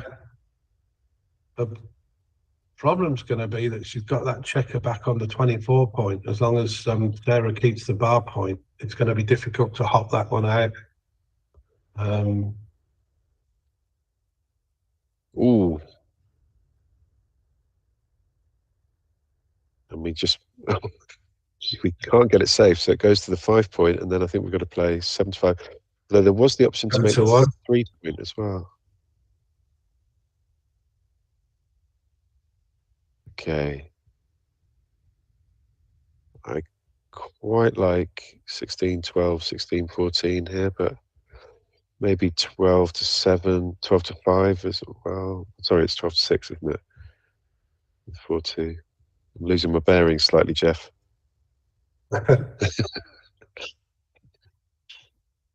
Yeah, you can get a bit, at this, you see that one you really wanted to play up, but it was so nice to. Yeah, it's a very good play. Yeah, I mean, the trouble is now what do? Do you hit here? Well, I'm actually, I don't know, I might not have hit there, but it was correct. It's a tough play, excellent play. Yeah, you're forced with these really difficult decisions now because you're in such an awkward position. 2-6 pops out, a Fogeland from the bar. Yeah, but it's going to be hit back. And I think I'd keep the checker there and risk the 2-6 again. Agree. So I'd play 16-11. Yep, good play. Merrin played a 3.04 in her last match. Wow, well played, Merrin. SPR of the day, so brilliant. That is really strong. Congratulations, Merrin. And Jeff, I'm afraid I'm going to have to leave you at this point.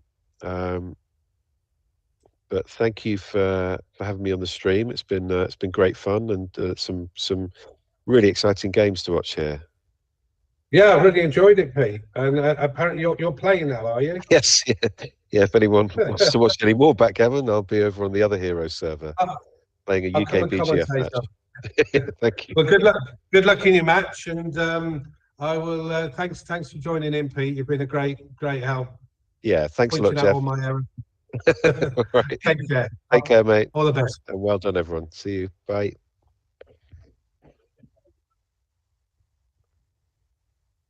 So Peter's timed it so that would really, unless there's a huge turnaround here from Karen, this game is going to go to England.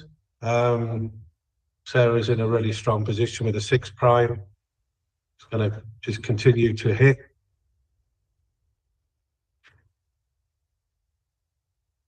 And now it's just a case of bringing them in so that you can start bearing off. And of course, Karen hasn't got a strong board at all to threaten Sarah with, even if she does leave a shot. So it's looking a bit ominous, this one. That double 6 could have been saved for when Sarah eventually clears the bar point. to give some slim racing chances.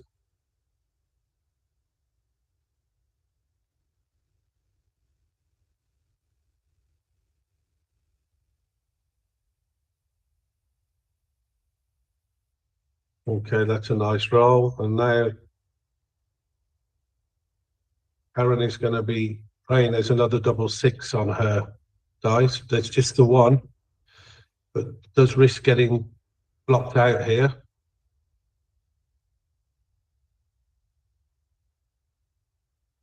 So you could switch from 4 to 1, and then play 6 to 3.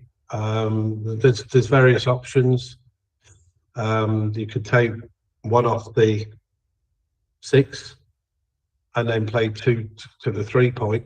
I think I quite like the switch, just to slow the opponent down. It's probably enough there to win the race, but it's a tricky one, this.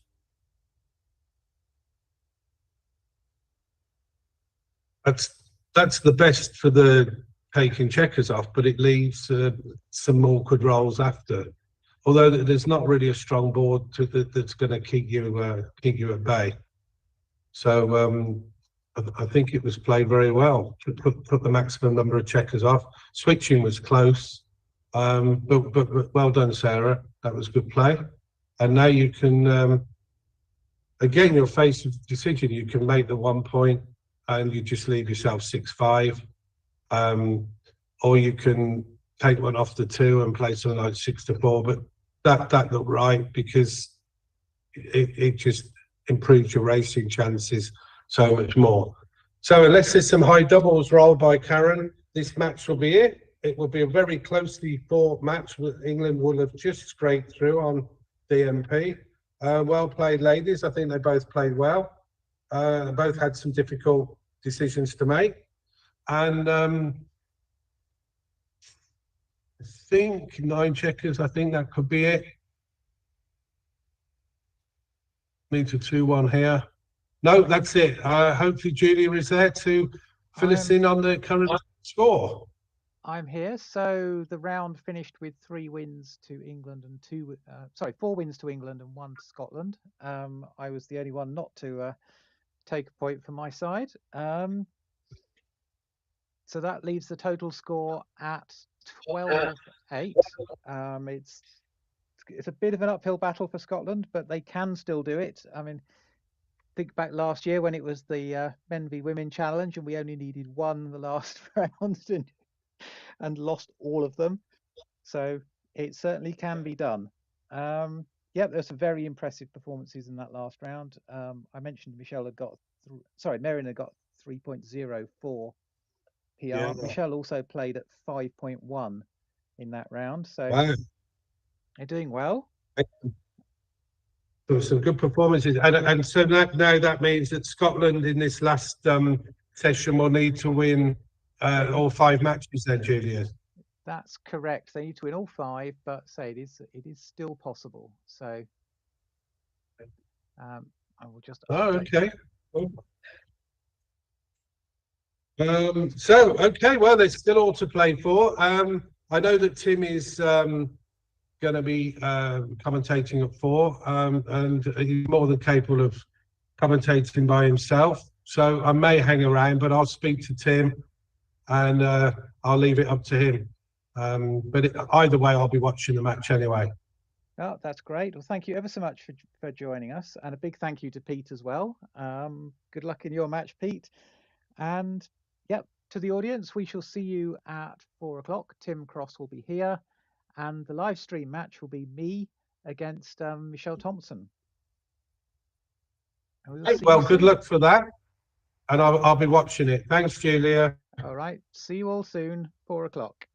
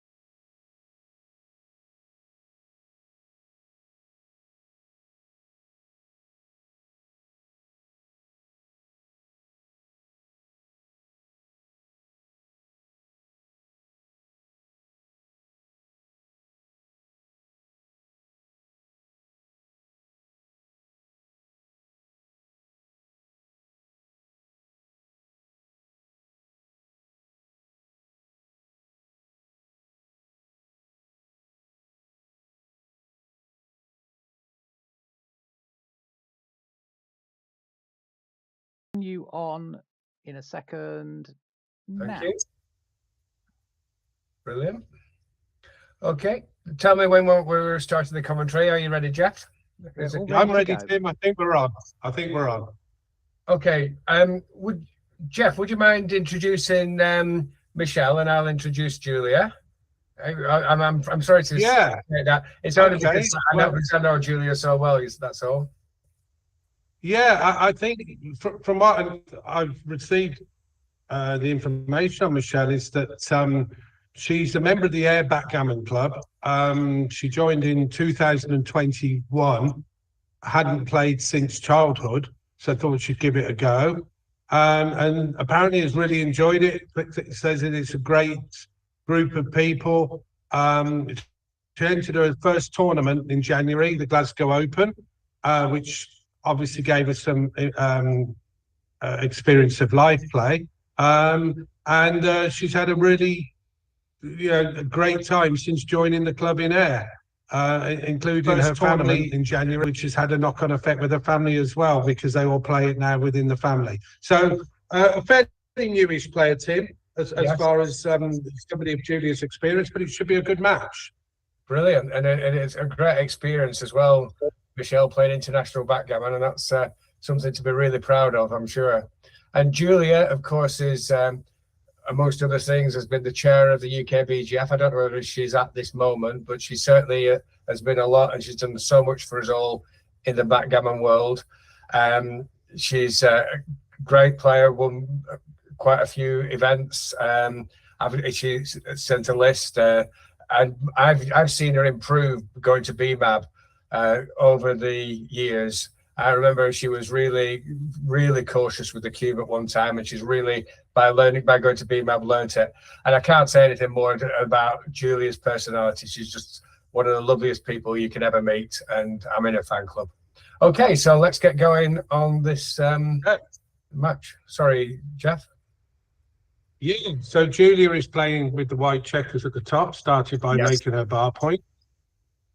And Michelle has just come back on board, and Julia's now got a 3-1 to play, Tim. So it's quite difficult. So how do you, 5 point here? Yeah, but how do you go about deciding, Jeff, about whether to make the 5 pointer or not? One thing I always look at is how many checkers are actually on the 6 point. Okay, yeah, to make the good use of the added checkers that you've got. Yeah, that's a good point. I think that's something I take into account, the board strength of my opponent. Yes. Things like that. But people normally say if you make the 5 point, you can't often go wrong, which generally is true. But I've had a few blunders in my past for making the 5, but generally it's a safer play to do if you're unsure. It is. Okay. Okay. I think that this is a double because. Oh, sorry, I've got the wrong. I thought white was on raw. I got the wrong side. I thought somebody danced. Yeah, it probably would have been if I, yeah. I thought somebody had danced. Is that? No, Julia hit with a double 6. If Michelle hadn't entered, I think you're right. I think it was a strong double, but that anchor has killed a lot of gammons, that you know. I thought I saw a dance. Sorry, people watching. 3-2. So again, does she go for the semi prime? But this is a hard decision. This is a hard. Yeah, get the back checkers moving. Yeah, I think I'd go to the 22 and the. Yeah, one indicator that prime might not be the thing is that she's a long way ahead in the race. And when it's prime versus prime, strangely, you actually want to be behind in the race. So I think. Yeah, good point. I think it's the first one. I think that is the play. And if she's right, that's excellent. No, it's not right. So what is the correct play? I can click on it now. I've learned that you can click on it. It was actually to move them both up, Tim. Wow, and leave the direct forward. That's above my that's a really tough play for one of the best experts.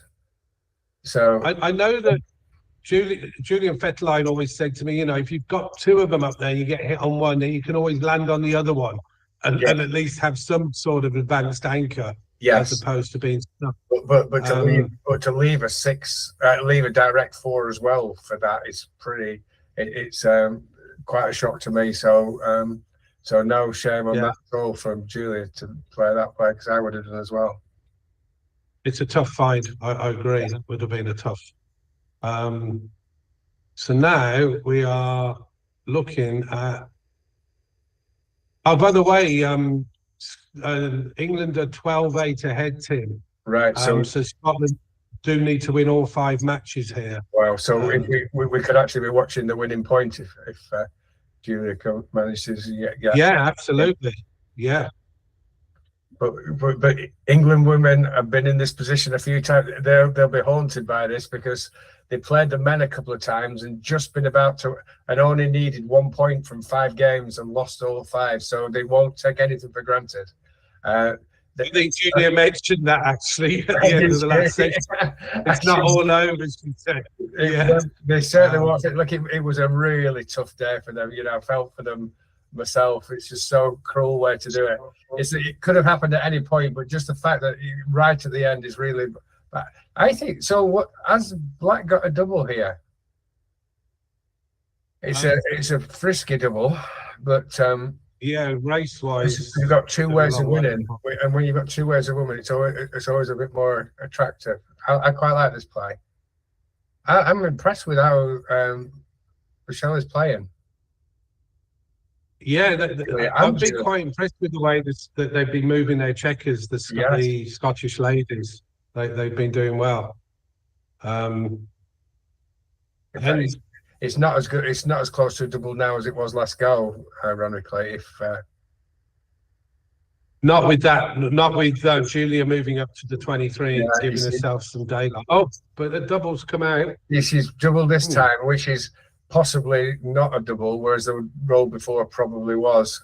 So, but I've been really impressed with how she's playing the checkers. But this is a pretty comfortable take for Julia. Because there's some good numbers to make the 8, but yes, nothing really threatening, is there? 4-1, 5-4, 5-1. Yeah, that's right. Double 5, I guess. Okay, so easy take for Julia there. And she took it well played. I'll let you know, because I can click, I'll let you know how far the double was. It was a little way off, actually. It was, it's about 100. Funny enough, I thought it was a double roll before. Maybe not. I'm not good enough to check that out, so I don't know what I'm doing with that one. So. So now Michelle has to attack. She's better. Okay, she's just losing it slightly now. She should be putting everything into attacking on the 2 point. Hopefully, she'll play 3-2 here, because it's very important play. Can't afford to let Julia roll that 6. Yeah. So this is quite an easy play, really. 10-4, 3-2. When you're trailing massively in the race, but your opponent's behind a prime, you really cannot afford to give them a single shot. Make her have to roll a 2-6, not just a 6, not just a 6 to escape. So this is. Come on, Michelle, you can do it. Come on. Yes, well played. Well done. Most important play. Excellent play. That's it. The most important play. She found it. Well played. Oh, didn't quite get rewarded with the cover, but it's certainly 2 out now, Jeff. Yeah. So, spring 2 out, Tim. Yeah. I would say so. We've got to look at. It's been blue means good, doesn't it? Basically, if you don't get a colour, it's good. Okay, so has Julia got a recube here? Oh my goodness, this is exciting. I think at 0-0 to 7. Wow, because there's so many gammons here. Yeah, and it'll win you the match, obviously. Then, any 6 is a huge market loser. Yeah, this can be found on the basis of when your opponent doesn't want you to double. Would you, if you were black, want to receive a double here? No, I would not. Exactly. That's probably the reason to do it. Oh, Julia, Oh, great that's stuff. a fantastic timed. Because I mean, would you take I don't this? know. Now I don't know. All I knew I was doubling, Jeff. This is such a tough decision. I mean, you're going to I'm lose the match. Match with a everything. six. Yeah. I think it possibly is a drop. I really don't know. I'd love to find. It would be interesting if we could watch this through later because That's a really so volatile. I think I'd drop. I think I'd have to drop this. Yeah. It was because it's not. You've got a good chance of losing the match, not just this game. This is a really good recube at the score. Yeah. I mean, I wouldn't know what to do. I really wouldn't. I think I'm trying to make myself drop more often, so I'm dropping. But I probably am dropping. I wouldn't want to be in Michelle's position here because it's a horrible thing to be facing. You know. Oh, she's dropped. It was a wrong double. We were wrong. It was a mistake. Oh my gosh, I can't believe it. It's a massive. I mean, I can't blame Michelle for dropping that. No. Gosh, that's the sort of thing I don't want to happen at BMAP next weekend because my PR will just hit the fan. That was what a great. I still think it was a great cue. Pete Heskett's in the. I've just noticed he's in the chat, and Peter said it was an excellent cue. Yeah, well, which is exactly what we thought. And also, my new tactic, Jeff, to drop a lot more has suddenly cost me. So backgammon is so tough. Backgammon is so tough. So I was absolutely.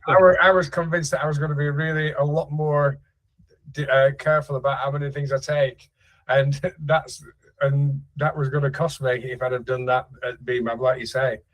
So it's not just as simple as being careful all the time. Backgammon, it's a tough game. Well, at least this game's a bit easier now. So with a race lead, Black just plays totally safe, and that's it. Yes. I mean, Pete Heskett said it again in the chat. He said there were a lot of anti-jokers for Julia. Right. But we're all human, Tim, as you know, and you just. All I could think to myself is, if Julia rolls one of those 11-6s, I'm out of the match. That's it for me. Yeah. So anyway, we're on to the next game. Like you said, Julia will be trying to just race home and pick up some more points, I guess. Well, Shell. Although she's a little. Shell who's escaped. Yeah, it's Michelle who's going to be trying to just pick up the point here. Okay, Must so be close to a double. She's very close to a double now. If she wasn't already actually before that roll. It's definitely a double now. Yeah, especially at the score. So if she'd have come to my talk at the UK Open, Michelle would have got that one right. So there's simple rules about doubling and taking in holding game scenarios, and so basically, when you've escaped all your back checkers against a holding game, you only need a bit more than 10% to double, or about 12% to double, or 15 pips is an even easier rule. If you're 15 pips ahead, just double. So here again, she's more than 15 pips ahead, so just double. She's got that additional landing point as well with the 9 point, which helps a little bit. Yeah, and in fact, actually, the take is actually close here. It's really close. It's one of those situations where it doesn't matter whether you take or drop in this position. I know my threshold team is 23 pips if the opponent's got the bar point. Black's a tiny bit short of time, so this is probably going to make it a take, I think. Yeah, it was a good cue, though. Good cue. And I think it's a good take, but we'll find out.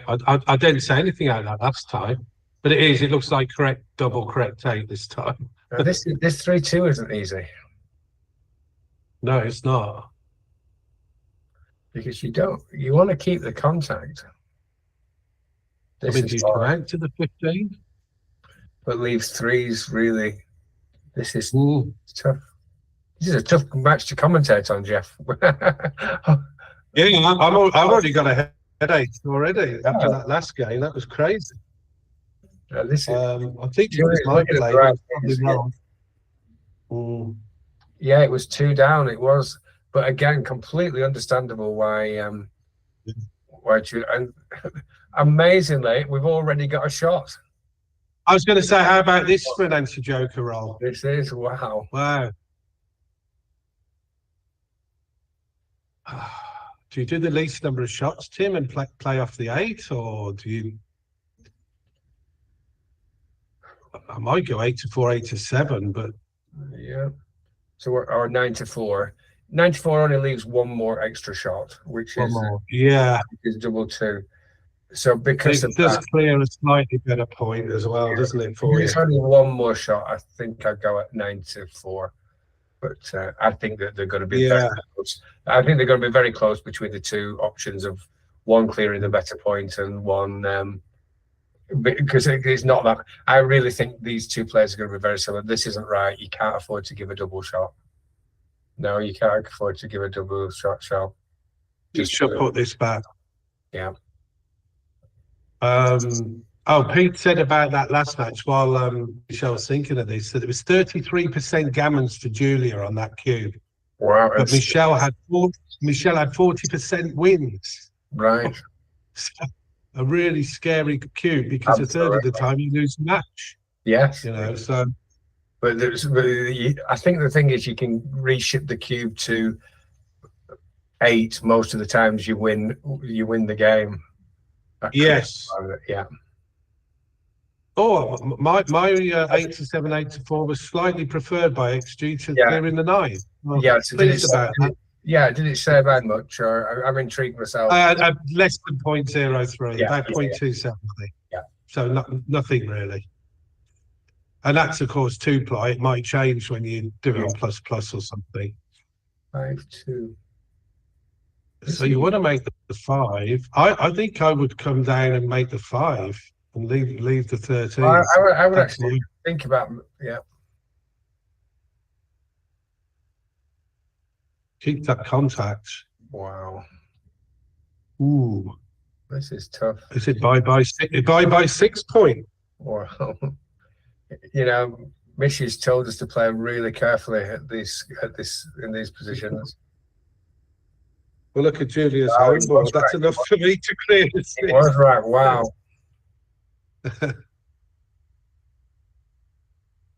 I'm okay as long as there's not a cube decision involved, Tim, and then I completely. I mean, It's been a tough game. It's been a tough game. Yeah, it has. And some good play going, some really top quality play going on here as well. Yeah, leaving that block because there's a block in is excellent play, really. So another miss. But I think this time the midpoint's got to go. Yeah. Yeah. No. Yeah. Well, it did, but it should have split the back checkers. Yeah.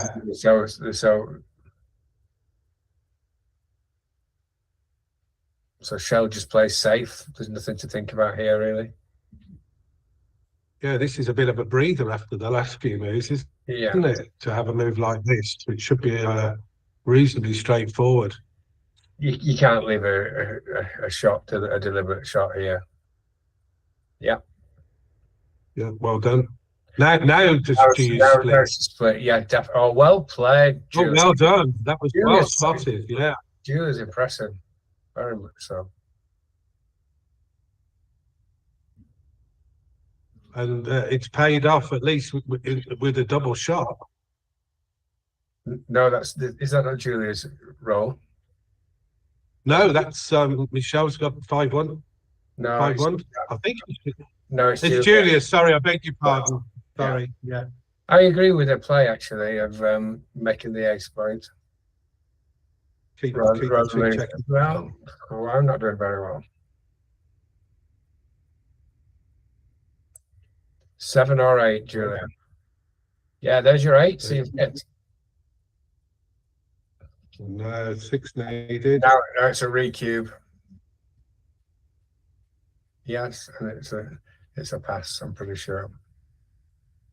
Wow, and Julia thought of that pretty quick. Yeah, it was almost like instinct. She didn't have to think about that. I mean, I know you said it quickly, Tim, but you know, Julia seems to be, like you said, she's really sharpened up on her cube play.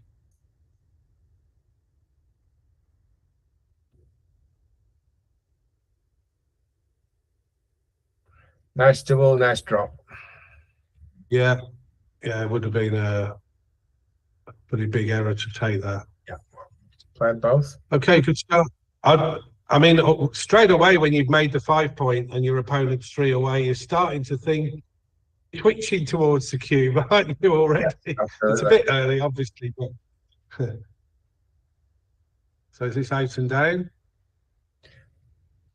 Yes, because the there's only 2 checkers on the 8 point. Yeah.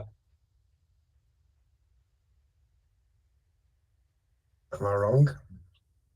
No, I would. Yeah. I like your play. Yeah. So the reason for anybody watching is because there's only 2 checkers on the 8 point, so it's not as comfortable for white to hit with a 1 as normal, and therefore we're happy to stay on the 7 point. It just makes the small difference. 4-2 again. So the race is close. This is a time where I wouldn't make the 4 point. I agree. The fact that Julia's moved up to the 23 point gives you some blocking as well. Yeah. So I quite like where she is. That was again a difficult, very difficult 4-2. 6-5. This is nice and easy. Yes. Yeah. Julia makes a strong board to make Shelby uncomfortable. So 5-3. I think this is build in 10 points as a blocking point. So that's it. That's it. Nice roll. No, I think that's too much. No, what? No, Michelle. The reason you can't play that because Julia had a super strong board, and they on a direct 6 as well, yeah. But got away with it anyway. So she needs to remake that 8 point again. Really, I'm afraid that was a huge blunder. That one, I'm afraid.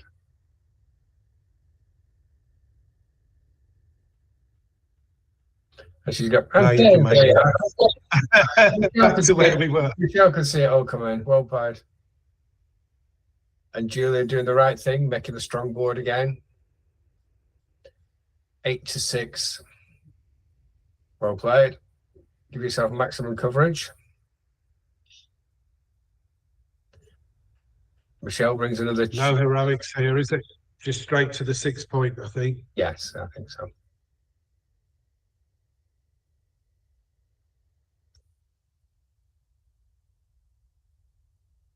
And this is that problem, Tim, isn't it? When you're on that 23 point, sometimes it's just hard to get off it. It won't clear, will it? So again, Michelle should just bring another one back into the attack with 13-8. Just bring another one to attack the checker on the 23 point. And there we have showing how to play backgammon properly. Well, and that's me talking too soon, saying it's difficult to get off the 23. Yeah. Okay, so we've got another double and drop. It's nice to have an easy double at 3 away. I always have real trouble at that score, but it's really this is. And it's unlike 2 away, you can't afford to not double. You really must double. Now this is another double and drop. Yeah. It's surprisingly at 3 away, 7 away. Once there's no gammons involved, it's surprising how similar the cube action is to normal. It's not that different. Yeah. It's only when gammons are involved that you have to put the brakes on massively. And that was gammons from both sides, of course. Yeah, I was reading Nick Blazier. It's a pretty good book, Oh, yeah. Nick's match play book. And like you say, the emphasis is very much on how many gammons there are, Right. especially when you're 3 away, 2 away, 4 away.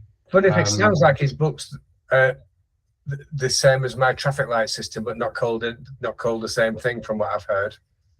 But, Yeah, it's worth reading, Tim. yeah, well, I mean, I don't know if you're aware, I've got my own traffic light system that I've been teaching for 3 years, and I've heard it's exactly the same thing, basically.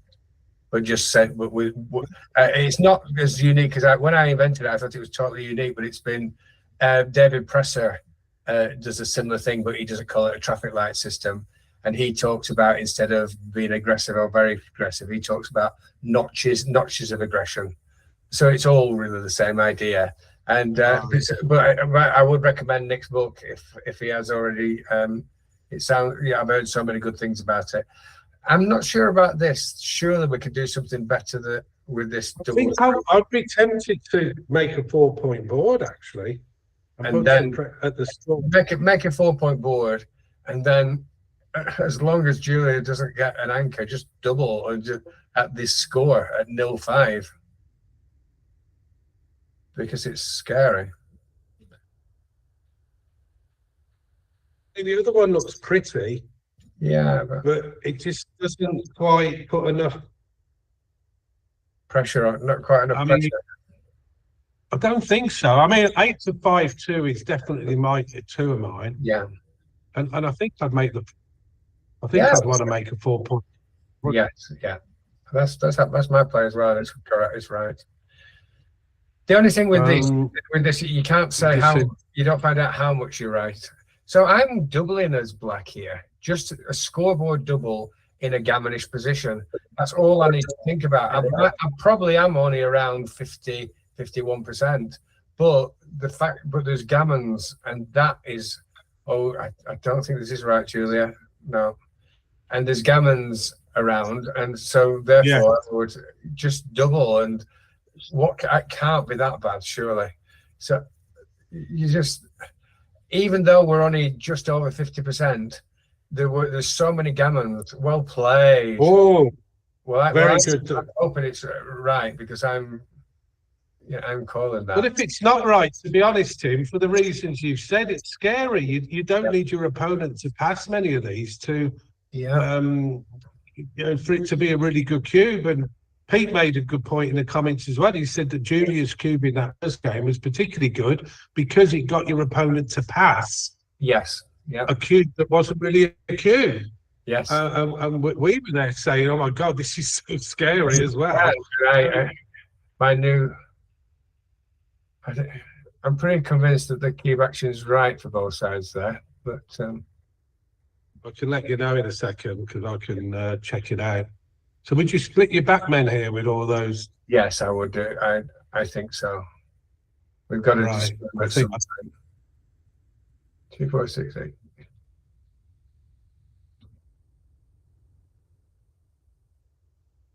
there's a lot of checkers in the zone, but I think a 24-23 would have been all right. By the way, the double was excellent. Yeah, it was a .04 double. Take as well. Well done. Yeah. And it was a very good take, yeah. And that's a great roll if that's 5. Yeah. Don't even think of anything else, Julia. Good play. Excellent cubing from both sides. Oh, decision. I think I'd make the 5 again.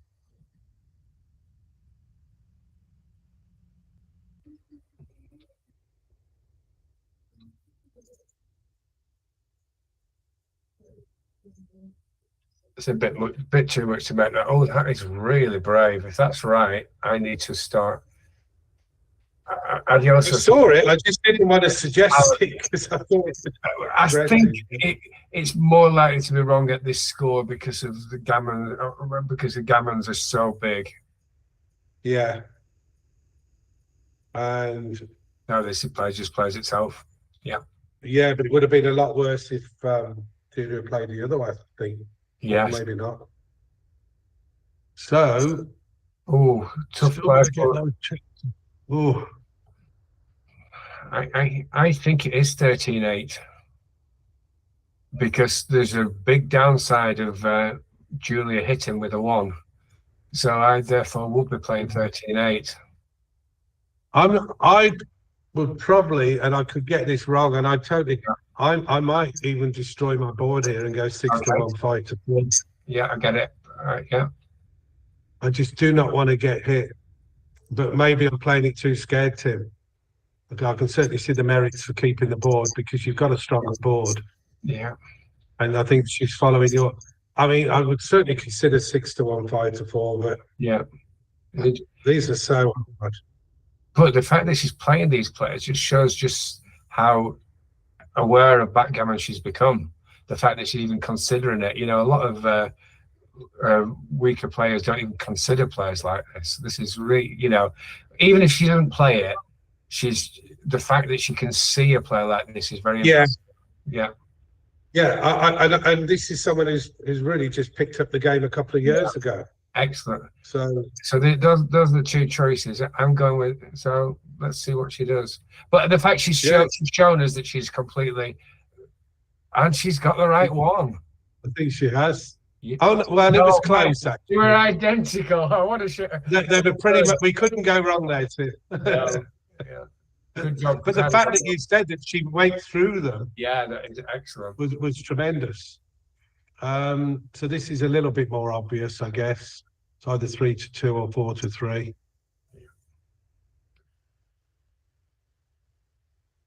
So Julia's not out the race here. I mean, it's close, isn't it? It is.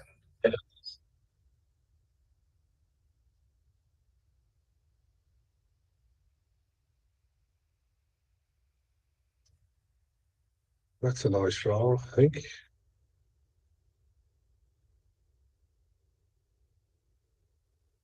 I think the 10 points got to go here.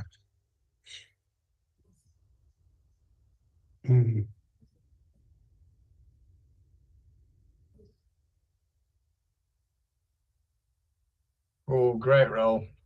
But she deserves a great role for the way she's played this game. Well played. Yeah. Just a couple of bad rolls, but I'm not going to call them because I don't want to jinx anybody in this match.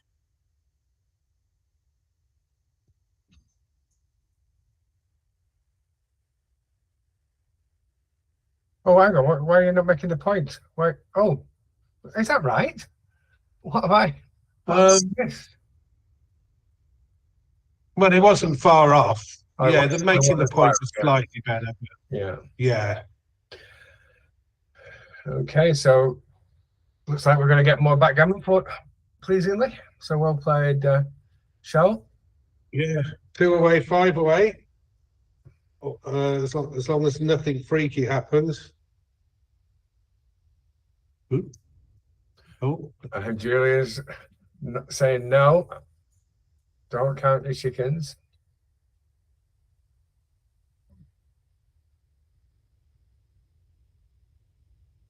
Just one big double, and Julia's, and also, I don't think that's right because the twos are really bad anyway. Well played, Michelle. You know, Black's got some really weak twos here. it'd be a shame if it was over. I'm hoping it is carrying on. I know. Oh, just yeah, we needed that one. And well played, Shell. Wow. So 2-5. So Michelle has she's about 25% for the match then, according to the match equity tables. Okay. 2 away, 5 away. So you're going to be aggressive again if you can with the cue, Tim. Yeah.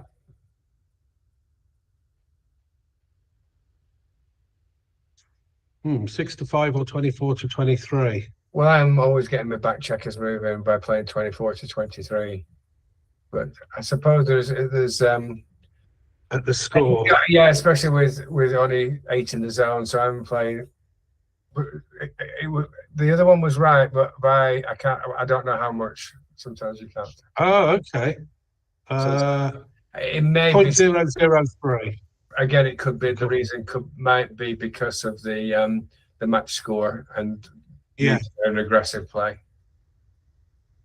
Nice.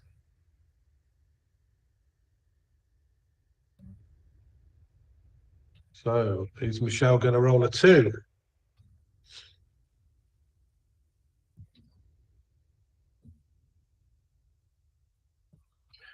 Which has made a powerful board.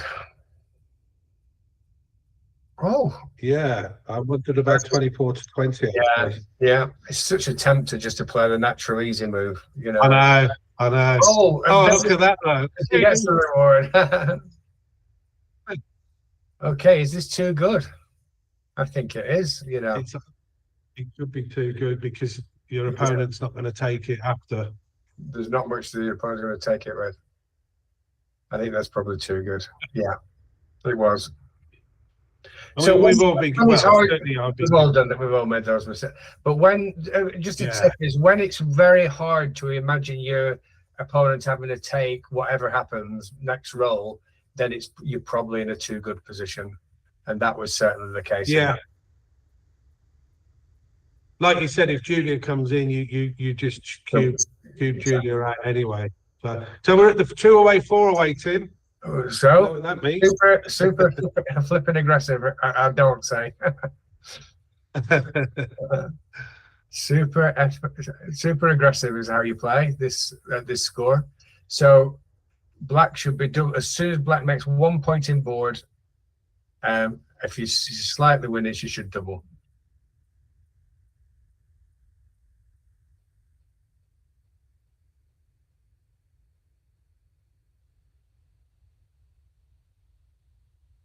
I think I would still hit here, Tim, even though I don't want to be in this hitting exchange. Yeah, I think so. Yeah.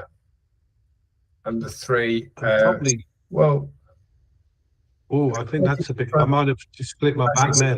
24-21, yeah, because you can't be both hit and. Yeah, be a bit loose both sides. Yeah, but you can't. But yeah, the hit was right. It was on the bar. Yeah.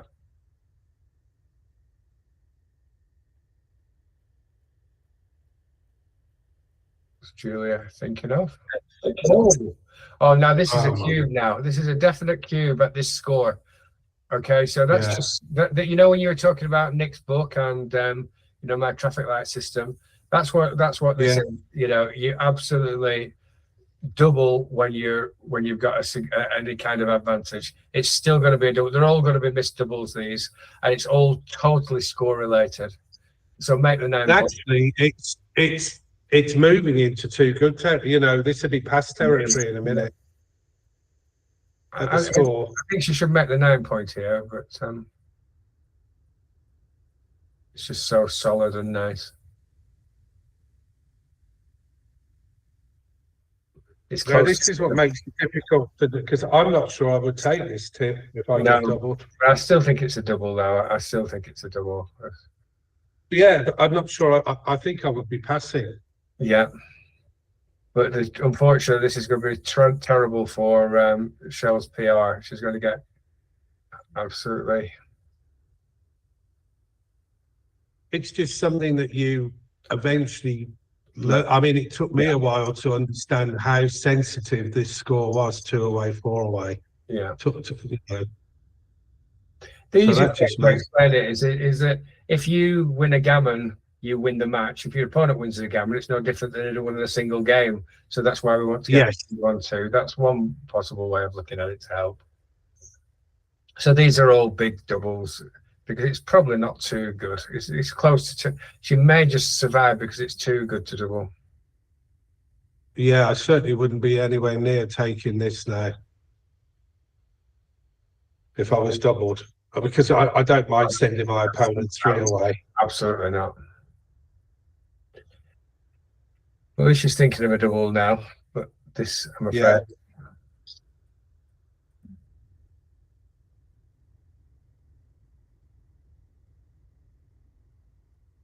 Yeah. I suspect she's thinking more, should I double rather than am I too good to double?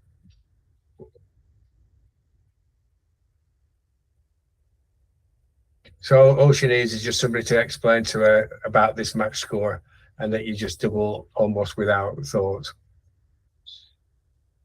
Yeah, and it's so different to how you play 90% of your other games. This is the Yes. thing, isn't it, Tim? It is. It's just getting your mindset. That's right. It's only to be telling her. So she's going to double now, and Julia's going to pass. She's not doubling still. She might be right not to double because of the too good to double. Yeah.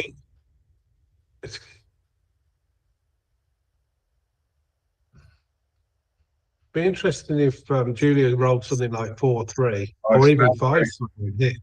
I don't think she's going to double now because if she was going to double, she was going to double in the past. Yeah. Yeah. That hits. That's a nice roll. In fact, I might even make the. Yeah, I think she's going to make the 5 point. So I would make the 5. Yeah. Relook again. Start. Go. Roll your checkers back.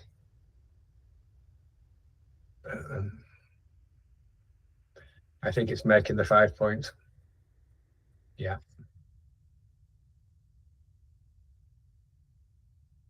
Yeah, I mean, what's Julia going to do? She rolls something like 1-5. I mean, it's so dangerous to hear. Yeah.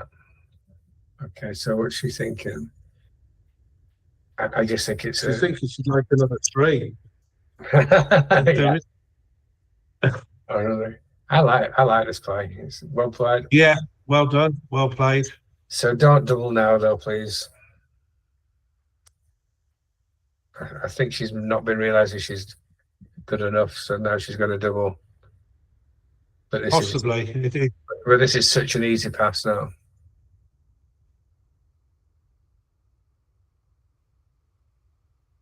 But if Julia takes, then all are justified. Surely she knew she was good enough. So maybe we're underestimating Michelle, and she knows it's too good. But good luck. If so, well done, Michelle. It's certainly too good now. Yeah, well done, Michelle. Well done. But it'd be interesting if Julia did latch on to that 24 point, which is not going to happen, not with the double 3. Because her timing's not great, but there was a sort of a loosish 1-3 back game. Probably not got the timing though anyway. So I can see Michelle playing this out now.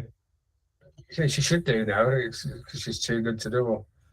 So Julia might be right to play 24-22. I'm not sure. Not getting attacked. Yeah. Yeah, but then is it possible to run? Has she got a chance of running it off? Possibly. I think it's close.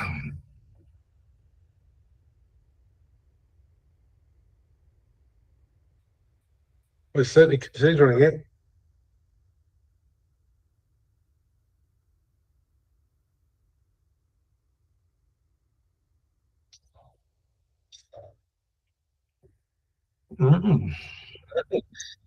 No safe. Well, as far as the safest play is to keep the 6 prime and hit and onto the 2 point. Hit and slot the 2. Yeah.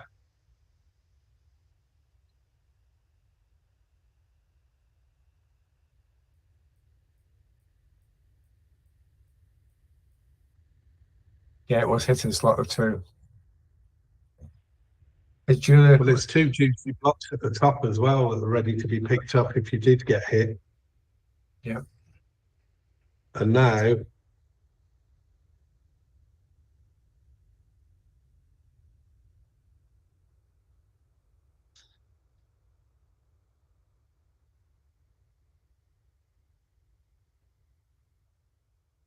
Oh, no.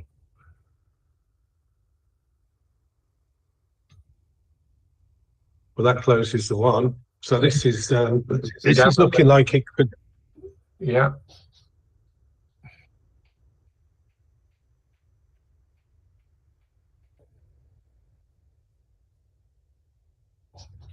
I don't think she leaves 2 blocks. I think it's too much. I think that's too much.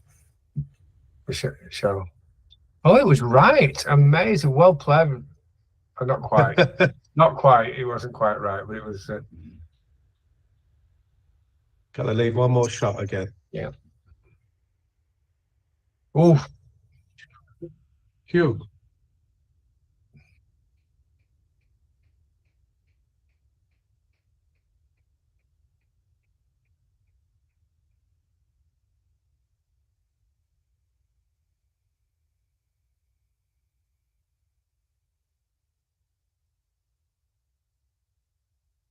Okay, I don't think Julia's going to save the gammon here unless she hits a shot. That's not a good roll. Yeah, threes are going to be a bit tricky, aren't they, Tim? Yeah. 6-3, 5-3, 4-3. Oh, 5-3 is not as bad.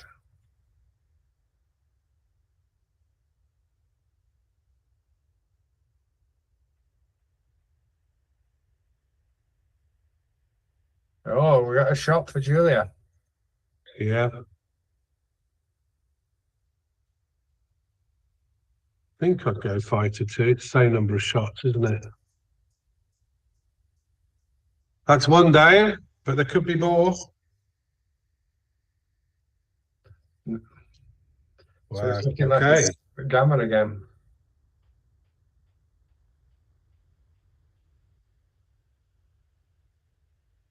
Well, this is exciting. I don't know how the other matches are going, Tim, Oh yeah, but because Julie just needs this. This would be a typical England. for all we know, they've lost their other four, and it's 12-all. Well, the way England's bad luck has happened in the past, this, especially with Julia winning 5-0. Yeah. So one of them should double pretty early here.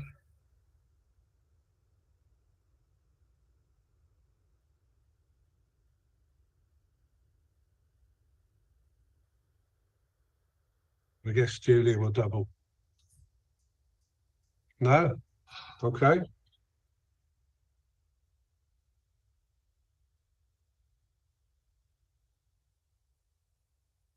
Me and Pete were talking about this in the last night. We were saying to him, it's so difficult if you hang on to the cue. Yes. You know, you don't, when you overstep your mark, you know, your opponent's got a high take point, but what happens if you overstep it? So you're probably better to just I just throw it over. It needs two. Just yeah. Oh, apparently, This is Merrin has said that England has won 4 out of 4 in this round by the look of it. So it's all over anyway. Yeah. Anyway, but it's still an interesting match. So if that's the case, well, absolutely. And yeah, Julia lost her last match. She was the only one in the last round, so she won't want to be the only one in this round as well. No. It's a frustrating game though, where she's played well like she has, but that's backgammon, unfortunately. Yeah.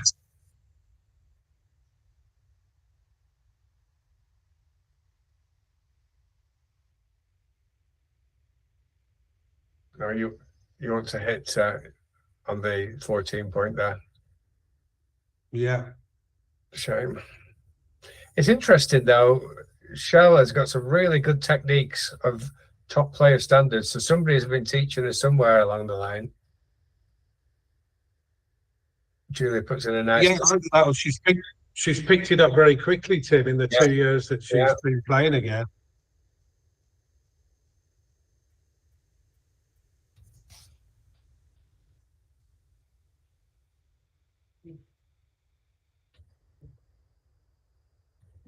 I'm sure she's got 32%.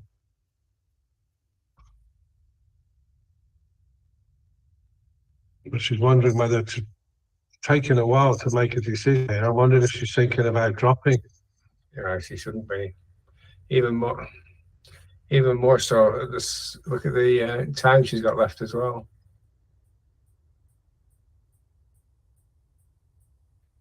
Come on. Yeah, it's not often you see the ladies go down to lower than a minute. They're normally fairly quick.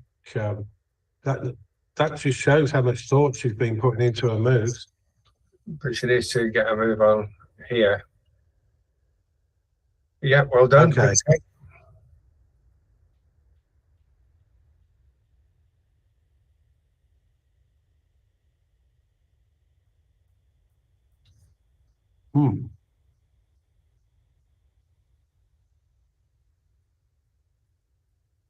Yep. So black, what does what? This is a difficult. Well played. Oh, Wow, so, this is a really tough play for Julia. What do you do if you're Julia? I think I put. I'm not sure. This is.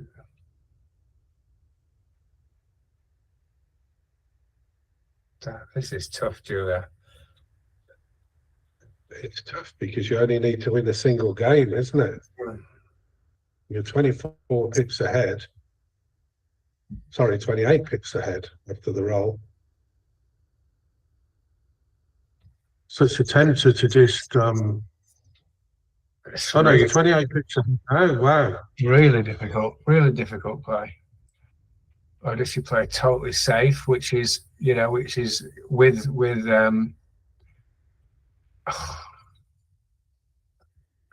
it's really difficult play.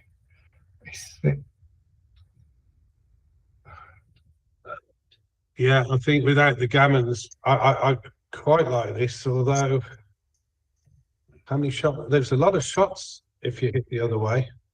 Brilliant play, Julia. Can anyone tell me how much wrong sure. after the 4 pointer is? I didn't know that one for sure by any means. Yeah, 0.06. It was a 0.06. Just an error just an error, not a blunder. Yeah. Just an error. Yeah, but it was still very well played because Julia, it just goes against what you normally do again. Absolutely. Well played, Julia. Great understanding. Oh, that's going to narrow the gap a little bit. Yeah. Oh, no, you want to look. Oh, is that right? Wow. It wasn't far off. It wasn't far off. I thought that. Wow, I thought that she should keep a midpoint. I think XG slightly preferred it, but it wasn't a major error or anything. It was Right. Next to nothing to play the way that she did.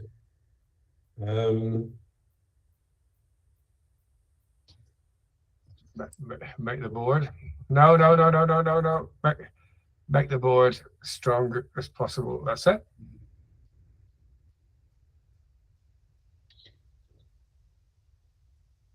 Eights is 6, 2, 5, 3, and double 4. So it's probably too much to leave a shot unless you have to. Yeah, I agree. I think that Julia could be faced with having to leave it at some point, but you never know. Could roll a double.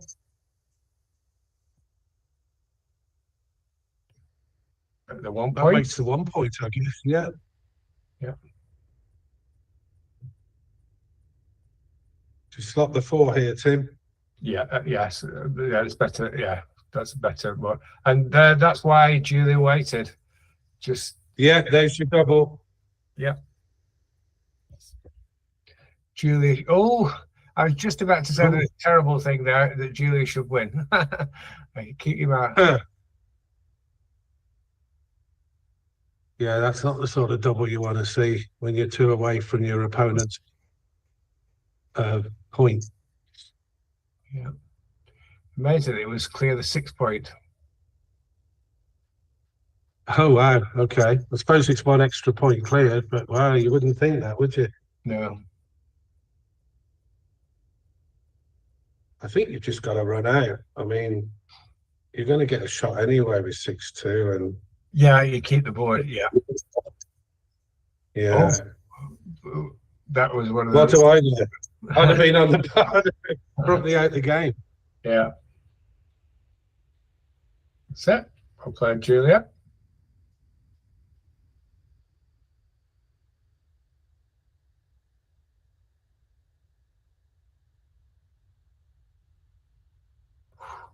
Ooh.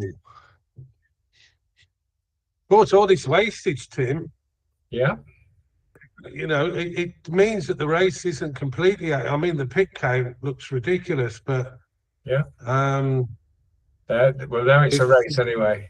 But yeah, if Michelle can roll double 5, double 4 or something, could get back into it.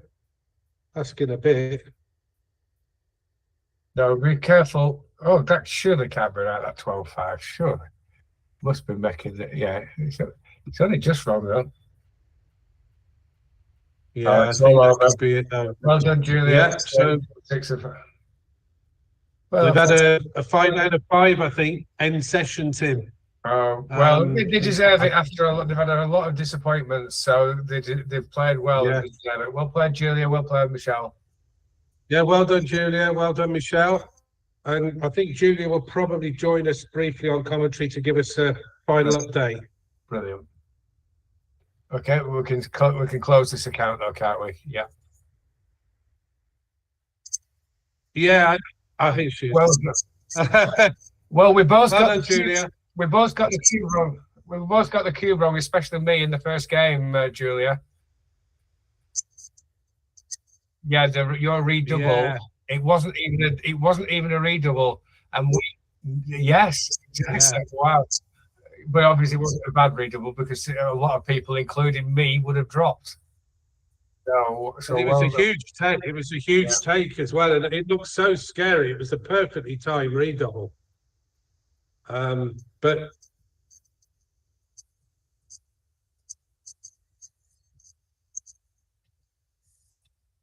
33% gammons. You win a third of the match just on that, on the gammons alone. That wins you the match a third of the time. But you lost 40% of the time. You lost the game. But it was a really one. Oh, yeah. Yes, yeah. I hope I don't face those sort of cubes at BMAP next week. I was saying to Tim, because they can kill your PR. Thanks, yeah. But well done anyway. I hear that England, they won all the 5 matches today in the last session.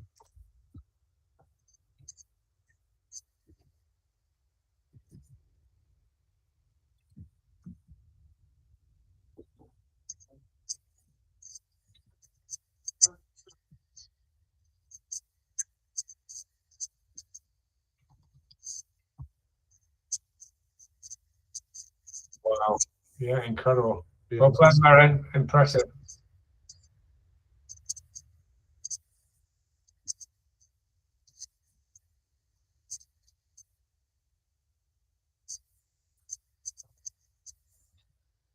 Definitely. I mean, you've got a good squad there to pick from. I was saying earlier to you, you know, you've got a lot of players to choose from there, Julie. You're gonna have your work cut out, and you've got to narrow it down to, is it 8 players for the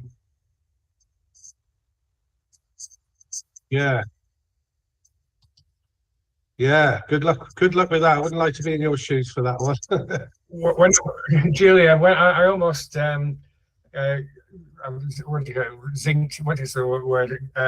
You jinxed. I couldn't think of the word. Sorry, I almost jinxed you. I was talking about you only need to win one of the last 5 matches. I think this is a story of England ladies, women's team's life, and just, yeah, they won't be taking it for granted. That's for sure. So you all took it extremely seriously. Round 5, the final round. Absolutely. Yeah, well done, and congratulations to England, and well done Scotland for putting up a good fight. And thanks. Definitely, some of those matches that I commentated on could have gone either way. So yeah, I mean, that's backgammon, isn't it? Some days it works out, and other times you wonder what you're doing wrong. But yeah, and thanks, Tim. It's a pleasure joining you for the commentary, Tim, and listening to wise comments. Well, I'm not sure they're that wise today, but I tried my best. And hopefully I've made all my mistakes this week instead of next week at BMAP. So, but yeah, absolutely, really interesting match, Julia, and well played. See you next.